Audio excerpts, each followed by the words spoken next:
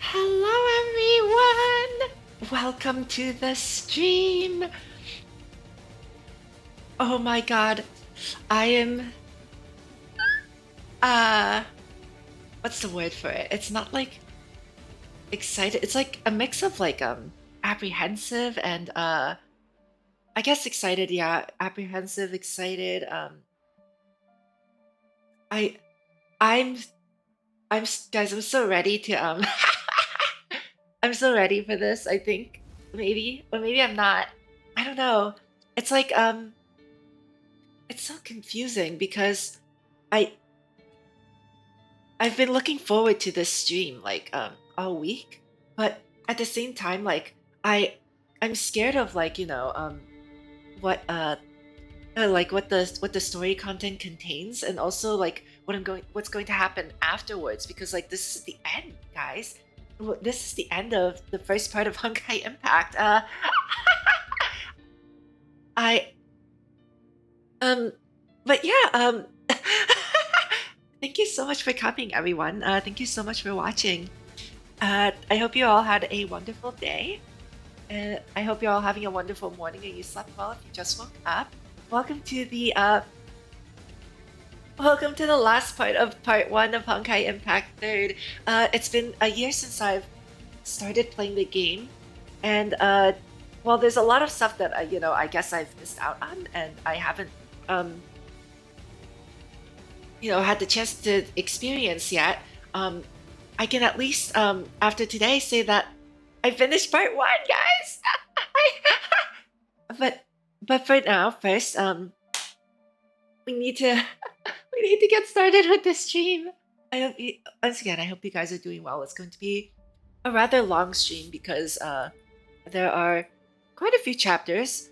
There appear to be 2 parts and then like a movie and another part afterwards. I'm not sure how that's going to work. But what I'm thinking is I'm going to have dinner while I go through parts 1 through 9.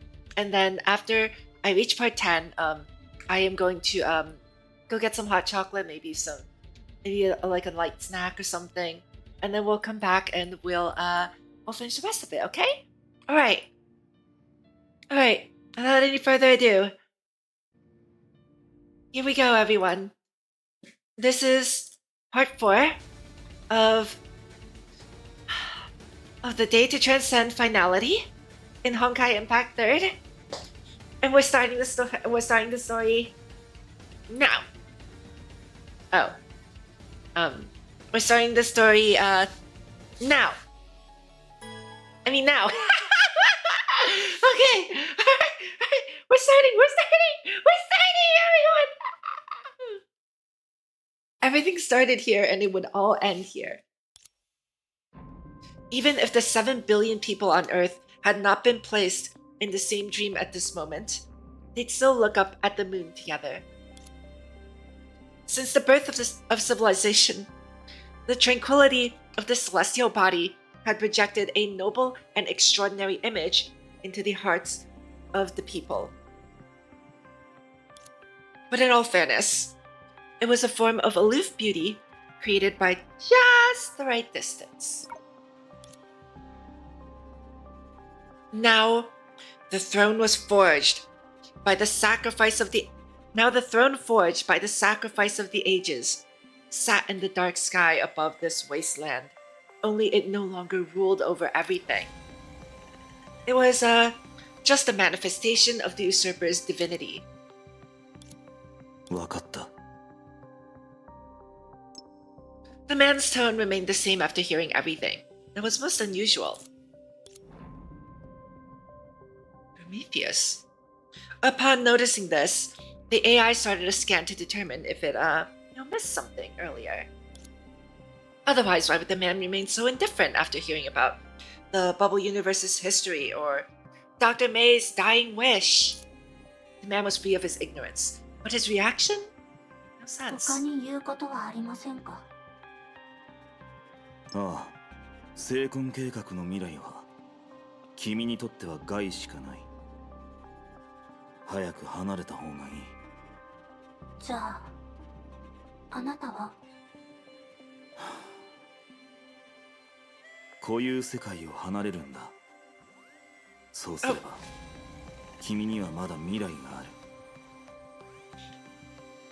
The man could only repeat the same old platitudes in his usual tone. The promises of the past held so many memories that he didn't know where to start.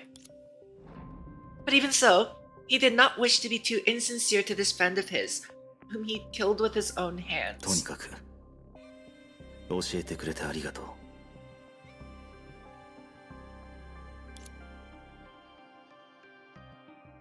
理解できません。メイ博士曰く、あなたは孤独な男の子でした。ですが、私よりあなたの方が人類という定義から離れていると思います。僕にとって I wonder if that's the same thing, actually. I wonder if at a certain point you become lonely enough that you become so detached from, you know, the concept of humanity, because part of being human is to be social, right? ですが、あなたがしていることは高みの見物でしかありません。知っているのに馴染みがない世界で、届くことすら難しい存在との長く絶望的な争いに挑む。そんなのあまりにも残酷でしょう。若者たちに背負わせるべきではありません。それは彼女たちのことか、それとも僕たちのことを言っているのか。 Obviously, the man was never one to ridicule others with words, but his question did put off Prometheus from speaking more. Indeed, even if those young girls were in a battle that would take thousands of years to make a difference, it was nothing special or worth mentioning. The man had experienced the same. There's nothing new under the sun. でも、最も残酷なのは、すでに起きたことではなく、これから訪れることでしょう。She remained silent since she had arrived, but she finally spoke. わざと黙っていたわけではありません。Her gaze drifted to Prometheus before she casually looked away. 彼女が自分で気づくことを望んでいたのです。今みたいに人類にとってその気づきは欠けてはならないことですが、あなたが私に託したあの計画にとっても最も必要なものです。The man offered no response, but he realized that she was here for more than just telling him about the past. 十分な証拠はありませんが、この計画が空間の編纂を終わらせたとしても、あなたは解放されませんよね。ほう。これは、Huh? こういう世界にいた私、彼女の運命から生まれた推測です。その本質を考えると、終焉の眉が自ら誰かを、いわゆる終焉の律者にすることはありません。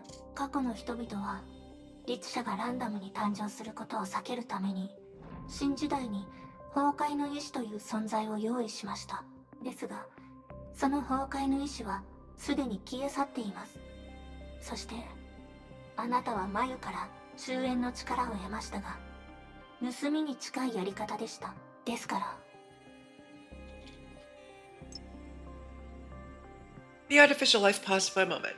Regardless, she has just started trying to analyze herself as humans do. She may be able to detect the man's current desire, but she found it difficult to understand. ですから、成婚計画という偉業は、もしかしたら本当の意味で成功させられないのかもしれません。自身の意志で、自身の条件を持って終焉の力を使いこなせるあなたが、永遠にそれを背負わなければ計画は失敗に終わります。初めからそうするつもりだ。Okay, Sunday. 戦士にとってそれが唯一の Really, 正 like, しいやり like I 方 say な that の as a だと joke, 分 but かっています。 doesn't it sound like how Sunday, like, you know, would try to shoulder everything himself and told everyone, okay, you guys can just like stay here and not do anything. She gazed at the man who returned to the throne in silence and sighed in sympathy. In his journey of 50,000 years, he had fulfilled every one of his promises. He defeated the Honkai with the body of a man, and as a sinner, he shouldered the ideal of deliverance one last time. And a man like this? あなたは死だけを望んでいるのですか？とはいえ、あなたにそんな願望はないんでしょうけど、かつての私と同じで、あなたが今向き合ってる世界では、死こそが唯一の慈悲です。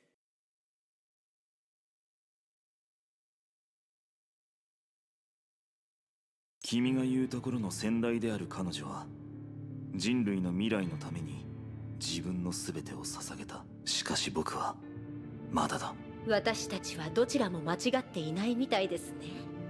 ケビン、それなら今ウサギという名をヨルムンガンドに返し、あなたを殺す責任を背負いましょう。君にできるとでも？もちろんできないわ。私はただ責任を背負うと言っただけよ。でもあなたが持ってるその力はあなたが経験した絶望と同等だから、誰かが私を殺そうとしている。できる見込みはほとんどないが、相手が努力し続けていけばいつかは可能になるかもしれない。その時私は全力を尽くした後に倒されるだけだ。あなたにはそういう気持ちで少し楽になってほしいと願ってるの。それは余計なお世話だ。もちろん君は間違っていない。僕は崩壊を消すのではなく檻に閉じ込めようとしているだけだ。しかし僕はその期限を星の寿命と同じものにする。たとえあなたにとってはもう何もない世界で永遠に一人で生き続けるとしても、しかも終焉の権能のせいであなたはかつての戦友のように生きる意味を再び見つけることができなくなるのに。それ以外に方法はない。そして君の言っている意味も僕には必要ない。そうね。そういうものがなくてもあなたはここまで歩いてこられた。では行きましょう。17号。今ですか？ Many things beyond her understanding had occurred here and now. She intended to leave immediately upon revealing her desire to kill. As a being born from code, she still found it quite difficult to use her own words and explain how humans broke promises.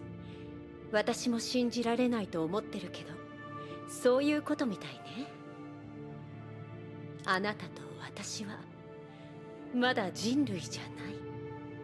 けれど人類だけが持つ自由を手にしたの。私たちは思いのままに生き、思いのままに死ぬこともできる。自分の運命に抗う。それはもともと人類の特権なの。しかし彼は運命を知りながらも身を投じることを選んだ。As always, she became unresponsive once やめなさ more. い。彼のために定義を探す必要なんてないわ。でもどうしてもその存在に呼び名をつけるのなら、きっとヒーローという言葉しかないと思うわ。私はまだそんな存在に挑む資格を持っていない。 The mechanical girl provided no response. As far as she was concerned, it would take a long time to assimilate the hearts of those ambiguous yet extremely determined people. After a short delay, she followed Miss Lin's signal and walked to the edge of the huge throne. Through the ability to travel freely between Stigma space and reality, an open door emerged, one connected to the upcoming journey of the two humans. But before that, 17号。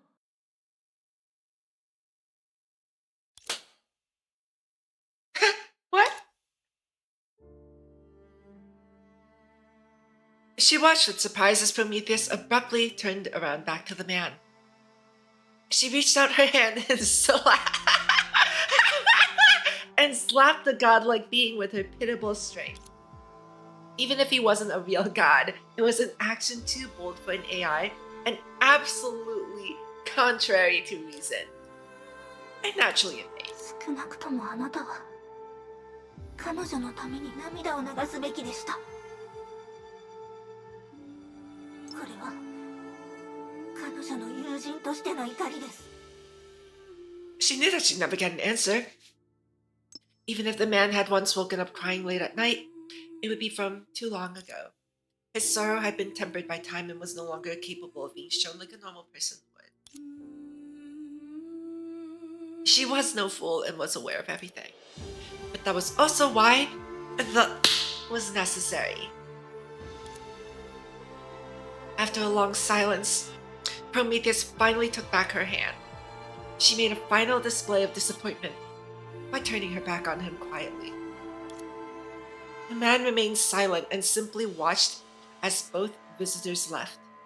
For someone of his power, he was being quite lenient today. But it was a fact. The man was no king or god, he was Kevin. He was just Kevin Kaslana. A long time passed before footsteps were heard again. Given the nature of this place, there might be too many guests here today.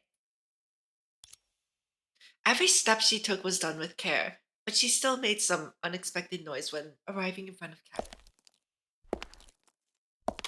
Well, well, well. Hello, Raven. She accidentally stepped on some spikes of ice when she got near Kevin. Perhaps it was impossible for anyone to guess what they were, but it seemed like they just fell onto the ground not too long ago. It brought back memories of the time she performed a tempered glass known as Rupert's Tears for the children. 渡りガラス。まだご存知ではなかったんですね。まあ、あなたに関心があるとは思えませんが、ハイヘビはすでに私をヨルムンガンドから追放しています。気にすることはない。この全てが終わったら、ヨルムンガンドも意味を失う。分かっています。ただ、裏切りがあなたの前で起きたとき、何も言わずに去るほど、私は傲慢ではありませんから。これは私自身の選択です。私はニューアトラで、子供たちが地球に戻れるまで一緒にいるつもりです。すでに同僚ではなくなりましたが、子供たちに関わることなので、月の上空に来られるように、ウサギが手伝ってくれました。She stopped there. In her opinion, such behavior is self-evident for someone so fickle. なるほど。君が信じているものは、すでに過去とは全く違う。両掛け戦略を続けるといい。僕はそれを阻止したりはしないと、君も知っているはずだ。しかし、孫子。もし私が心から何かを信じていれば、きっと今日という立場になることもなかったでしょう。私は、子供たちの手本になりたかったのかもしれません。鳥は飛びたいから飛べたんだ。それは鳥たちが切り開いた運命なんだ。少なくとも、そんな風に教えた人は、そうしていると、あの子たちに見せるべきだと思います。しかしそれは真実ではないと、君は知っている。確かに、鳥が飛べるのは他でもなく、生まれつき飛べるからです。ですが、私たちが後世に残すべきものは、赤裸々な真実ではなく、その真実を説明するための夢ですよね。すべてがフィクションだとしても、それには力があります。僕も、そうであるように望んでいるよ。あの時、僕はそう君に伝えただろう。はい。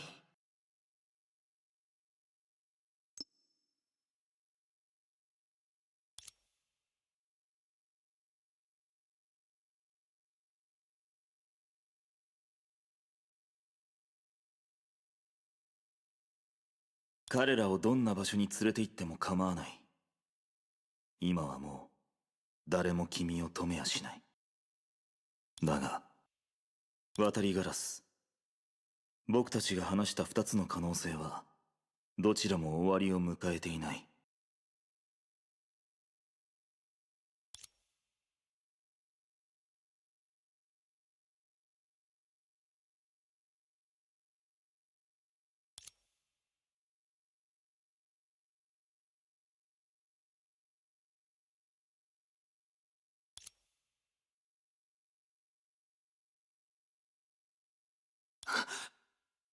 これは。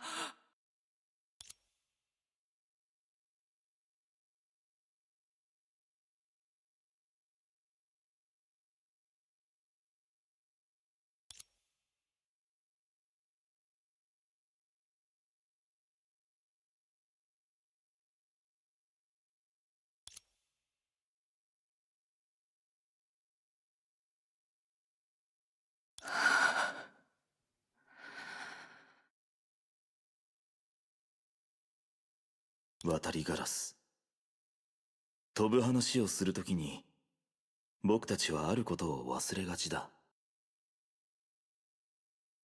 イカロスもかつては高い空を飛んでいた。あの時手を伸ばせば彼は太陽に触れられるはずだった。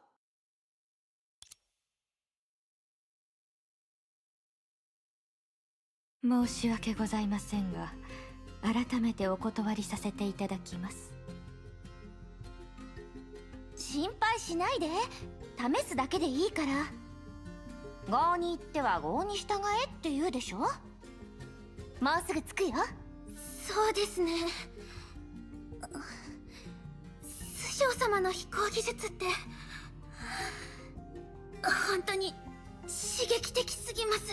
はあ、実際私たちはもう到着していますよ。一緒に神殺し走行で飛ぼうと誘っていただいた時点からです。ここでぐるぐると回っていただけですよ。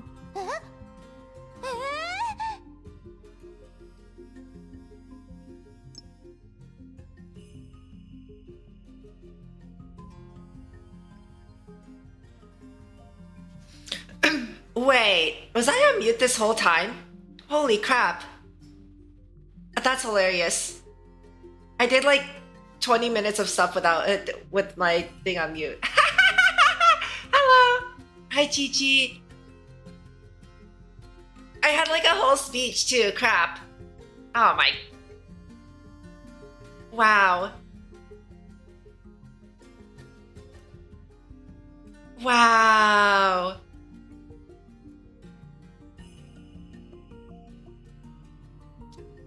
Anyway, Ceiling Cat, thank you for the I'm here redeem. Hi. Ah! I hope I wasn't mute for 20 minutes.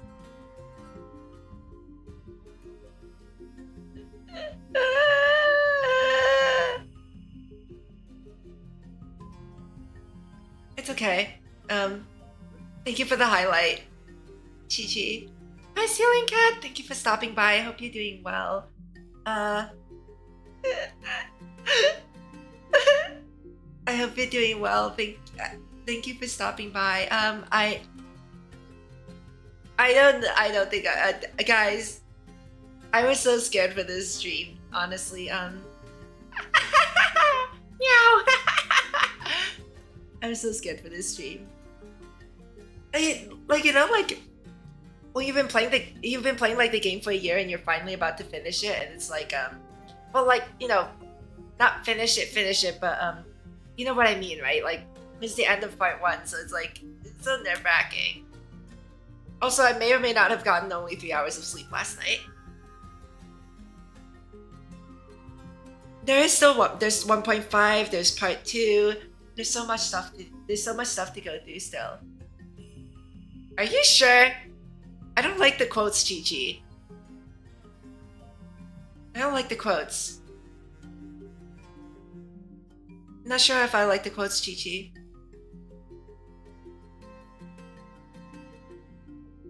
I have not done that actually, Ceiling Cat. I have not done APHO. I think I did like part of it because the beginner quest made me do it. but I didn't do it like all of it. So yeah, I can do that too. There's a lot of stuff to do. There's so much stuff to do. Thank you for reminding me though. But yeah, sorry about that. I don't know how I was muted. I don't know how I was muted. I might have. I'm not sure. Now, see, I'm not sure if I muted because I needed to cough, or if I muted because I was muted at the start, and it's been 20 minutes since I muted. So it's a coin toss, basically. It's a coin toss. Either I muted all my everything I said, and you hear me coughing really loudly, or you can hear what I say except for like a little bit, and there's no coughing. So we'll have to see when I mess with the VOD later. I was trying really hard to read all those lines too. Oh my goodness. Right then. Thank you, Susanna. That is exactly how I feel right now. Thank you. Thank you for the scream, Susanna. And for her companion, she placed the last straw, which led to air sickness.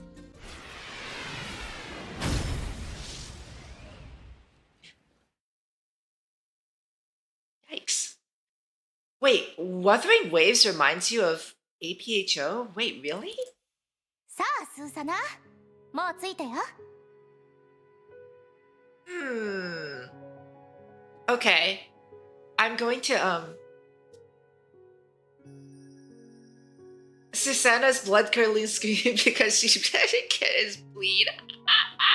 Oh my god, Gigi. I think it did tell me that did tell me that she was a bleed character, right? Two sus girls. Two sus girls. Susanna and Sushang. スーサナ？スショウ様、ここは私にお任せください。In striking contrast to the quaint mountain houses, the Shixo transport ship was hovering in mid-air near the landing point. Rita Roseweiss awaited the arrival of her companions with her usual 心 grace. 配は不要です。ヘスティア号は医療設備が整っていますし、実際彼女も休憩すれば問題ないでしょう。じゃあこれって。大したことではありません。スーサナさんは少々自分の適応力を見誤っていただけですよ。It was her habitual elegance and her wish to teach her team member a lesson that prevented her from lecturing the abettor. Since Rondel and Teresa started anchoring the world, reclaiming lost ground had become quite meaningful. The Valkyries had been constantly working on liberating the land. And in charge of the area was a reasonable yet slightly odd Jigsaw squad. 何はともあれ、任務を続行しましょう。彼女ならすぐに回復できるはずです。でも私が彼女を連れて先に戻るっていうのはどう？時間はあまりかからないと思うし。容赦してあげてください。それにすでに入手した情報によると、この任務もそんなに難しくはありません。往復する時間よりも先に任務をクリアできるってこと？その通りです。それに輸送艦に乗った方が B 級バルキリーにとって心地よいでしょう。そうだよね。それにSusanna, would you like to ride on the sword again? I'm assuming that's what it is, right? Because in her combat sequence, she has an ability where she rides on her swords. She seemed to have finally realized her mistake and started to awkwardly change the topic. ここは大巨山だよね。Awkward. Welcome home, Sushang. 出発しよう。話によれば近くの敵を全部倒せばいいんだよね。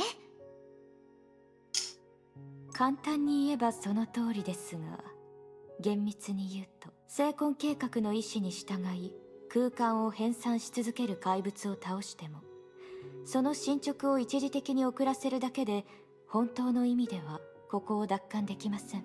一気に片付ける鍵は師匠様のような精魂覚醒者の資質にあるんです。私？はい。精魂計画での精魂覚醒者の空間拡張能力を頼れば、敵を倒すと同時に編纂を薄められます。その後は旋回一条でより簡単にここを捕獲定着できます。そこまで終わらせられれば、精魂計画はこの What 地を do どう they す mean る by ことも that? できなくなります。それがバルキリーの報告によくある表現。 What does that mean? 工業化それとも uh, 自動化かな。そういう言い方でも問題ありません。とにかく私たちのすることは海炎城やセイフレイヤにいた時と大して変わらないってことだね。じゃあ目の前のエリアから始めようかな。あれ、この前テキパキとしてなかったらセイフレイヤもこんな風になってたってこと？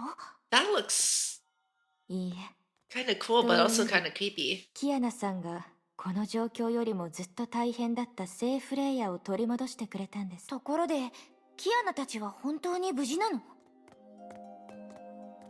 彼女たちを信じましょう。より困難な状況を彼女たちは経験していますから。じゃあお寿司様は彼女なら心配ないだろうね。ええ、それにゼーレさんも協力していますから。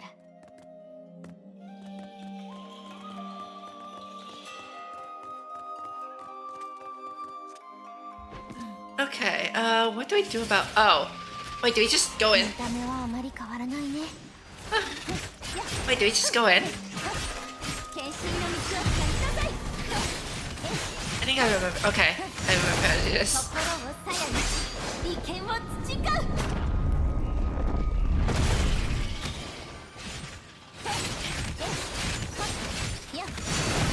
Whee! Look at it fly on the sword.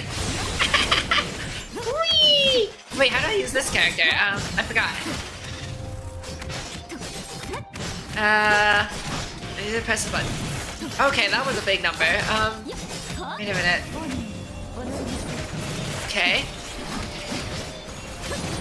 初めて退去山で退去研究を使うの Actually, は I こんな immediately 相手と missed 戦 the うためだなんて I immediately 本当に missed 予 the 想外だね。 the button prompt on the bar 利権 in を培う。 Wuthering Waves. You know how like Wuthering Waves has like the down here when there's like a character that has a bar, they have like a little button that tells you what to do. これで終わり？ that's such a good design now that we're back here. このエリアは終わりに近 That づ was いて such a きまし great た。 idea, whoever came up with that. ですが、私たちにとって有利な空間拡張を終わらせるにはまだ少し時間がかかるかと。それに確認しなければならないもっと大事なこともあります。もっと大事なこと？やはりそうでしたか。それで何があったの？退去山はもともと人気が少なく、今から結論を出すのは少し早いかもしれません。ちょっと途中で話をやめないでよ。申し訳ありません。簡単に言うと、 今までの奪還行動の中で Rita explained to Lee Sushang. そんなことがあったの？まだわか Explain りま what? せん。 I got a black screen. ですので、師匠様、任務を続けましょう。 Please explain what's going on. I'm not smart enough to just know from the implication. What's different about this place? これはそのまま消えた？これも計画のうちなの？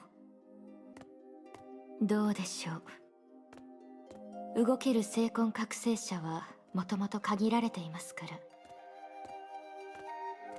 もしかしたら師匠様ほどの能力があれば、それも合理的なことかもしれません。リタの言いたいことはわかるよ。でも、リタ様！師匠様！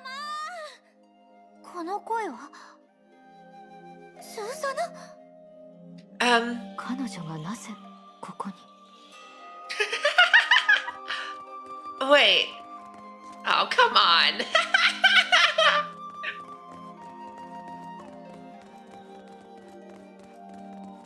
What does she... Where is she? Hi. スーサナ、やっぱりあんただったんだね。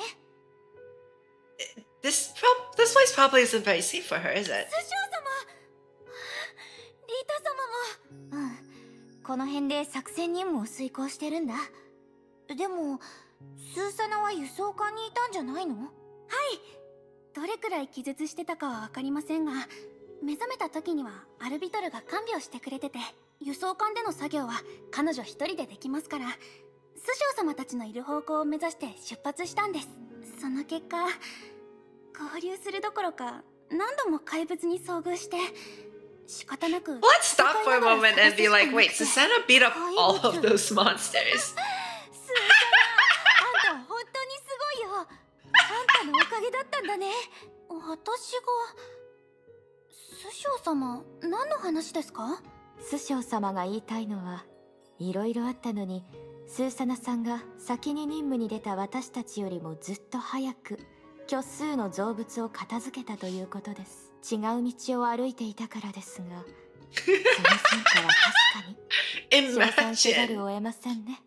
getting lost 動物 and somehow still. ですか？でもガイドブックには。そうだよ、結構厄介だったの。前から言おうとしてたんだけど、もっと自信を持っていいんだよ、スーサナ。私が世間に触れたばかりの頃は今のあんたよりもずっとヘナチョコだったよ。師匠様、そんなことを言わないでください。私は見た目が植物っぽいから弱そうな怪物だと思っていたので、つい無意識でもそうでなくても戦果は嘘をつきませんよ。今度不朽なる刃で総合評価を行うときは、スーサナさんが自分の限界に挑戦できるように、その点も踏まえて判断しますね。でも今は任務を続けましょう。それもそうだね。世間では調子に乗りすぎると。Her version of はい、スーサナ、油断しないよう気をつけますね。 wait, which one? I'm sorry, I'm not sure what you're talking about. Is that a skin? Also, whose skin? のスーサナの見せ場が来たかな。師匠様とリタ様がいるのに見せ場なんてありませんよ。 Oh, whoops. Oh well.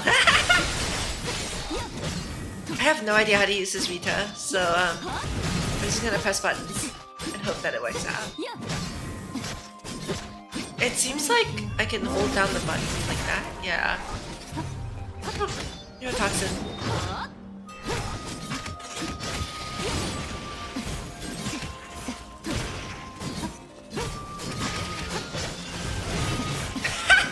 Okay, I have no idea.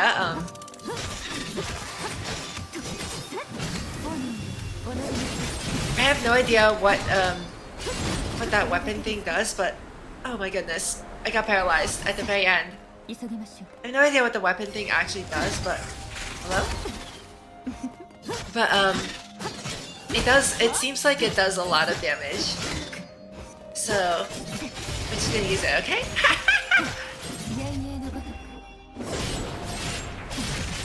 Does that tornado suck them up? Actually,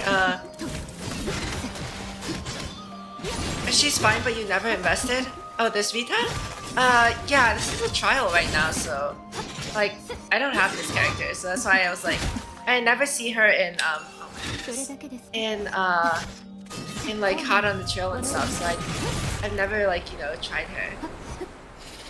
I might have tried her in Colostan once, but I don't remember. I don't remember like specifically which characters were tried. I remember she showed up in Colostan. That's about it.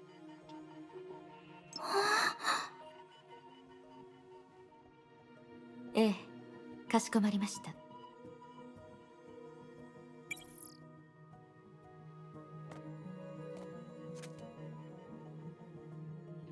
アルビトルさんがヘスティア号から初歩的なチェックを行ってくれました。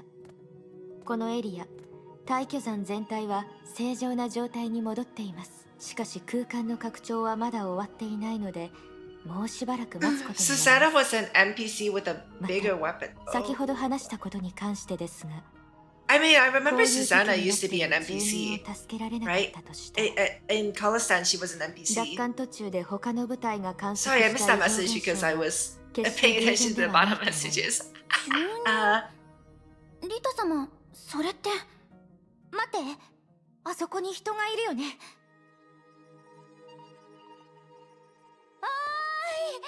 お待ち But くださ yeah, い。 I remember she was the girl who gave us side quests back in Kalistan. And I still need to go back and do all of the side quests, actually. Wait a minute. Let me guess. Walks right through her? Yeah. 何？まさか心霊現象？そんなに心配する必要はありません。これも分かりやすい異常現象の一つです。話すと長くなりますから、ここの空間が安定しましたら主教様に状況を報告しましょう。もしかしたら私たちが直面しているのは勝てない状況かもしれません。15 minutes later. I'm not quite sure what やっ they're ぱり cooking そう here. だったのね。 Not sure what they're cooking right now. 本当に大変だわ。それでどういう結論に達したの？ For someone like her who found it difficult to understand terms, perhaps skipping the reasoning going straight to conclusion would be more 簡 effective. 単に言いますと、私たちが見たものはいわゆる心霊現象とは関係なく、むしろ蜃気楼のようなものです。つまり彼らは今別の場所で暮らしてるってこと？ええ、彼らの夢の中で地球は奪還できていますが、まだ多くの人々を解放できていません。そして私たちの作戦半径が長くなればなるほど助けられるものが少なくなります。実際3人が見たあの投影もごく稀な状況でしか観測できないの。現在の作戦範囲内で私たちが奪還した場所の大多数では人影すら見られなかったわ。でも先ほどリタ様のご両親を助けたばかりじゃないですか。それは多分彼らがもともと天命本部の近くで暮らしてたからだと思うわ。近くのナポリ一帯だと自然に帰還できた人口の比率は 50% 前後まで下がってる。そして住人たちもいろいろ怯えてる。安心させるためにはこう伝えるしかなかった。大崩壊はすでに始まってるけど、天命が必死に戦ってるからルールに従って自身と家族を守ってってね。本当に困った計画だよね、成婚計画って。でもヨルムンガンド側にも手伝ってくれる人がいるって話もしてたよね。 Part of me wonders if 詳細はまだわからない。 if by some cruel silly twist of fate because Kevin like stole the power finality from the Hershey finality. If this is if Project Stigma itself is something that was meant to avert the finality, is itself the descent of finality in this era, right? That would be ironic. It's using the same power. 長光様の推測では、ニューアトラに残っている聖魂覚醒者と関係があるのかもしれないと。あくまで推測ですが。とにかくあの人たちはまだ聖魂計画が紡いだ夢の中にいる。空間奪還と人々を夢から目覚めさせることは別って話でしょ。ええ。Is that actually the correct interpretation of it? 脳裏で勝てない状況だって So 言 ironic. ってたわけだ。私たちの計画は順調に Guys, 進 we're ん going で to いて、 prevent finality from 地球奪 ever 還自体を descending. 成し遂げられると思いますが、 Grabs 新たな finality 手段 and を makes it 使わない descend と to 最終的 fulfill に that 私 end. たちが奪還できるのはほとんど人がいない地球になります。それはダメだよ。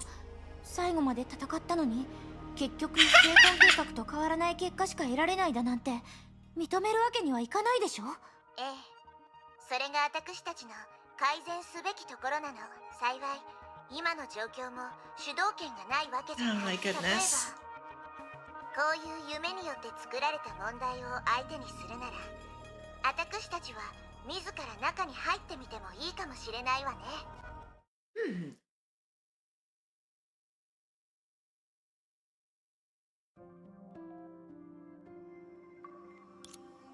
It was a dreamy ball.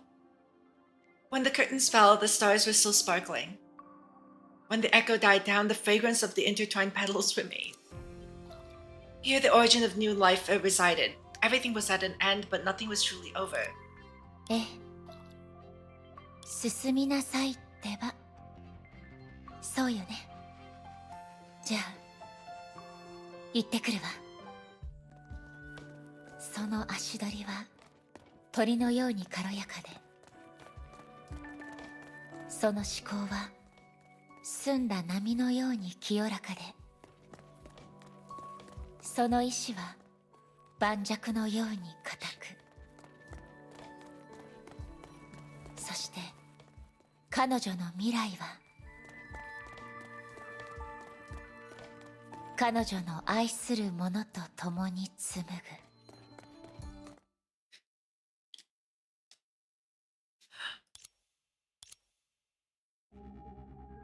As expected, upon entering the chaotic planet directory again, she failed to locate her companions who could unlock the only path for her.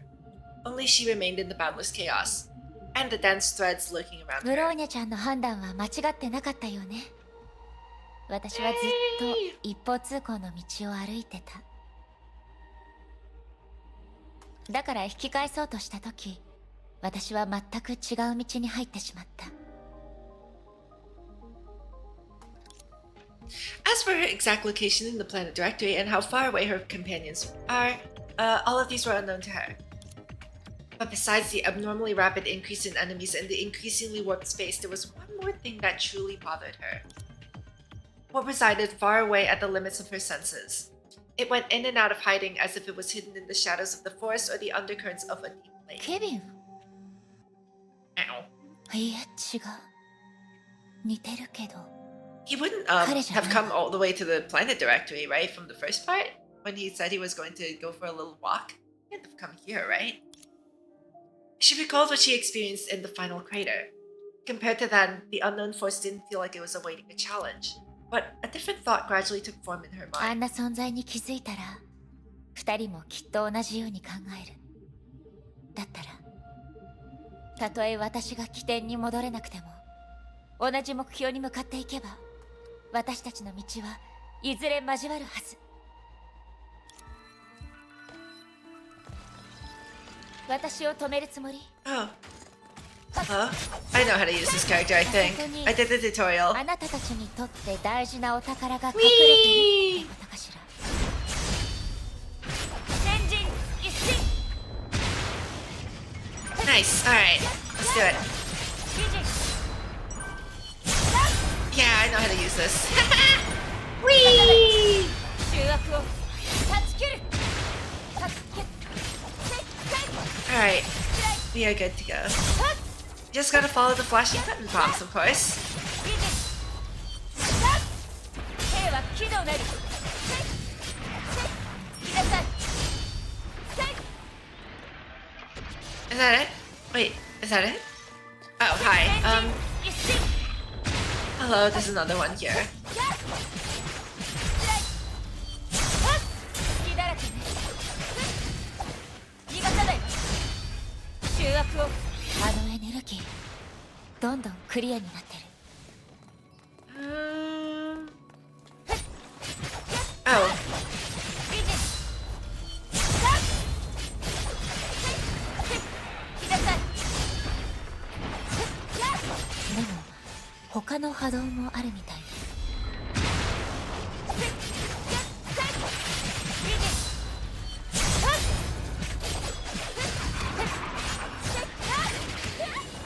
Oh, what? 逃がさないわ。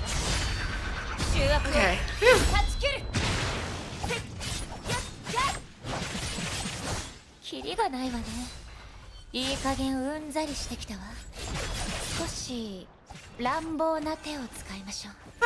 投影心のままに消えます。 Oh, does that go through the enemy and go straight to the the Nihilist Seed? That's okay. Sure. That's very helpful actually. Because there are way too many enemies right now. Hello. Yeah, see the Nihilist Seed HP at the top is decreasing. Okay, that's pretty funny. I like it. That's pretty cool.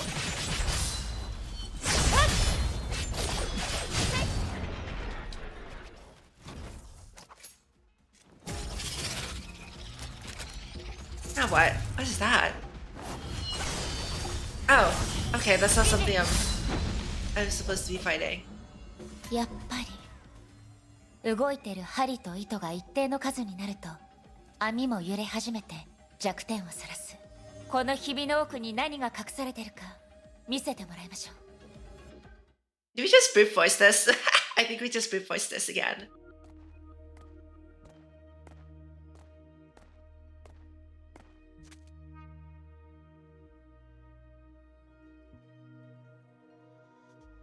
Okay,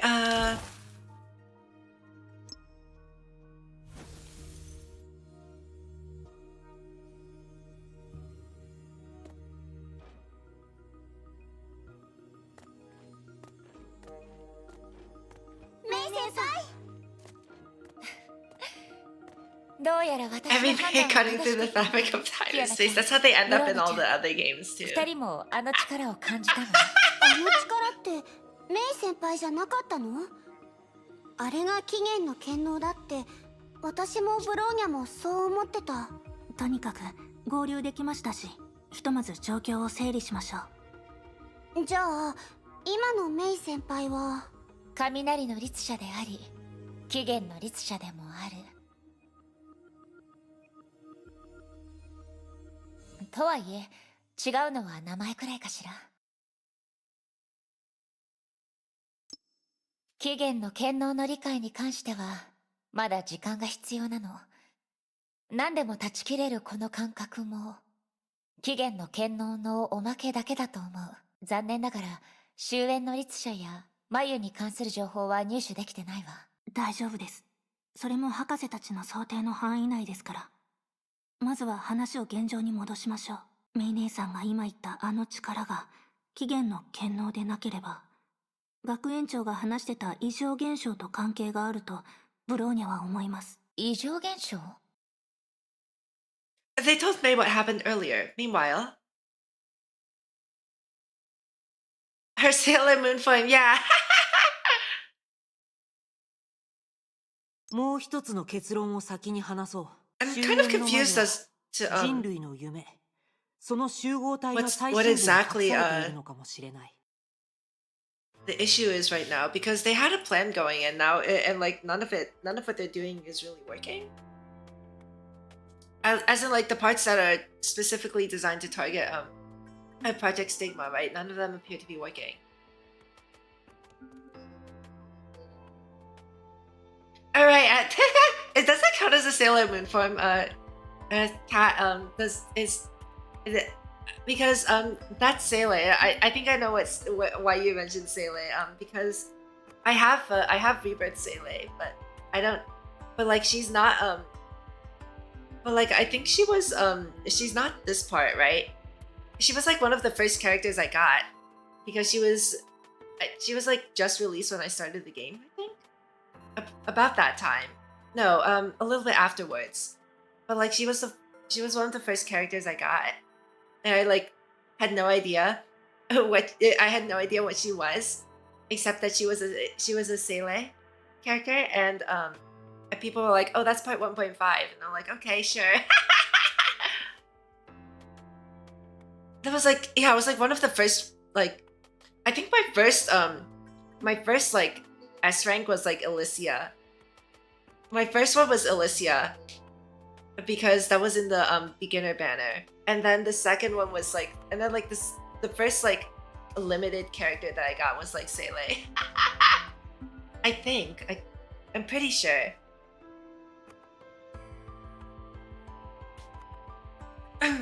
Long before the Sishangsu group achieved any results, another strategic meeting about the Earth's future had つま started. り地球奪還の行動は結局最終的に終焉を超える行動に結びつくってことかしら。この問題を2つの面から考えてみて。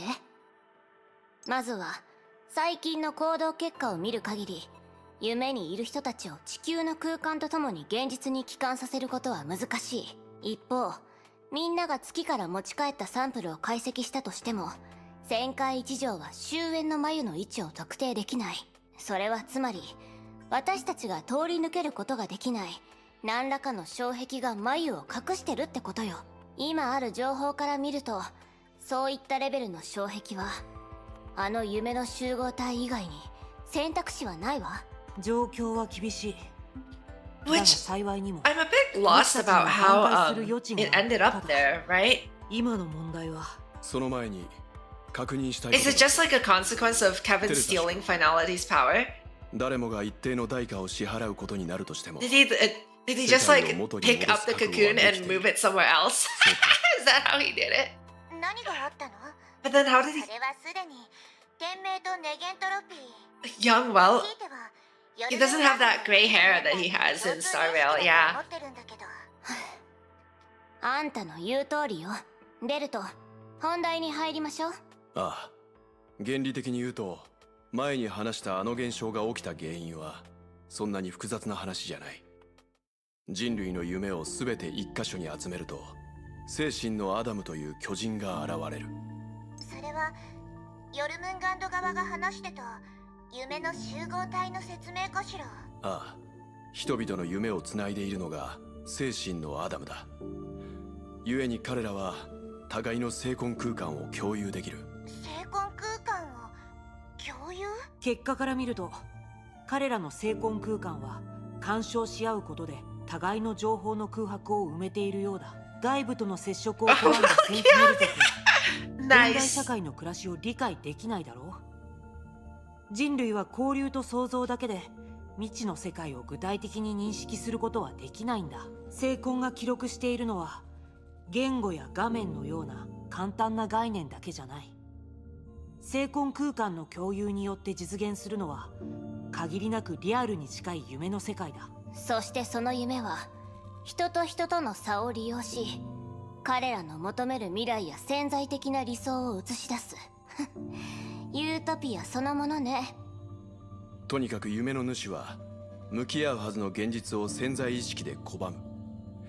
今までの手段で彼らを解放できない理由はそんな単純なものだ。俺たちが奥深くに入るほど空間への影響力が弱くなり、潜在意識の拒絶に抵抗するのも難しくなる。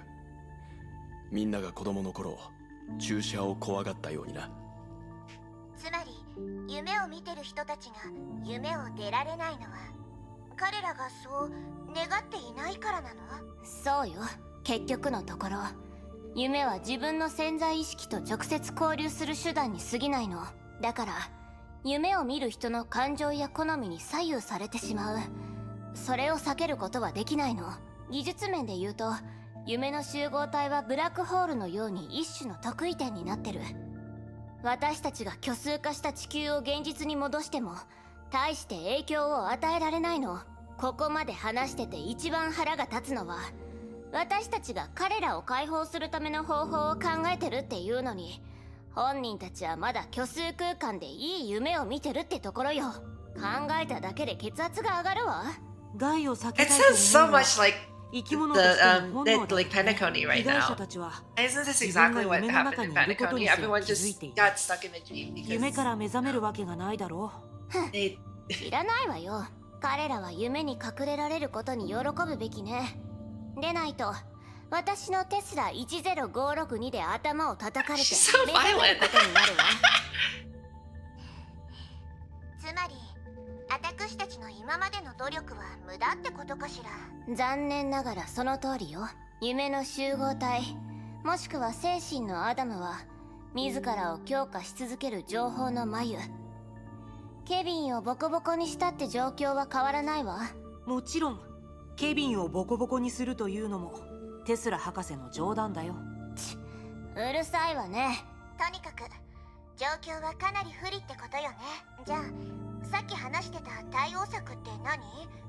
代価がかなり大きいみたいだけど。Really? ベルト、あんたから話して。Huh. いいだろう。 When did 先ほど言ったように Sumeru's when did 精神のアダムは that Dream 人々 Samsara が目 they 覚め come た out く in ないという Sumeru? 願望のせいで非常に硬くなっている。 They've been とな having ると all-nighters. 最も安定した夢を狙って確固撃破すれば残った夢は不安定になり徐々に解体されていく。撃破？ええ。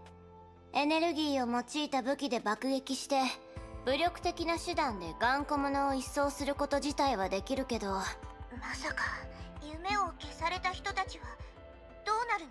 おそらく精神面で重いダメージを受けることになる。精神のアダムが背負ってるのは通常の意味での夢じゃない。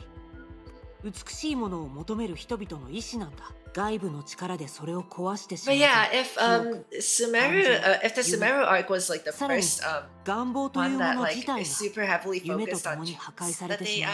夢の did, 主に then とってそれは精神世界の津波のようなものだ。現実世界に戻った彼ら Oh, は okay, どう so なるか。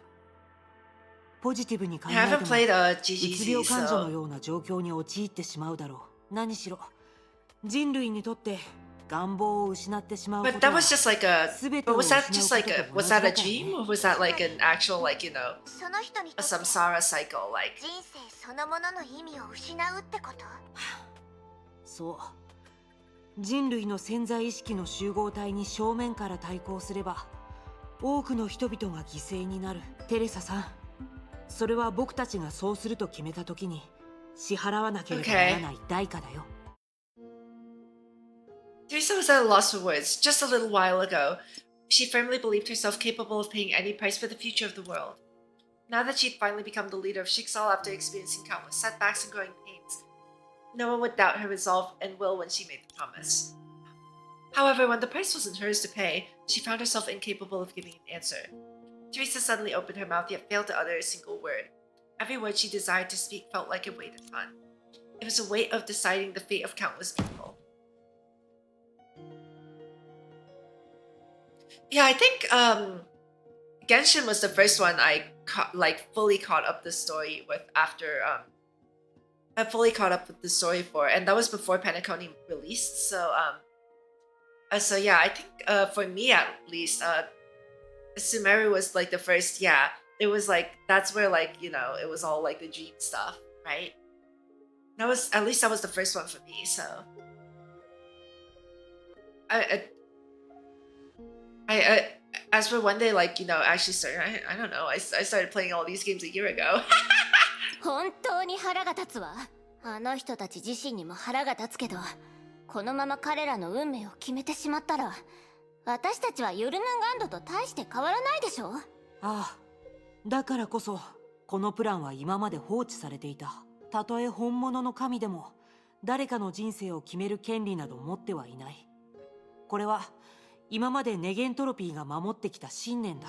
しかし今、そんな理不尽なやり方が僕たちにとって唯一の活路になってしまった。地球奪還も意味がなくなり、 So what did they do in Starville again? They 割 like り出す方法も行き詰まっている。 they like just introduced a lot of people who wanted そう to 多くないんだ。 wake up, right? They like called all the ムカつ Galaxy くわ。 Rangers. どうしても我慢できないのよ。立場が変わってもより良い答えを見つけられるわけがない。まるでケビンに嘲笑されてるみたいじゃない。確かにあのふぬけどもに対してはちょっとした痛い目に合わせてやりたいと思ってるけど、本当にこのままやけになってあんな心ない成婚計画が好き勝手してるのを放っておいていいの？嘲笑されてるというより、むしろ問い詰められてる気分だわ。もし人類が文明のために何かを捨てなければならないなら、ケビンは私たちにどんな答えを望んでるの？ Suddenly she recalled Kevin's calm and indifferent eyes when she そう confronted ね him. 彼はとっくに彼の選択をした。成婚計画、それが彼の答えだった。彼は答えを期待していないかもしれないし、これも私たちのために残した試練じゃないかもしれないけど、それでも私たちは答えを出さなければならない。そういえばあの時もしかしたら暴力は夢の集合体を突破する唯一の方法じゃないかもしれない。成婚計画に捕獲された時、偶然だったとはいえ、私は確かに自分が夢の中にいるって気づいたの。それならあの精神のアダムも打ち破ることができないわけじゃないと思う。A while later.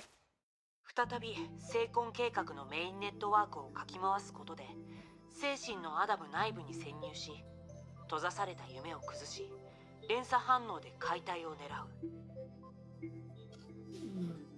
そして夢が緩んだ時、正常空間の定着を進め、その人たちを現実に帰還させる。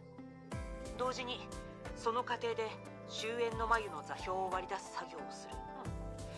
第一歩が順調に終われば、その後の行動も理論上問題はないと思う。そうなると今のところ主な問題は一つだけね。どうやって内部から夢を崩すの？成婚空間の中で私は夢を見てるって気づいたことで、それを突破するきっかけを手にしたの。夢の頑丈さが現実に対する拒絶から来てるなら、夢の主に何らかの形でそれを受け入れてもらえば、あの固い夢たちを緩ませることもできるわよね。知ってると思うけど、少なくとも一部の人にとって夢は現実よりずっと魅力があるのよ。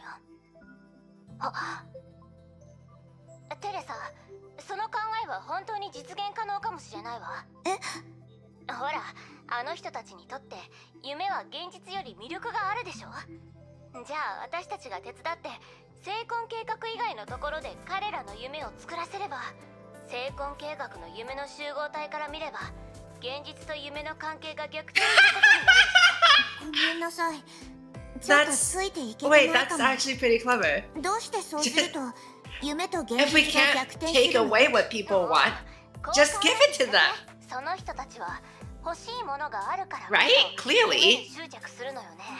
目の前の夢ではその願いを満たすことができないって気づかせたら、相手は新しい世界を切り開きたいと願うはずよ。その考えが生まれたら、もともと楽園のように見える夢の集合体はむしろ現実 Oh, actually, not quite, even. そうすれば個人個人が夢の集合体自体 Interesting, を okay. ことになるでしょ。つまり自分で何かを作りたいと考えるように相手を誘導すれば、その人はおのずと精神のアダムと敵対する立場になるってこと？おそらく敵対よりはずっと穏やかだが、紛れもなく非協力的になるだろうな。ああ、本当の創造は集団の潜在意識に対する反発。試す価値はあると思うよ。ただこの方向で試してみる場合、おそらくやり始めたら最後までやり遂げる必要があるだろう。ね？ああ、それもそうね。それが効果があるやり方なら、プラン自体にランダム性があるせいで私たちは結果をコントロールできない状況になる。悪く、防御力がより強い精神のアダム2号を誕生させてしまったら、今までの努力が全部水の泡よ。それならより試す価値があるじゃないか。はあ？ボサ頭あんた。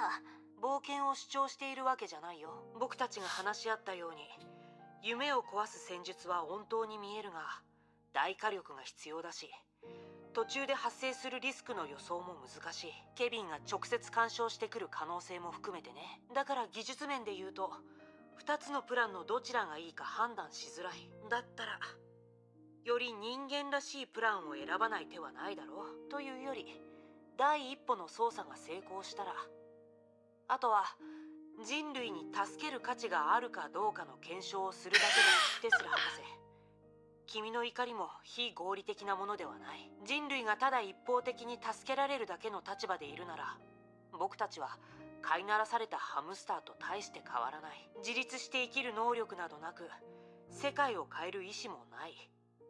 そんな人は救わなくたっていい。 Wow. まあいいわ。あんたはそういう That's harsh, but もっと早く気づくべきだったわ。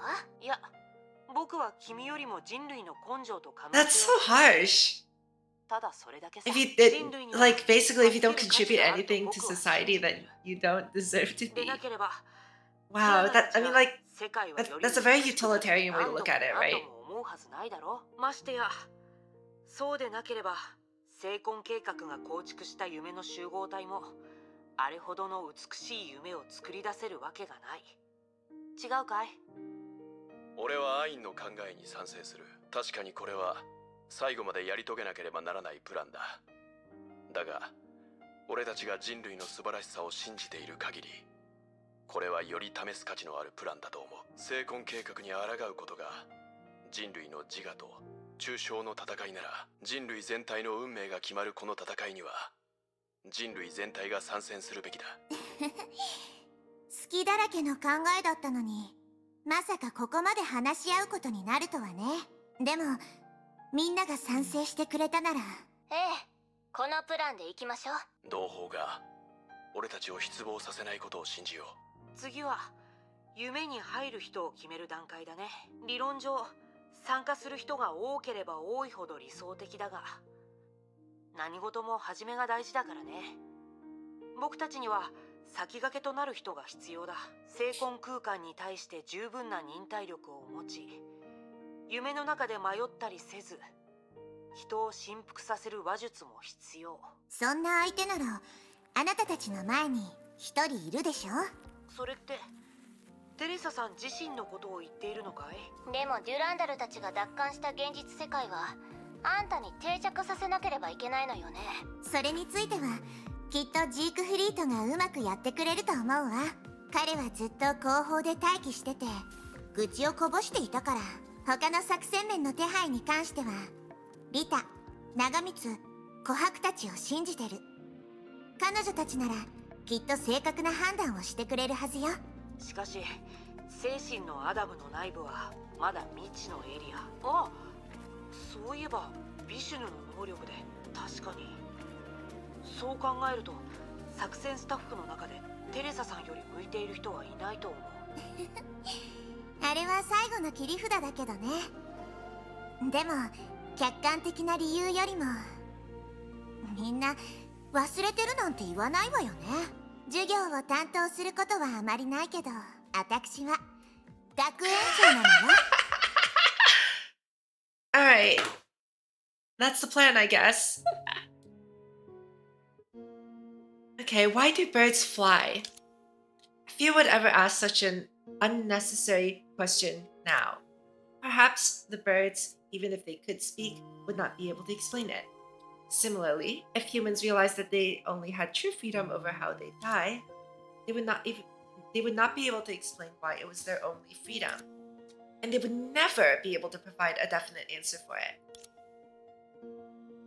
But a long time ago, when the world was still foreign to mankind, they still wanted to explore everything unknown to this world. And they refused to accept any questions that were without answers. So when a certain person looked up at the sky, he would ask, 鳥はなぜ飛ぶと思う? Kevin and Sue in the background. A speech about it was being held here. If time was turned back by 1,000 years, every philosopher would be the pioneer of civilization, remembered in history in different ways. Sages whose wisdom transcended time. That was what they were called. But they were no different from infants to the man.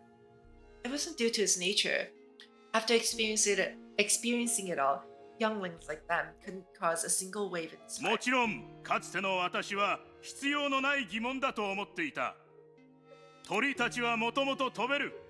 それは私たちが持ち合わせている本能と同じで、神様が許した施しなのだ。しかし、こんなこじつけに等しい理由でも、なぜ鳥が飛べるかについての解釈でしかない。なぜ飛ぼうとするのかは不明なままだ。Someone seemed to be quietly shushing as it sounded like an argument. As it sounded like a meaningless argument. ここにいる一人一人は生まれつき見る能力、聞く能力、遠方へと旅立つ能力、全てを征服する能力を備えている。しかしそれは一種の権力なのだ。それを放棄した者も私たちはたくさん見てきた。しかし飛ぶことを諦めた鳥を見たことがないのはなぜか。 Everything quieted down. 私が言いたいのは、もし運よく世界の起源まで戻れた時、最初に目にする鳥は翼を持っていないのかもしれない。その生き物が持っているのはきっと神に祈りを捧げることで授かった翼ではなく、空に触れたいという思いを秘めた月のごとく高貴な心臓なのだ。実に勇気のある人だ。 As he'd expected, his speech immediately caused a commotion in the crowd. After all, in this God-fearing age, there was little support for thoughts like this. Of course, it wouldn't bring him any harm, so the man wasn't very worried. According to Sue, it was how the era is. Countless different thoughts were clashing against each other, and they would form common beliefs that led the civilization forward. It was why they must go to the people and listen to what they had to say. スーの方は終わったんだろうか。 A long time had passed since the two of them returned as pioneers and started helping the new generation reshape their civilization. With the help of their long lifespans and transcendent knowledge, they deftly entered history, aiding its development in secret. He did not turn around to verify if his companion was still behind him. They had made a promise to always be by each other's side, no matter what. He never doubted that し promise. かし今回はいつもより長いようだ。 The man raised his hand and checked it briefly, but cold did not seep out from there, even until he finished listening to the speech. Clearly, he was getting better at controlling his own body temperature. Just like his growth in this aspect, everything else would take a turn for the better. That's what he thought, even if it was too late for him, regardless of which aspect took a turn for the better. 行こう。別の場所に行ってみるべきだ。 He began to lose interest in everything here. He had always considered the topic discussed before him meaningless. For the sake of a grander goal, and with Sue and his help, civilization would avoid the mistakes they made and take a better path forward. But on some very rare days, a thought like this passed his mind. Is humanity destined from birth to take the same path? Perhaps the guidance I provide them is just my own wishful thinking?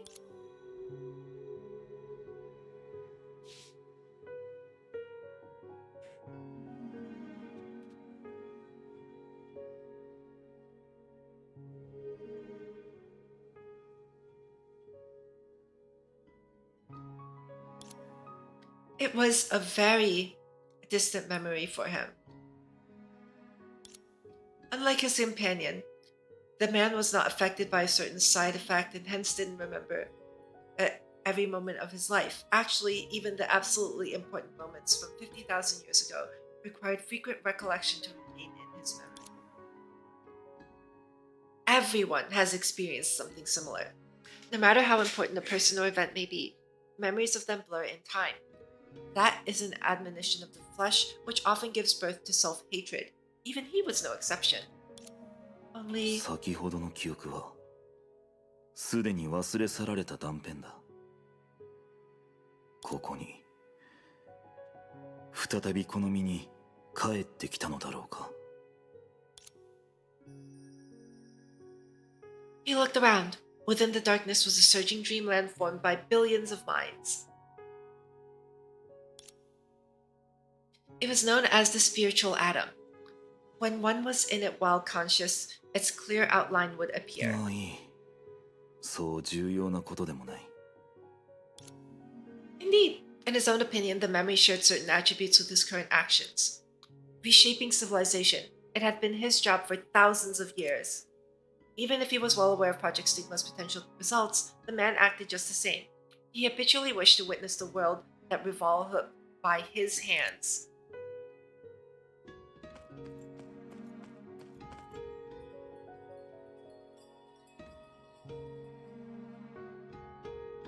What is that? これは蘇った記憶ではなく君たちの夢なのか。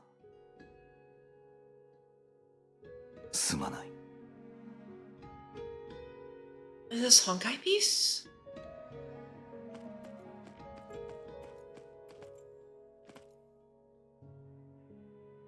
I can switch POV. Oh, that's weird. I think I'll go in the order that they. Since we're starting with Kevin Kaslana, we'll just stay in this order, okay? Curious as to how this is going to work though. 大丈夫大丈夫。一旦家に帰ろうか。でも私もっといい学校に行けるはずだったのに。私父さんは十分満足してるよ。何しろ自慢の娘だからな。でも I need to like click on that with my mouse, otherwise it like skips. Ugh.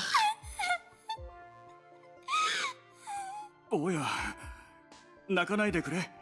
大丈夫だよ。あの学校も十分いいところじゃないか。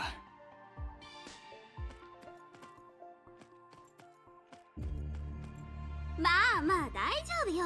ずっと行きたがってたじゃない。他のことは後でどうにかできるから。ライブを見逃したら次なんてないよ。天子はなんとかごまかしてあげるから心配しないで。でもちょっと怖いねえ。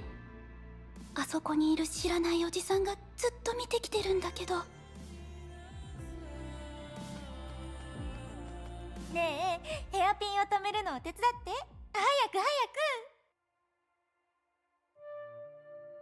だからこれはバレッタでクロスヘアピンじゃないってば。なんで一緒につけるのよ。おい、マジかよ。前も残業で来られないって言ってたよな。あいつらのプロジェクトチームがどうなってるのかお前も知ってるだろう。ありゃどうしようもねえ。さっさと行こう。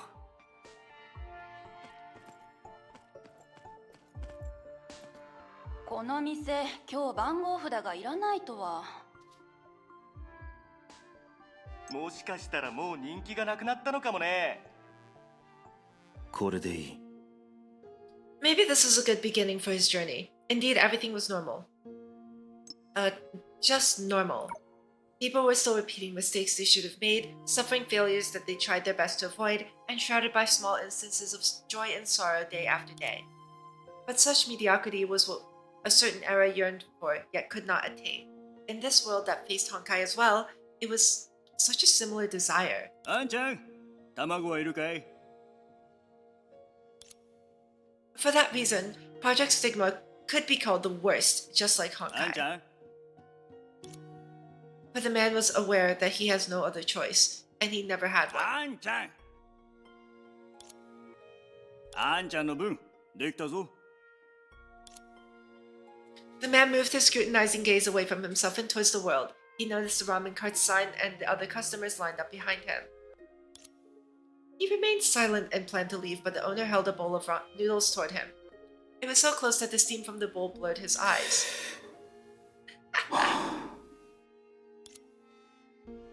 The man knew that he was supposed to take it with his hands. Besides himself, everyone he knew had considered what his life would be like when he finally purged Honkai from this world. Some thought that death was the best outcome for him as he was truly lonely. Some thought that he'd finally be able to let go, change his name, and have a bowl of ramen while seated before a simple house and spend the night recalling the smiles of some people. Others thought he could still act as a mentor for the new age and redeem himself once more. Even he acknowledged that these futures were not far-fetched. In fact, at a certain point in time, very long time ago, they had all briefly been his aspiration. But in reality, from the moment Project Stigma was completed, he hadn't planned any future for himself. He had searched for a place to bury himself, but that was for another reason. Those lives others had imagined were truly peaceful すま ones. ないが、結構だ。麺は美味しかった。He walked away. Peace belonged to those who put an end to everything, not those who became the end themselves, but who became the end itself.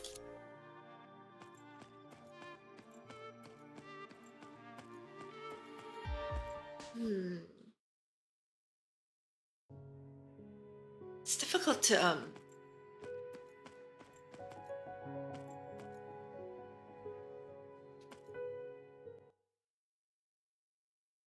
are we? How are we going? How are we going? だから君たちに言っただろう。一人の運命はその性格にある。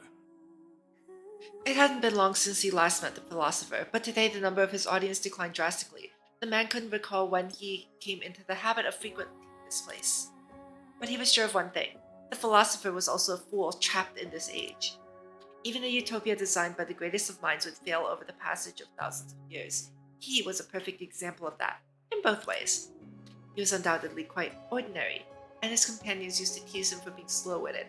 But once he gained time that far surpassed that of a normal person, he could even look down upon the most outstanding minds of any era. Perhaps he was here to get a better idea of the era's shallowness, and make up his mind on something.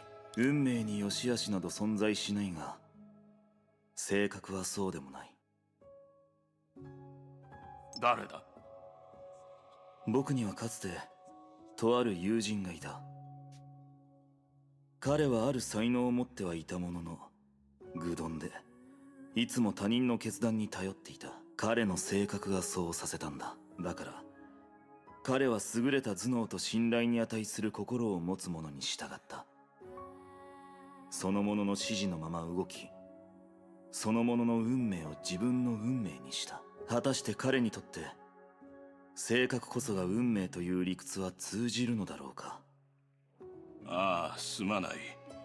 昔ほど目が良くないんだ。ちょっと目の前まで来てくれないか、若者よ。君はヒーローを見たことがあるか？かつてたくさん見てきた。いやいや、君の思っているような類のものじゃない。私がこんな話をしたことは覚えているだろうか。世の中には一種の理想しか存在しない。それは他人の理想を踏みにじることだと。どんな理想でも他人の理想を踏みにじらなければ実現できない。認められないなら君自身が気づいていないだけだ。それを基準にして考えれば人は2種類に分かれる。それができる者はヒーローと呼ばれ、他の者たちは凡人だと呼ばれる。That is, the man was not convinced. In an arrogance cultivated from his long life, his first reaction was the philosopher had experienced little and knew nothing. In a sense, that's what Project Stigma does, right? It's an ideal that tramples upon the ideals of others. But in a sense, it also seeks to avert that because it is still granting people their quote-unquote desires inside their dreamland, but it's very in a very hollow and empty way, right? 若者よ、そう焦るな。話はまだ終わっていない。ヒーローになることは誰もが望んでいる。しかし誰もがヒーローであれば、この世界はどれほどひどくなるのか誰もが知っている。だからこそ違ったヒーローが誕生したのだ。彼らの理想は全く逆であり、自分の理想が踏みにじられることを望んでいる。世界を動かす規則も実際は彼らが維持しているのだ。A hero that wishes for their own ideals to be trampled upon.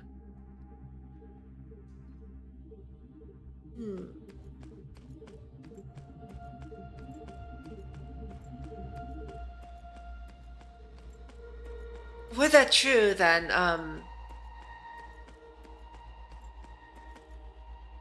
thinking of something, but I'm not sure if it's right. Her sacrifice allowed civilization to carry on. The body of rests here. His death saved an entire city from the ravages of Honkai beasts. It is because his soul flowed into the grave, the earth shall become richer than the sky.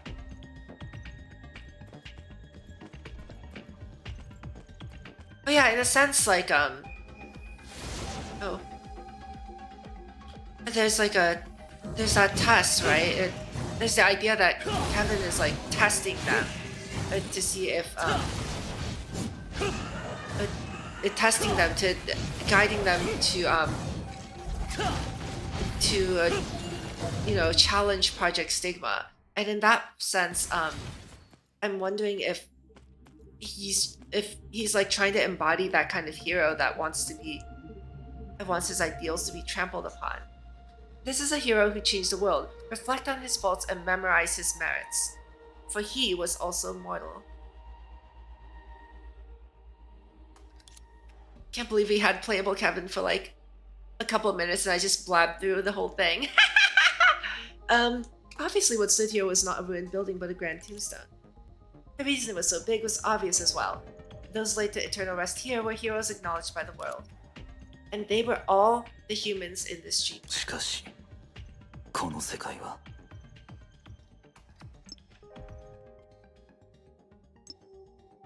The man gazed at the endless expanse of sand around him and he knew there was nothing but patrolling monsters there. I know, right? A playable man in Honkai Impact 3rd? Unreal. 誰もがヒーローであれば、この世界はどれほどひどくなるのか。確かに、僕の立場から見ると、彼の話は正しい。だがそれでも、そんな者たちをヒーローと呼ぶだなんて認めがたい。ここの結末は現実で、夢ではない。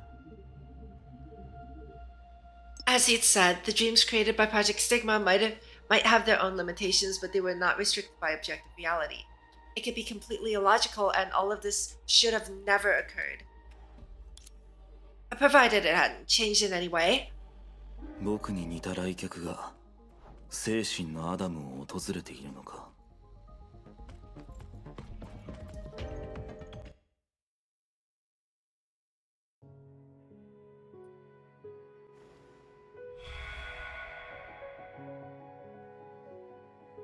Oh, there's Teresa. ビシュヌの力を背負った戦士。I think I should probably switch to Teresa right now, right? Alright. Let's see. We might need to know what Teresa went through. 本当に学校だわ。子供がたくさんいるわね。似通った夢は互いを引き寄せ絡み合う。こういうことだったのね。この子たちはお互いのことを知らないのかもしれない。けど、似通った願いが同じ夢を見させている。でも、学校で好き勝手に遊ぶ夢なんて、先生のこと無視しすぎじゃない？次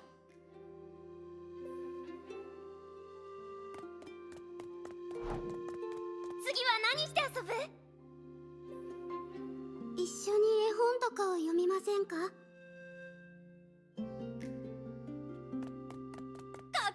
して遊ぼうぜ。いいよ。じゃああそこでしよう。これを見てみて。それ。わあ、すごいな。子供たちはみんな楽しそうにしてるわね。ある意味で夢から起こしたくなくなっちゃうわ。でもね、みんな、夢がただの夢だと価値がなくなっちゃうのよ。どうだ、なかなかだろ。ああ、上手だね。これって飛行船、かっこいいね。そうだよ、学校より大きい飛行船なんだ。あの男の子が子供たちを引き寄せてるのね。Jade! Thank you for the first redeem. Good day, mate. Hi, Jade. Thank you for stopping by. Hope you're doing well. How are you doing today? こんにちは。Totally, right? Yeah, 100%.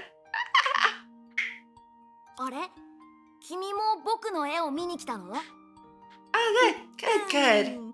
本気で見たいって言うなら教えてやってもいいよ。Nice. Yeah, for me it's like it's Saturday, Sunday, and then I have a long weekend this week. University's closed on Monday because it's a public holiday. So yeah, I'm doing good. Thank you. I didn't get that much sleep though. So yeah, but other than that, I'm doing pretty good. 見せて見せて。うん、よくできてるわ。でもまだまだね。 Maybe Jay, maybe. はあ？そもそも君は誰？僕の方が絵がうまいから嫌がらせしたいだけだろう。私はいろんな絵を見てきたから、その良し悪しが一目でわかるのよ。ちょっと年上だからって調子に乗るなんて子供っぽいよ。あなたの絵には大事なものが一つ欠けてるの。言ってみなよ。この飛行船ってとある冒険譚に載ってる絵を模写したのよね。私もその本を読んだことがあるわ。そうだよ。でもそれがなんだって言うんだ。絵とそっくりじゃないか。色だって全く同じなのに。なら主人公がいつも口にしてるセリフも覚えてるわよね。私は世界を飛び回って空の隅々に自分の名前を残すんだ。主人公は飛行船を操縦していろんな国を渡り歩いた。そして行く先々で出会った人たちはみんな彼とその飛行船のことを覚えてくれたでしょ。そうだよ。だから僕は憧れてるんだ。いつかは彼みたいな冒険者になってみせるよ。でもこの絵にはあなたの姿がないじゃない。彼の夢をそのまま描いただけで何の変化もない。 I see what she's 一 doing. 人前の冒険者になれないわ。僕は The two in the heat of the argument attracted the attention of even こ more. れでいいわね。話し And 合う before 人 they たち knew it, they were が surrounded 多 by ければ多い children. ほど子供たちは自ら変わるきっかけを見つける。この夢に絡んでいる人たちもその影響を受けるはず。 As these thoughts ran through Teresa's mind, a soft voice came from her side. あなたは先生なんですか？ええ、実はね、私は他の学園の学園長なのよ。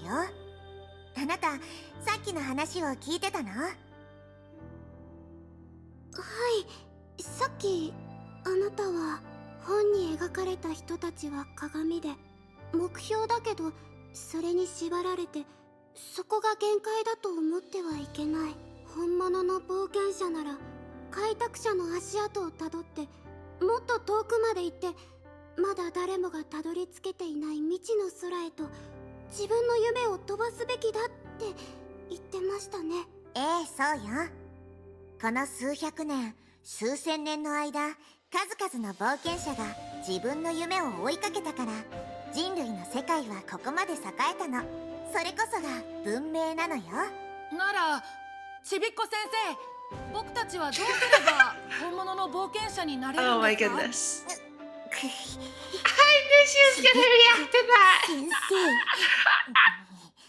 生いけない。私は冷静沈着な大人のレディーなのよ。子供相手にムキになってどうするの？簡単よ。自分の夢から目覚めることが冒険者になる最初の一歩よ。誰だって夢を見る。夢の世界ではいろんな想像を形にできる。でもそれだけじゃ足りないの。だってこの世界には You know what really puts this into like in a different perspective is that if you remember that Teresa and Nikita have the same voice actor actress in Japanese. 私も知らないわ。ちびっこ先生の嘘つき。嘘じゃないわよ。私が知らないのはそれがまだ作り出されていないから。その面白い存在は今あなたたち一人一人の心に眠っているの。私たちの心？ええ、あなたたちは豊かなアイデアと想像力を持ち合わせてる。だからその手で誰もが見たことのない未来を描き、熱意で夢をさらに遠くへと飛ばして勇気を振り絞って最初の一歩を踏み出し道を探し続け、まだ存在しないものを作り出せば、たとえそれが些細なものでも最終的には冒険者になれる。でもそんなチャレンジすらできないなら、あなたたちの思い描くカラフルでキラキラとした作品を見る機会なんてないわ。はあ、すごく残念よね。今は存在しないもの。作品。そうだ、こんなのはどう？本よりもずっとすごい飛行船を描いて、それを作って空を飛ぶんだ。あ、なんかかっこいいね。俺も一緒に作るよ。僕も。The children got into an animated discussion and started painting on the paper with great gusto. Some of them even started to run around in search of materials from all over the school. The edges of the dreamland started to blur because of this. It was like the small ripples created by a pebble tossed into a lake. It might be a small step, but the changes were certainly occurring quietly. そうね。私にできるのはこれくらいかしら。あとはあなたたち次第。きっとやれるはずよ。だって世界はあなたたちの手で変わるんだもの。次は I feel like this method is so much more impactful than what they did in Star Rail. The people inside the dreams are, actively when you're having them wake up in this way, they're actively like they said, they're actively saving themselves. Only boundless darkness lay ahead. Teresa walked slowly through the boundless void as the darkness swallowed her footprints. Countless noisy whispers and faint flickering lights surrounded her. They were reflections of the dreamlands traces humans left behind in Project Stigma. It was the first time Teresa realized that even light can be oppressive and heavy like the ocean's depths. She just walked silently, and as time passed, bright light appeared before her eyes. 行きましょう。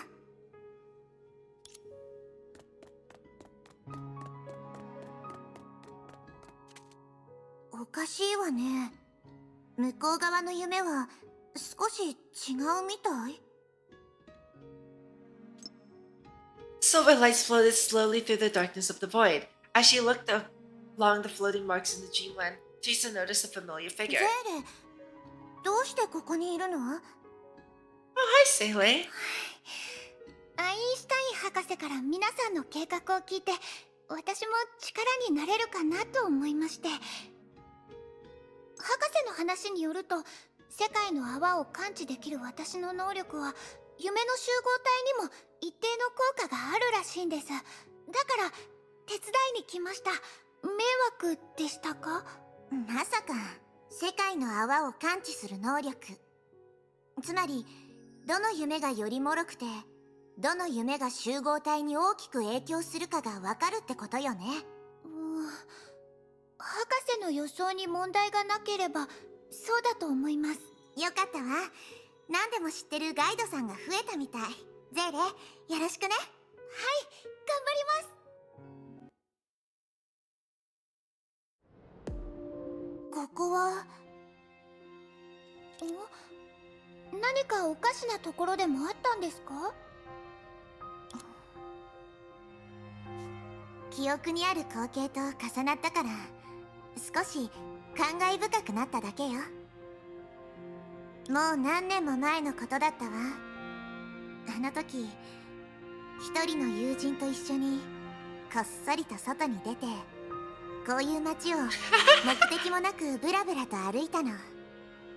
You snuck out before Teresa? You bad girl. どこにも行かずただ歩きながらおしゃべりしただけ。I'm joking, でも but... 最も楽しかった思い出の一つよ。 Oh, one sec, my phone is being weird. Uh-oh. Wait. One second, my phone is going like low battery. Hold on.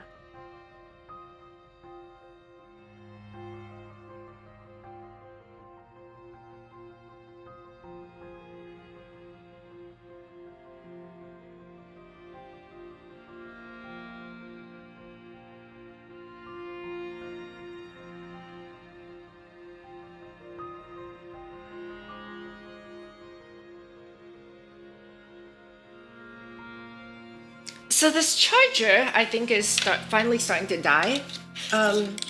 It looks like the part where it like connects to it connects to like the USB part, right? And then like the wire that goes to that, it's starting to like feel really loose. Like it almost feels like it's about to break off. So I'm wondering if that's why I've been having charging issues lately.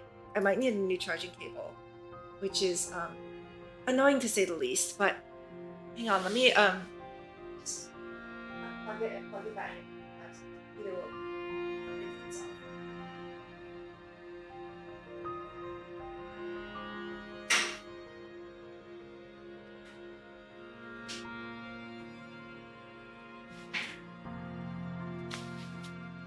Let's see. Okay. I think it'll be fine now. The light is on that's saying that, you know, it's charging and stuff.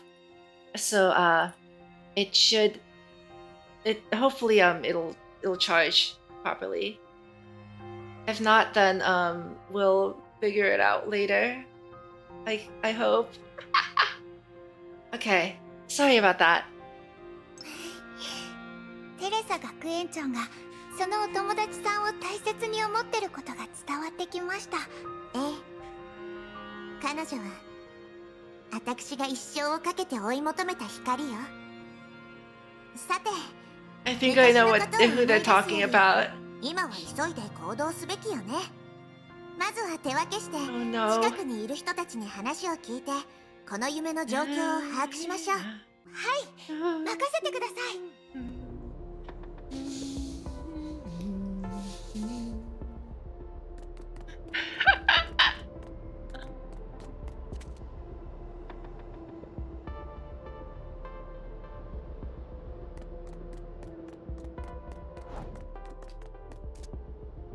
Why is everyone so silent in this dream?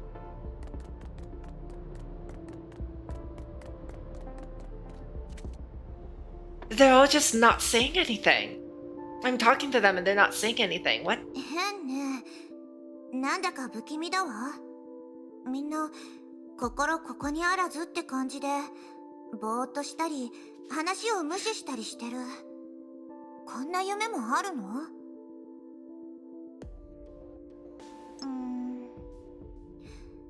ゼーレの様子を見に行きましょう。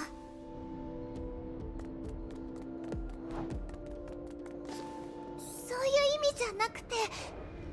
だったら離れなさい。関わらないで。でもこのままだとあなたは。あんたには関係ないでしょ。Well, that can't be good. 何があったの？この方が辛そうに見えたので何か手伝えないか聞いたんですけど。あんたも仲間なの？私から離れて。落ち着いてちょうだい。別にあなたを傷つけようとしてるわけじゃない。私たちはただ手伝いたいだけなの。離れてってば。ああ、もううるさいわね。気を使う必要なんてないでしょ。本当のことを教えればいいじゃない。ここのすべては夢なんだって。待って。 The agitated woman blinked without a shred of surprise. On the contrary, she seemed exhausted. そういうことなのね。ねえ、聞いてた？何もかもがあなたの夢で現実じゃないって言ったのよ。私たちは夢に閉じ込められたあなたを起こしに来たの。どうして？は？あんたの話が事実だとしても、どうして目覚めなければいけないの？現実はすごく辛いのに、どうして夢を見る権利まで取り上げようとするの？ The look of absolute despair on the woman's face was all too familiar to Teresa. Many years ago, she saw that same expression on her own face when she looked in the mirror. なるほど。そういう夢なのね。大人になって世界は想像のように美しくないって気づいたとき、人は現実の無力さと不公平さを感じる。あらゆる方法を尽くしても現状を変えられないとき、彼らは無意識のうちに逃げることを選ぶ。考えることを諦めて心を麻痺させ自分の世界にこもるのよ。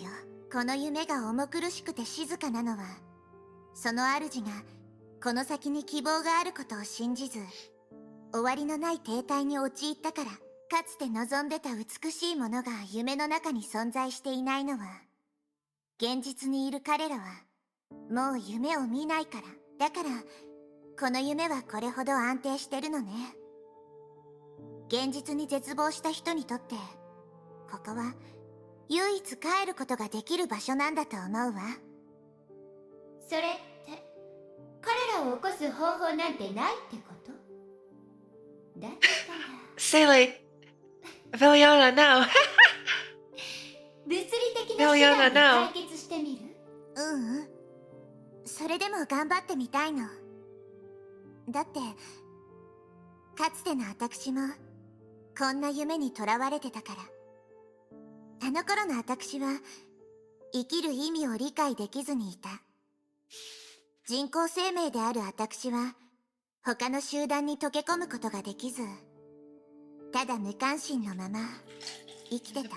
彼らと同じように、あの頃の私は夢を見ず、未来にも期待してなかった。でもそんな時、私はさっき話した友人と出会ったの。彼女も幼い頃から暗い部屋で育ってきたから、外の世界のことは本でしか知ることができなかったけど、私と違って彼女は奇想天外な考え方をしてた。たとえこの世界がちっぽけなものだったとしても、彼女は様々なプレゼントをくれた。彼女が育てた花や鳥たちのために作った巣を見せてくれた。深夜に私を外に連れ出してくれたこともあった。彼女曰く、自分を抑えてる人こそ心の中で美しいものを願ってる。だけど手に入らないからこそ、彼らは前に進む勇気を失ってしまうの。彼らが必要としてるのは一つのきっかけだけ。それは心を打つ物語だったり、綺麗な音楽だったり、共鳴するゲームだったりするのかもしれないけど、きっかけがあればもう一度希望を持ち、生活の雨風に抗い、明日の虹を抱きしめられる。ただ窮地を打破する勇気と力があることに気づいてないだけなの。みんな自分の想像よりもずっと勇敢で、思い通りにならない現実と向き合ってる。新たな可能性を作り出せるって彼女は言ってたわ。あんたばっかり話してるけどね。あんたは別に私を知ってるわけじゃないでしょ。その通りよ。あなたを一番知ってるのはあなた自身だもの。自分の望み、夢、当時の気持ちをあなたは全部覚えてるはずよ。それはあなたの勇気の源、前進するための原動力、あなたの心そのものなの。ずっとここに残っててもあなたは満足することなく、ただ時間を無駄にするだけ。だったら That's why 自分の心にもう一度チャンスを与えるべきだと思わない？ memories are so important, right? I can imagine like like I just thought that this I just thought that, you know, I just had this thought because it was very important, but like the basis of what Teresa is saying is that that like internally you remember, you know, what you dreamed about, right? It's the prerequisite is that whether consciously or subconsciously you retain that memory and you can draw on it for courage and inspiration. But like I just can't help but also think, like, you know, how terrifying it would be to live without your memories, because if you can't remember stuff, it's like you're missing that part of yourself, right? And as a result like you lose all that motivation that you ordinarily would have, and the drive to seek anything, because without memories to guide you, you can't really know what it is you're seeking. I just like it's a horrifying thought. It's a horrifying intrusive thought, but it's also very important to realize that to realize that sometimes you just need to go back and be reminded of why you're doing stuff, why you're living your life the way you are, and just to be able to recall what you wanted and see and compare whether or not you know what you wanted in the past is what you're experiencing right now. Anyway, she opened her mouth but failed to utter a single word. A tear rolled down her face while reflecting the glow of the streetlights. さて、ゼーレ、そろそろ行きましょう。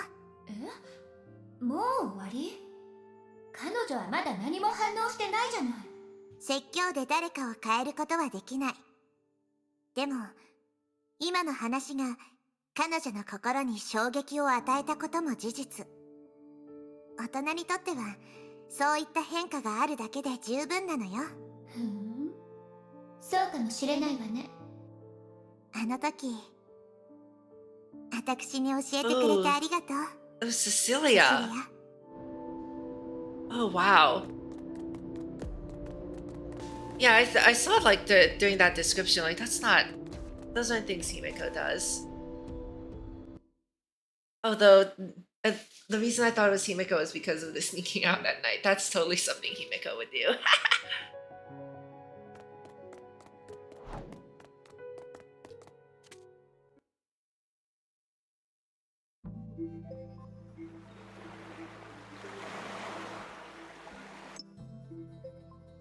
Waves hit the beach as the warm midday sun covered everything in rays of lazy sunlight. The huts scattered around the area weren't so luxurious. Conversely, they were so simple that they seemed out of place in a sweet dream. こんな夢もあるんですね。とてもリアルな気がします。でも、それならどうして夢で実現しないといけないんでしょう。どうしてかしらね。この広々としている感じ。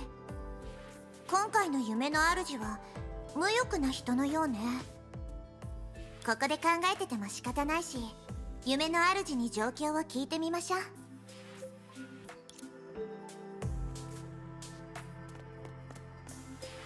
こんにちは。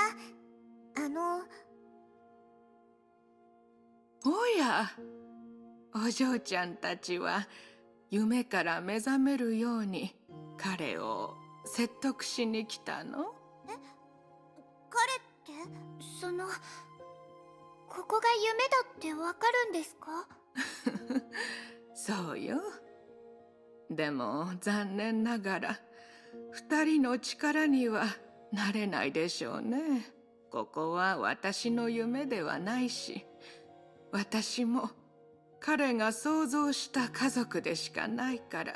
ほら、人は年を取ると若者よりも寂しがり屋になってしまうでしょ。じゃあどうすればこの夢を終わらせられるかわかるかしら。それは手間がかかるだろうね。何しろこの夢がなければ彼はこの世を去っていくかもしれないから。ここに来るまで彼は何年も寝たきりの生活をしていた。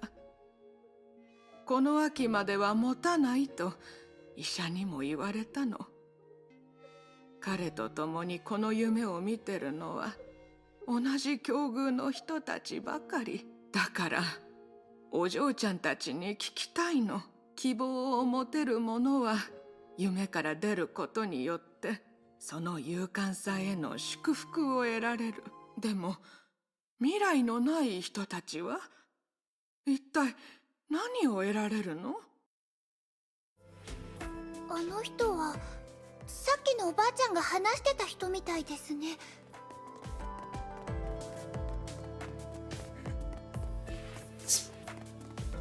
That's a hard question to answer for me. Let's see what the game it says. Looking at the elderly nearby, delicate like a candle flame in the wind, the two were speechless.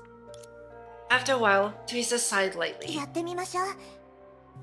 何しろこの夢は数人の選択だけじゃなく幾千万の人に共通してる運命にも関わってるから。こんにちは、若者たち。こんにちは、おじいちゃん。こんにちは。私たちは。She hesitated for a moment and found herself unable to convey the cruel 人 truth. が訪れるのは久しぶりじゃ。さあ、ここにお座り。大したものはないが、子供をもてなすお菓子くらいならたくさんあるぞ。ありがとう。でもいいの。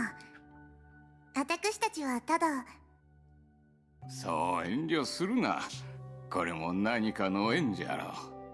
せっかくここまで来てくれたんじゃ。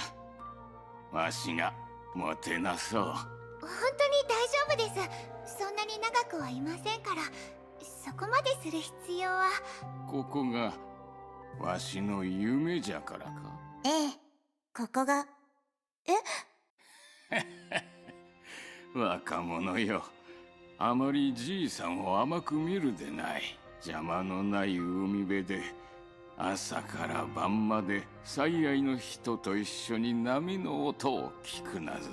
わしにとっては贅沢すぎる夢じゃ。年を取って初めて気づいたんじゃが、わしの本当に欲しいものはそういう平凡で静かで普通な日々じゃ。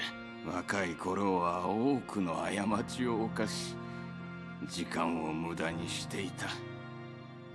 年老いて機械で命を維持するようになってようやく平凡な日々の大切さに気づいた。わしは手にしてきたものと引き換えにこの偽物の夢に居続けたいと思っとる。それでもお嬢ちゃんたちはわしに起きろと言うのかい？私たちは。Both of them fell silent. They found it impossible to formulate an answer to such a difficult question. The silence went on until slightly yet familiar clamorous noise resounded from afar. Oh my goodness. It's the vodka sisters. Oh my goodness. こっちに向かってるあの二人はロザリオ、リリオ。私たちは目覚めた時にクジラのお腹の中にいたって気づいたの。ロザリア、ロザリア。待ってリリア、まずはこの話を最後まで聞いてちょうだい。バカ、相手をちゃんと見て。セーレ、それにテレサちゃん、やっと迎えに来てくれたの。ロザリア、リリア、どうして二人はここに？さて、待ち人が来たみたいじゃな。ケーキを食べてお祝いしようか。The old man bent down to retrieve 2 small cakes from a box and smiled as he passed them to the twins, watching them gobble the cakes down. この老人は。She took a deep breath and finally made up her mind, but as soon as she turned around, she saw the smile on the old man's face. The old man watched as Teresa's expression changed incessantly from serious to hesitant, sorrowful to solemn, and then resolute. In the end, he couldn't stop himself from chuckling. 冗談はこれくらいにしておこう。元気な若者を見るとついからかってその決意を試したくなるんじゃ。どうか許しておくれ。この子たちを迎えに来たんじゃろ？はい、その通りです。どうやらわしもそろそろ夢から目覚める時が来たようじゃな。でも知ってるのよね。夢から覚めるとおじいちゃんは。ああ、病室のベッドの上に戻りしばらくしてからこの世を去るじゃろう。もしわしが夢から目覚めようとしなかったら何が起こるんじゃ？それは。 The old man glanced lovingly at the Oleanevas. 80年以上生きてきた。この世の新三官区の多くを味わってきたんじゃ。じゃが彼女たちは違う。若くて元気があって希望に満ちておる。そんな若者を何も変わらない夢に閉じ込めるなど、あまりにも残酷じゃろ。古い命はこの世界から退場すべきじゃ。新たな命に舞台を残すためにも。いいえ、おじいちゃん、この夢を諦めてなんて言わないわ。ほう？私、こういう夢自体は間違ってないと思うの。間違ってるのは人生の終点まで歩いていないのに未来を諦める人たちよ。私はあなたを信じてるわ。きっとこの二人の世話をしてくれたように他の若者たちの面倒をちゃんと見られるはず。そして今のように夢の外には彼らを待ってる生活があるって教えてあげて。そろそろ現実と向き合って人生を終わらせようと思ったんじゃが、まさかまだわしらの助けを必要とする若者がおるとはの。いいじゃろう、若者たちに年寄りの根性を見せようではないか。わしらの人生をthey were talking about 無駄に過ごして how はおらんぞ。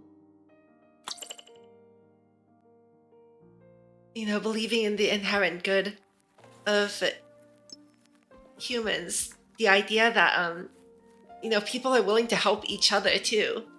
Like there's literally no reason for that old man to just to not do anything and just stay in his dream, but he chose to help guide the younger people out of the dream of his own volition, even though he knows that if the dream goes away, he's dead. He's at the end of his life, but he's still thinking so selflessly about the future of people who are completely unrelated to him and the future of the world around him. The Sea of Light remained silent no more. In the boundless darkness, tens of thousands of dreamlands clamored and churned like a huge beast awakening from its slumber and freely stretching its body. A glimmer of light broke away from the ball of light and floated up into the darkness. A soul that faintly flickered between pink and blue lay within it. After that, more and more soared up into the air like a scattered Milky Way vanishing before their eyes. これはまさか地震？バカ、私たちが夢を出るんだよ。二人を安全な場所に案内するね。じゃあテレサちゃんは？私とゼーレにはまだ仕事が残ってるの。この夢は解体され始めたばかりで、より多くの人たちに加わってもらうにはまだまだ努力が必要なの。じゃあ私たちも一緒にやるわ。今回は私もロザリアの意見に同意するよ。Just like that, the squad tasked with liberating dreams grew. The Valkyries and the volunteers in the dreams did their best to fight back against the spiritual Adam. But Project Sigma is not that simple. The situation is the same, even for Kevin.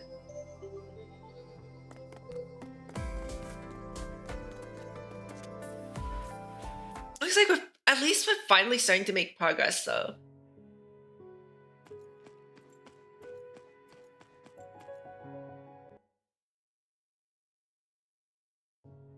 すまないな。私は君のことを覚えていないんだ。カスラナ。カスラナ？聞き覚えのない名前だ。僕は君の演説を欠かさず聞いてきた。欠かさずにか。The philosopher was almost at the end of his life, so it was impossible for someone who had heard all of his speeches to be so young. どうしてだ？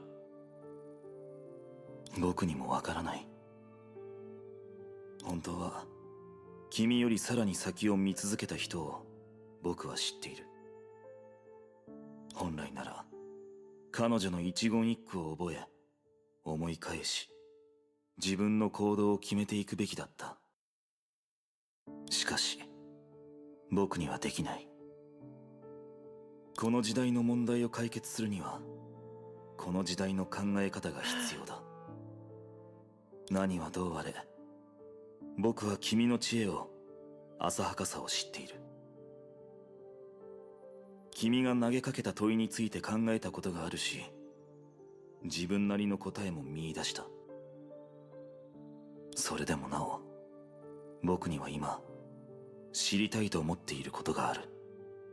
この100年間人知の頂点に立つ者として生涯を思索に費やした結果、君は一体どんな答えを得たのか。答え？鳥はなぜ飛ぶと思う？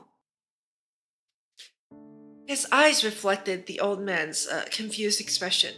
No one could contemplate a single question for a lifetime. No one but Kevin. No one else had been able to go through life with such a simple initial goal. But regardless, the old man still remembered what he'd said in his youth. それは飛びたいからだ。しかしありえない。どこまでも独りよがりなロマンチストの願望だ。僕も同じ理念を抱えている。それは子供時代を乗り越えること。だが欲しいからといってできるわけではない。なら君の答えは？飛ばないといけないからだ。Because they must?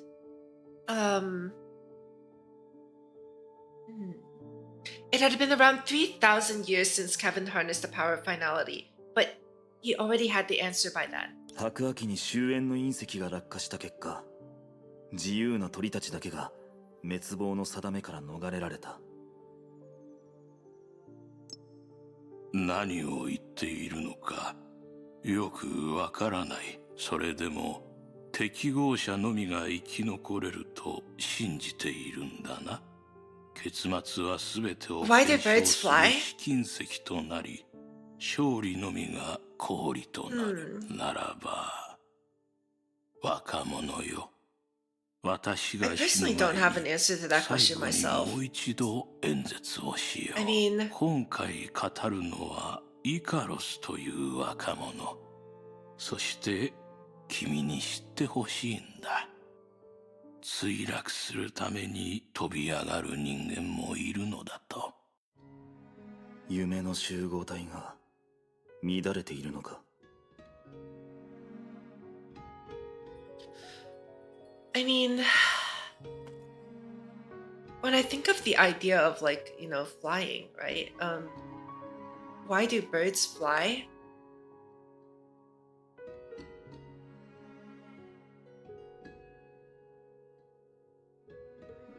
Because there's so many different ways to look at that question, right? From I guess, oh my god, Chi-Chi, shut up. Oh, for crying out loud, Chi-Chi. I had a thought and then you distracted me. Oh, for crying out loud.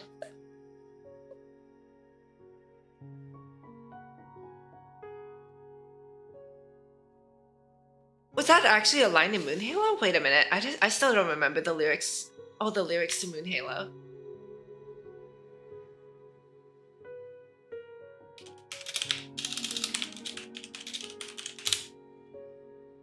I still don't remember all the lyrics to Moon Halo.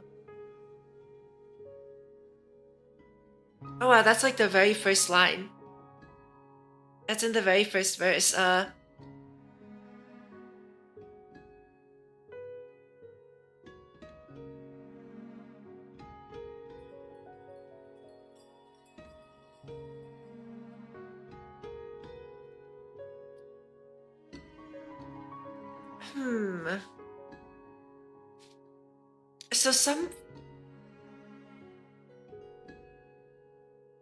So birds fly because they wish to. Birds fly because they... We have three answers right now, right? Birds fly because they wish to. Birds fly because they must. And some birds fly because they are meant to fall. I'm wondering if there's some relationship between the three of them that they don't, because I feel like those three answers don't have to be in opposition with each other, right? Because rather than thinking of them as individual reasons, I feel like it's better to think of it as a process. It's a metaphor of Kevin Kaslana. Yeah, it's a metaphor. All three of them fit him, right? In the beginning, he wants to be what's it called? He wants to stand on the same like, you know, level as his peers, right? Remember in the very beginning, like at the very least, Kevin himself sees himself as a fool. He sees himself as slow-witted. He doesn't understand a lot of the things that, you know, Dr. May tells him, but he wishes to understand and be part of her dream, and that's wanting to fly, right? That's the first answer to the question. The second answer to the question is the idea of resolve and carrying a burden. Birds fly because they must fly. They have no choice but to fly. And at a certain point in his life, I believe that Kevin realized that he needed the resolve to bring a future to the concept of humanity, and that's like the same resolve that drives him to carry out Project Stigma, right? And finally, the third answer, some birds fly just to fall, is at least from what I'm understanding in the story so far, there's a very, very heavy implication that Kevin is leaving gaps in Project Stigma to be challenged. He is not only desiring to fly, but at a certain point, he is now desiring to be dragged back down to Earth. And in a sense, it's also related to what that philosopher was saying earlier about how a new kind of hero was born, where that kind of hero is someone who wishes to have their ideals be trampled upon, right? In a sense, they're all talking about the same thing. I think they're all talking about the same thing, but at different points in time. And time is the important factor here that it glues all the answers together, because you can't have any answer exist individually. I think in this case, right? I think that's about as far as I can get with that metaphor, though.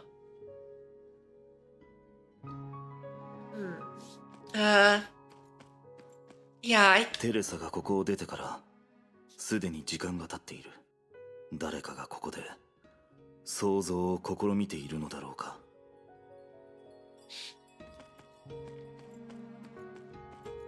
俺知らないおじさんだ。やったー、助けが来たよ。ちょっと待って、どう見てもいい人じゃなさそうだけど。大丈夫だよ。ちびっこ先生だって最初はいい人に見えなかったもん。そういう問題じゃないと思う。何をしている？へへ、聞いたらきっとびっくりするよ。僕たちは今おっきな飛行船を作ってるんだ。空の一番高いところまで登ってその先まで飛んでいくの。それと海の一番深いところとかにも行けるよ。誰も思いつかない飛行船を作ってみんなの知らない場所まで行くんだ。どう？一緒にやってみない？君の名前もそこに刻んでおくから。ちょうど重たすぎる材料もあって。君たちは難しい仕事をしている。ならそれなりの理由があるんだろう。だって何も変わらないなんてつまんないでしょ。初めの一歩を踏み出せてこそ本物の冒険者になれるってちびっこ先生も言ってたよ。まあ興味ないならいいや、僕たちだけでやるから。おじさんバイバイ。 He was well aware that once the thought came into being, it was impossible to fully eliminate. Thoughts were the freest and hence the most dangerous thing in this なる world. ほど。これは君の力ではなく、君が彼らにここを変えようと思わせたのか。鳥は空へ羽ばたきたいと思ったがゆえに、自分のために翼を作った。あの哲学者の答えと同じだ。しかし、成婚計画を覆すにはまだまだ足りない。彼らにきっかけを与え、変わろうと思わせたとしても、この夢を突き破れるかどうかは彼ら次第だ。世界を変える力と執念を平凡な人々が持っていると君は本当に思っているのか。いや、信じているからこそ全力を尽くしてこんな導きを残したんだろう。You must accomplish it yourselves, otherwise it will be meaningless.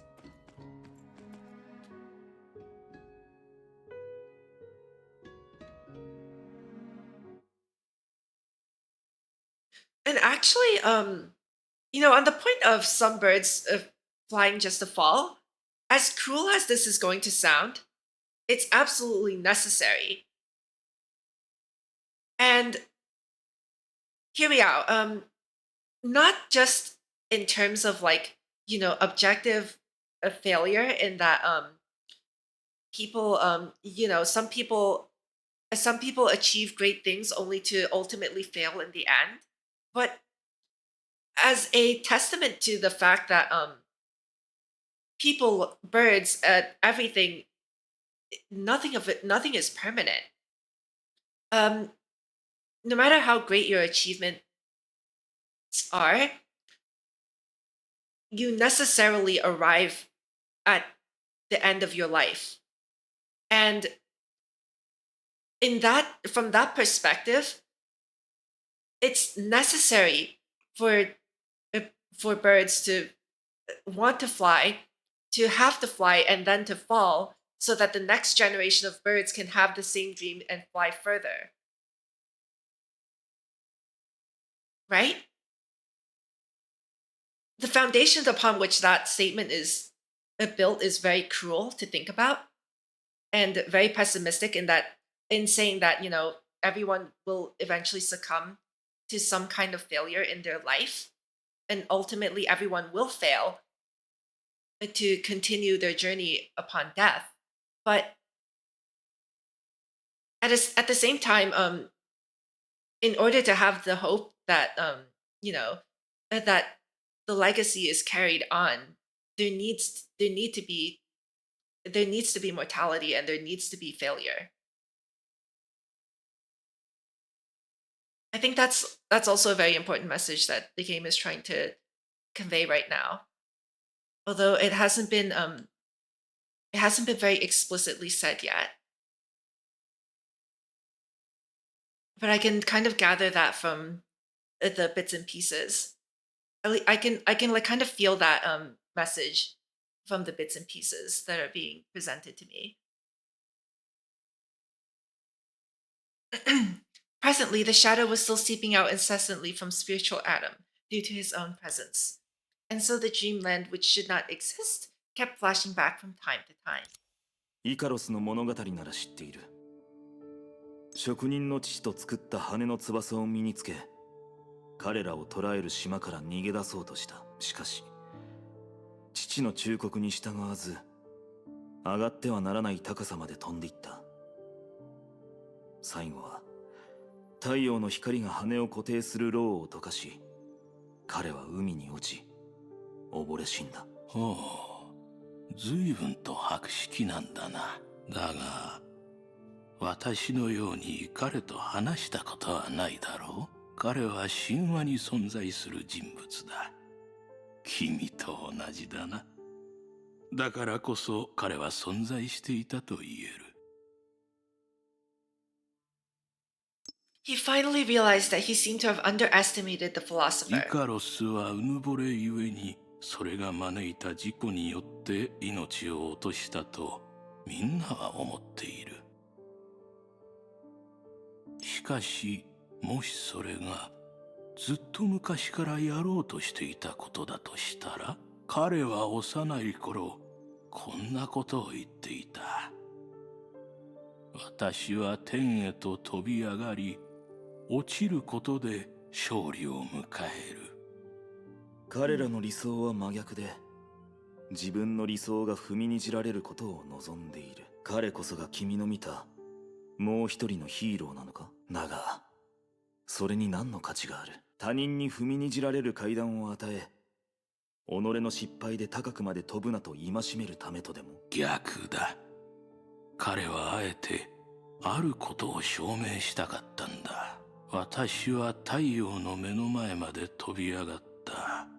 そこは誰もが I can predict what they're going to say next. だから誰 Yeah. かが私を How これ about まで you? る How かも far しれ can ない you fly? さて、鳥はなぜ飛ぶと思う？ Because they saw the first bird tried to touch the zenith with a heart as lofty as the moon, yet fall to its death on the ground. Because they saw other birds make similar attempts and soar higher and higher, and so birds still soar across the sky now. Which bird was he? He did not know, but for some reason a basketball rolling on the ground came to his mind. Icarus didn't fail. His descent was the result of his flight and proof of another type of success. Even if it was a very narrow-minded way of looking at things, a romanticist's wishful thinking. But perhaps it was the only rule that made the world spin. その通りだ。日が落ちぬよう僕は空へと飛び上がり、君たちの光を奪い去る。そして僕は溶かされ海に落ちる。それを奪い返したいのなら、君たちは僕よりも高いところまで飛ぶべきだ。それこそが子供時代を超えた先にある大人の論理だ。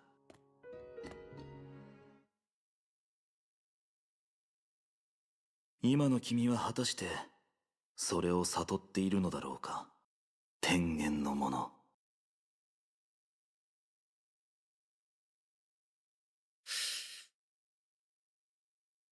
Two of the strongest people stared at each other. They had reached the limits of the human body in their respective eras, and they had undoubtedly taken completely different sides. Yet now there was nothing but silence. Logically speaking, this wasn't a normal form of silence, but a quiescence formed from two great forces neutralizing each other.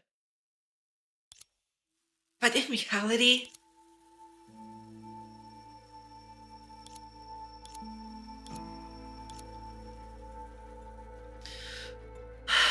previously, in order to observe the civilization he reshaped, just as he'd done so 1,000 years ago, the man walked alongside time and searched for dreams of the past within his own shadow.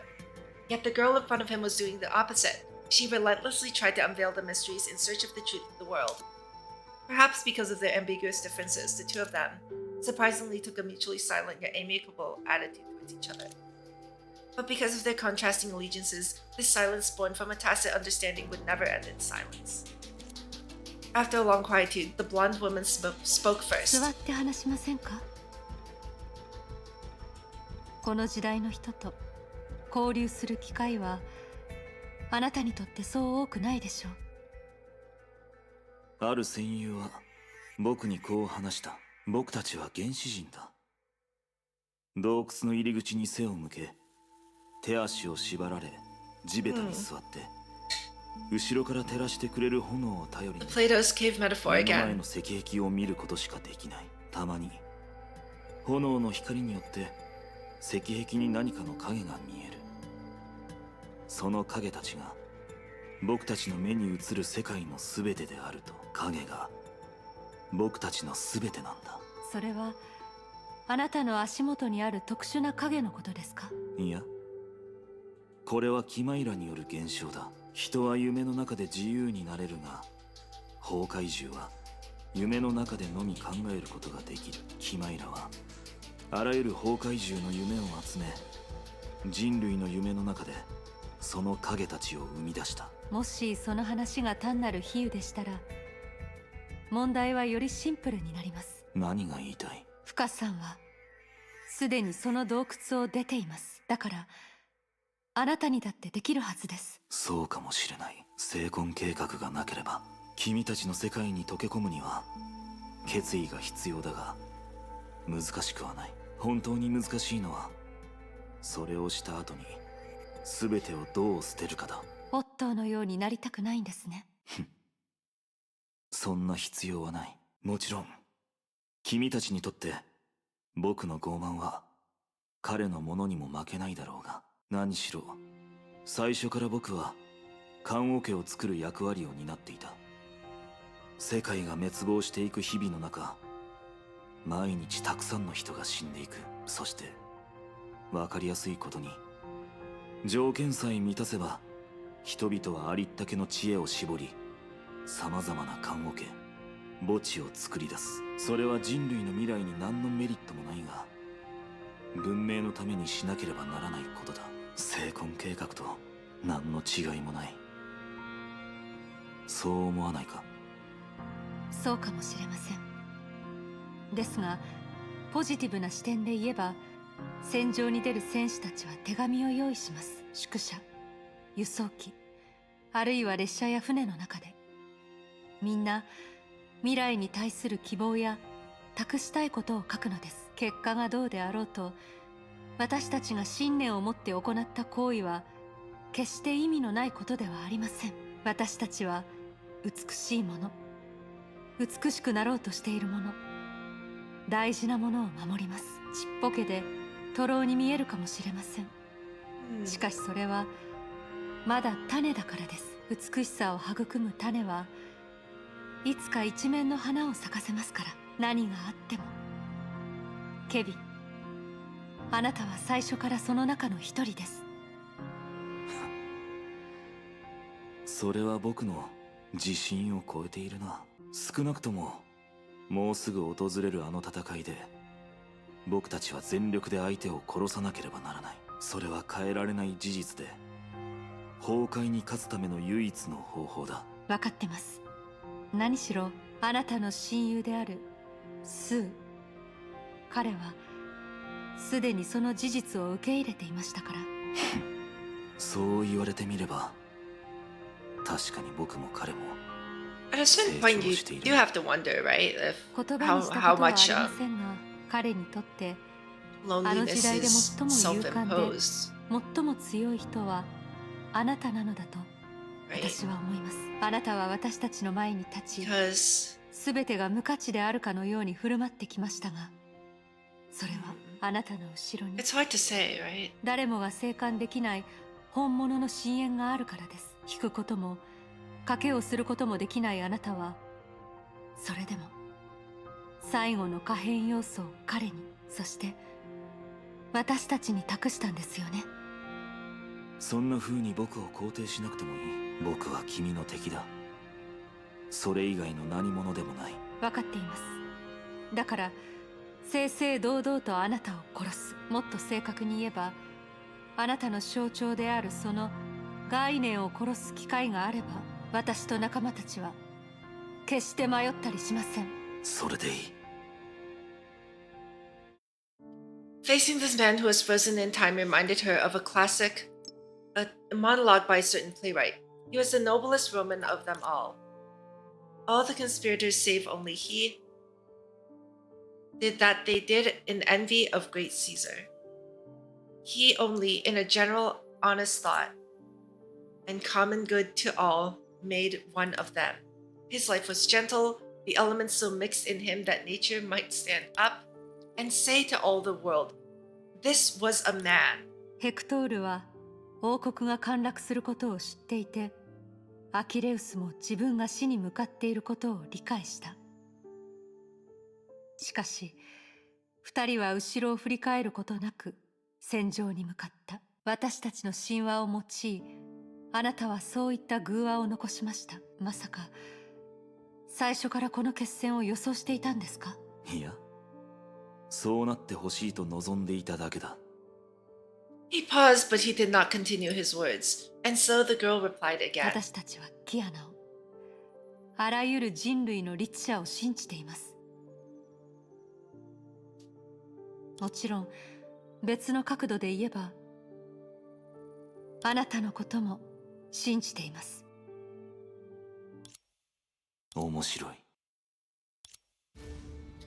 As it was said, Kevin Kaslana was a name that was bound to be questioned and criticized. The power he possessed was at a height that no one could reach, but even such power wasn't reliable enough in the face of finality. He was once the leader of humanity, yet now he had pushed humanity to the brink of extinction with his own hands. His contributions and crimes were almost impossible to judge. But there was one thing that no one ever denied. No matter how he lived or how he might die, Kevin Kaslana was a name that would always be human. 別れの時間だ。最後のカスラナによろしく伝えておいてくれ。ええ、そうします。さようなら、最初のカスラナ。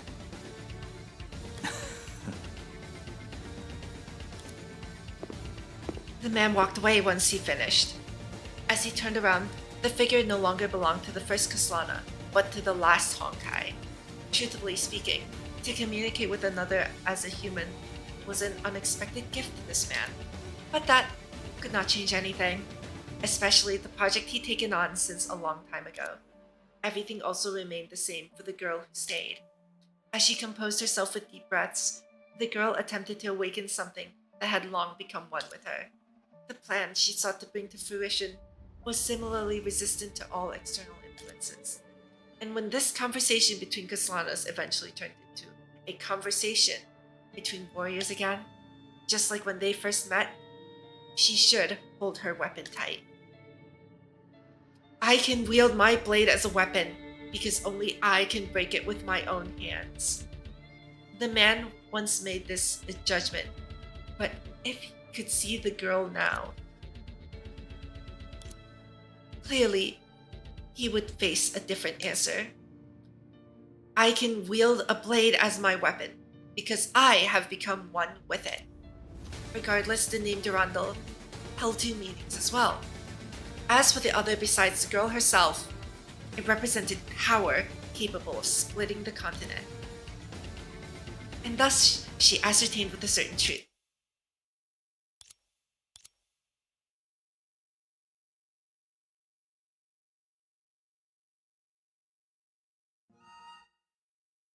Dreams were as fragile as bubbles. So when this project of dreams took a turn, everyone felt nervous. 皆様、ごきげんよう。こちらはリタロス・バイス。これより第8次状況報告を開始いたします。バルキリーたちが奮闘し続けた結果、聖魂計画が作り上げた夢の集合体はすでにぐらつき始めています。長光様の計算からすると、現在の状態であれば夢の塊はおそらく35日後にセッションをお待ちください。新たな資料がアップされたようです。But 申し訳ございま yes, せん。 it is falling apart. 先ほど共有させていただいた情報に間違いがございました。デュランダル様が先ほどケビン・カスラナの本体から取ったデータを見たところ、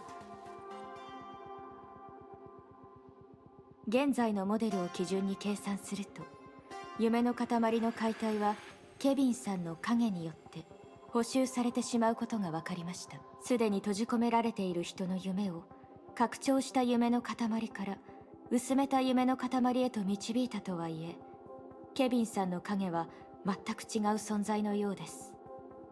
待って、全く違う存在って何よ。長光を呼びなさい。はっきりと説明してもらうわ。But they're not. But these if he's just like filling in the gaps, these じゃあ aren't. 早く説明しなさい。一体どういうことなの？簡単に言うと、ケビン本人は知らないかもしれないけど、彼に支配された終焉の力は崩壊獣のやり方で夢の塊を補修してるの。具体的に言うと、意識的もしくは無意識的に人類の夢に崩壊獣の夢を植え付けてるってことよ。はい。崩壊獣は夢を通して考える。みんなもこの情報を知ってるわよね。ちょっと、それはただの比喩じゃないの？確かにその通りよ。でもその表現なら今のケビンが夢の塊に与えてる影響も説明がつくの。人類の考え方はメームを共有することではなく物語を作ること。それは私たちが夢の塊を破る根本的な理由にもなる。しかし崩壊獣にとってメームはその全てで、精魂覚醒者の物事をつなぐ天性のように、それがあるから崩壊獣は精魂計画にとって天然の接着剤になった。そして想像とは完全に無関係だから、精魂覚醒者に対するような力の導きは崩壊獣に使えない。とにかく具体的な技術はみんなに送っておいたから確認してみて。つまり僕たちの行動に問題はないが、それでも効率が悪いってことかい？一体何なの？あのキマイラってやつ、邪魔ばかりしてくれるじゃない。しかし、そういった状況ならテレサ様の夢食いの能力に頼ることはできないのでしょうか？理論上問題はないが、おそらく効き目はほとんどないだろう。もうあと一歩だっていうのに。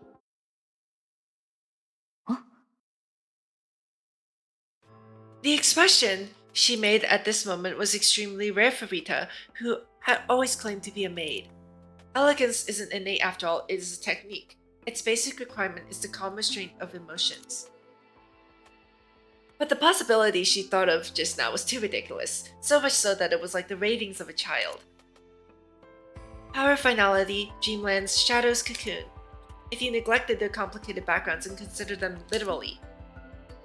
She recalled the confident boasting she heard in a bubble universe back when she was 17 years old. This is a grand project, it's almost flawless. It just lacks an executor. Become the breaker of the world. The nature of what we want to do is the same. We're merely expanding our target of destruction to the world. 夢でも実物があるように扱えるなら、影という存在は。Just as how T-symmetry and geometry can change the location of its target from outside the circle to the inside of it. Sorry? I don't remember advanced geometry, sorry.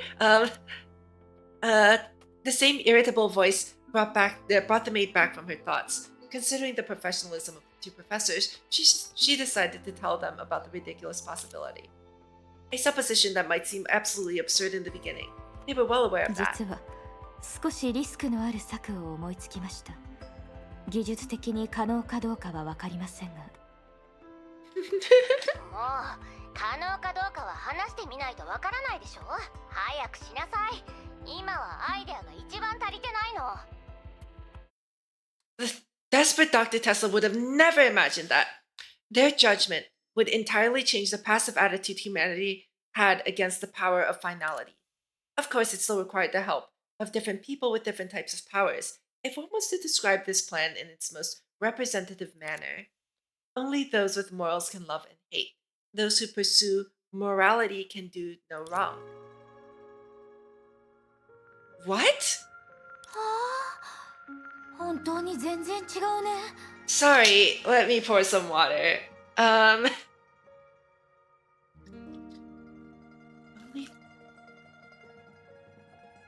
But those who seek morality can do no wrong? I'm not seeing how that relates to,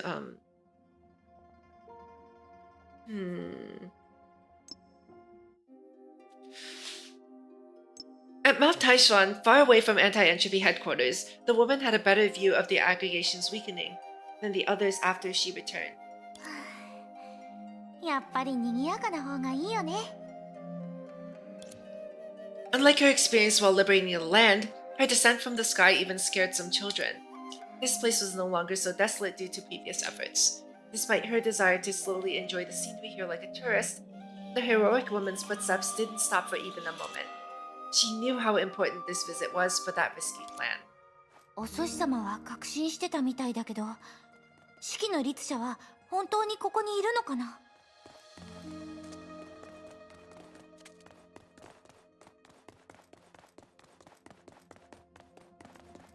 こんにちは、四季の律者。何？私のことを歓迎してないの？なんであなたを歓迎しなければならないの？ここは私の家でもあなたの家でもない。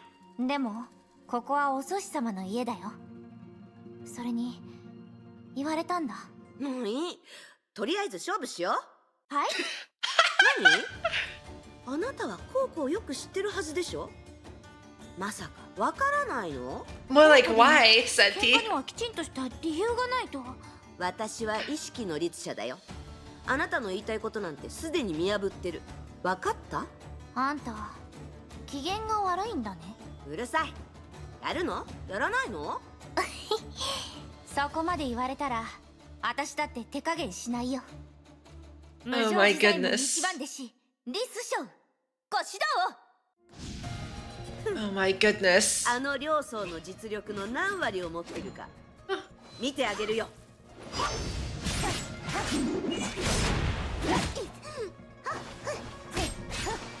価の運を覚えること。新しい。よっ。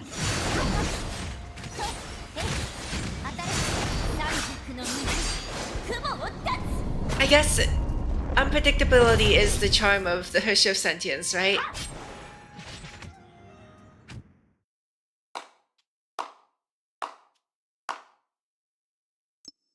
And again, given that's the Hershey of Sentience, あなたの技は確かに本 might 物だ not be ね。 as unpredictable, you know, in 満 retrospect. 足したの？そんなわけないでしょ。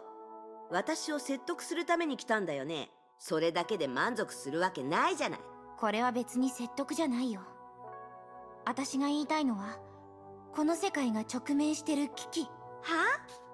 そんなの別に私には関係ないでしょ。あなたのお祖師様に手伝ってもらえばいいじゃない。私は何度も助けたんだから。次は Looks like we have to suck up to her. All right, how should we compliment her this time? でもその前にこの世界には絶対にあんたが必要なの。四季の律者。それ誰に教わったの？キアナ？それともゼーレ？テスラ博士とアインシュタイン博士、それとお祖師様だよ。She did not have to respond to that request. Actually, even if the Hersher always followed her heart and she only did things as she pleased, but that merely meant that she wasn't concerned with trivialities, not that she wasn't intelligent. After they confronted Kevin together on the moon, the Hersher of Sentience did contemplate her unreasonable experiences. Due to her own uniqueness, Project Stigma didn't affect her at all, and it was obvious that she didn't care about humanity's future. But what if she did it all just for Fu-Hua? あの牧年人がそんなこと言うわけないでしょ。See, she would never admit it. いい。牧年人には一つ借りがある。ずっと借りたままなんてごめんだ。はいはい、わかった。話してみて。せいぜい最後まで助けるだけで別に大したこと。 And so her personality seemingly also became her destiny.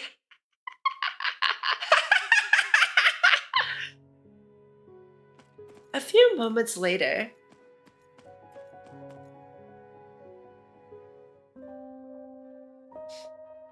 Initiateの楽園。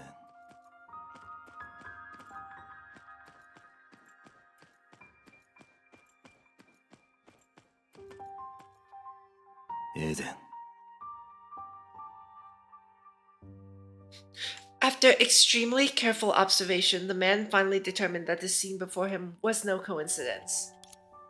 Just like how even the monkey could quote Shakespeare, no dream weaved by the 7 billion wills would be strange enough to warrant his time and thoughts. しかしここは寄せ集めでできた偶然ではなく、確かに古の楽園だ。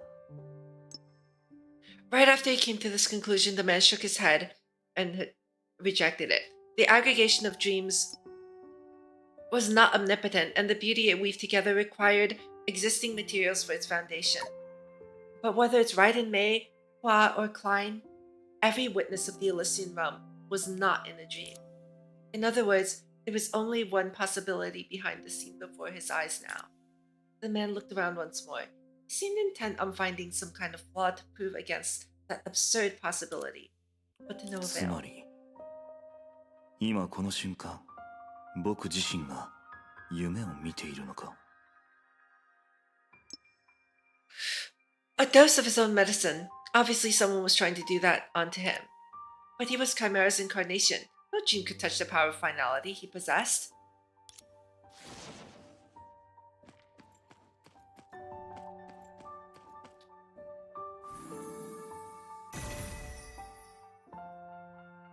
There was a planet with no atmosphere in the dreams of Honkai beasts. There were no seasons there, and the dark soil constantly burnt under the hot sun. Finality served no purpose there. Everlasting death consumed the entire planet.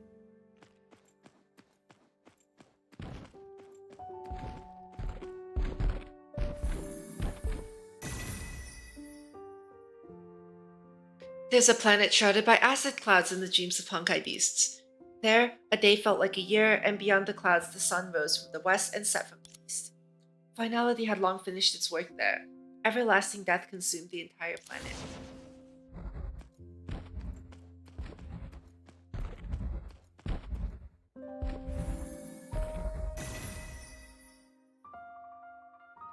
There was a planet where crimson sand filled the sky in the dreams of Honkai beasts. There 2 moons hung in the sky, and one shone brighter than Venus. Finality had stalled there. The sparse bubble universes are the final echoes of civilization.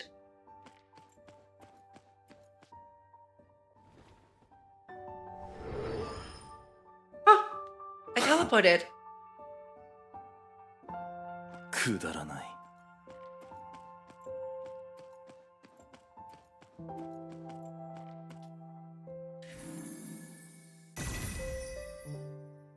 There was a gas giant with beautiful light in the dreams of Honkai beasts. One of its satellites remained dormant in its cradle, waiting for the light and warmth to bestow life upon it.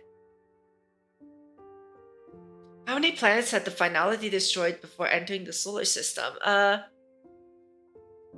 I supposed to know the answer to that question? I can't. I mean, it makes sense that it would have reached other planets, right? First, Oh,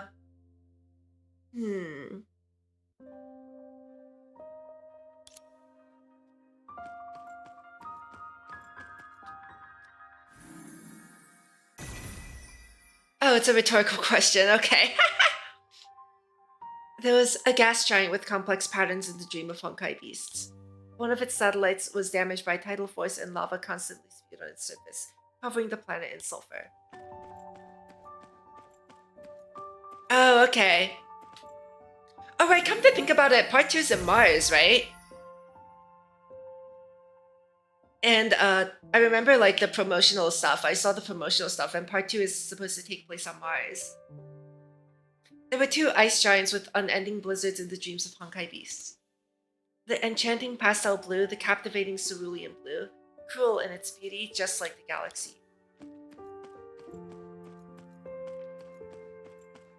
出てこい四季の律者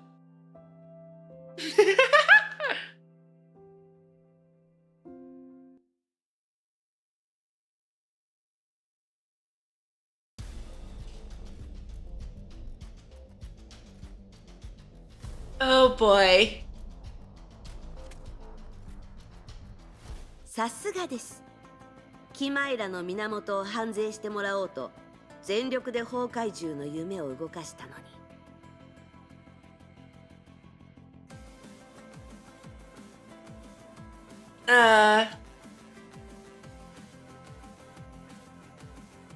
結局あなたは少し遠回りしただけ。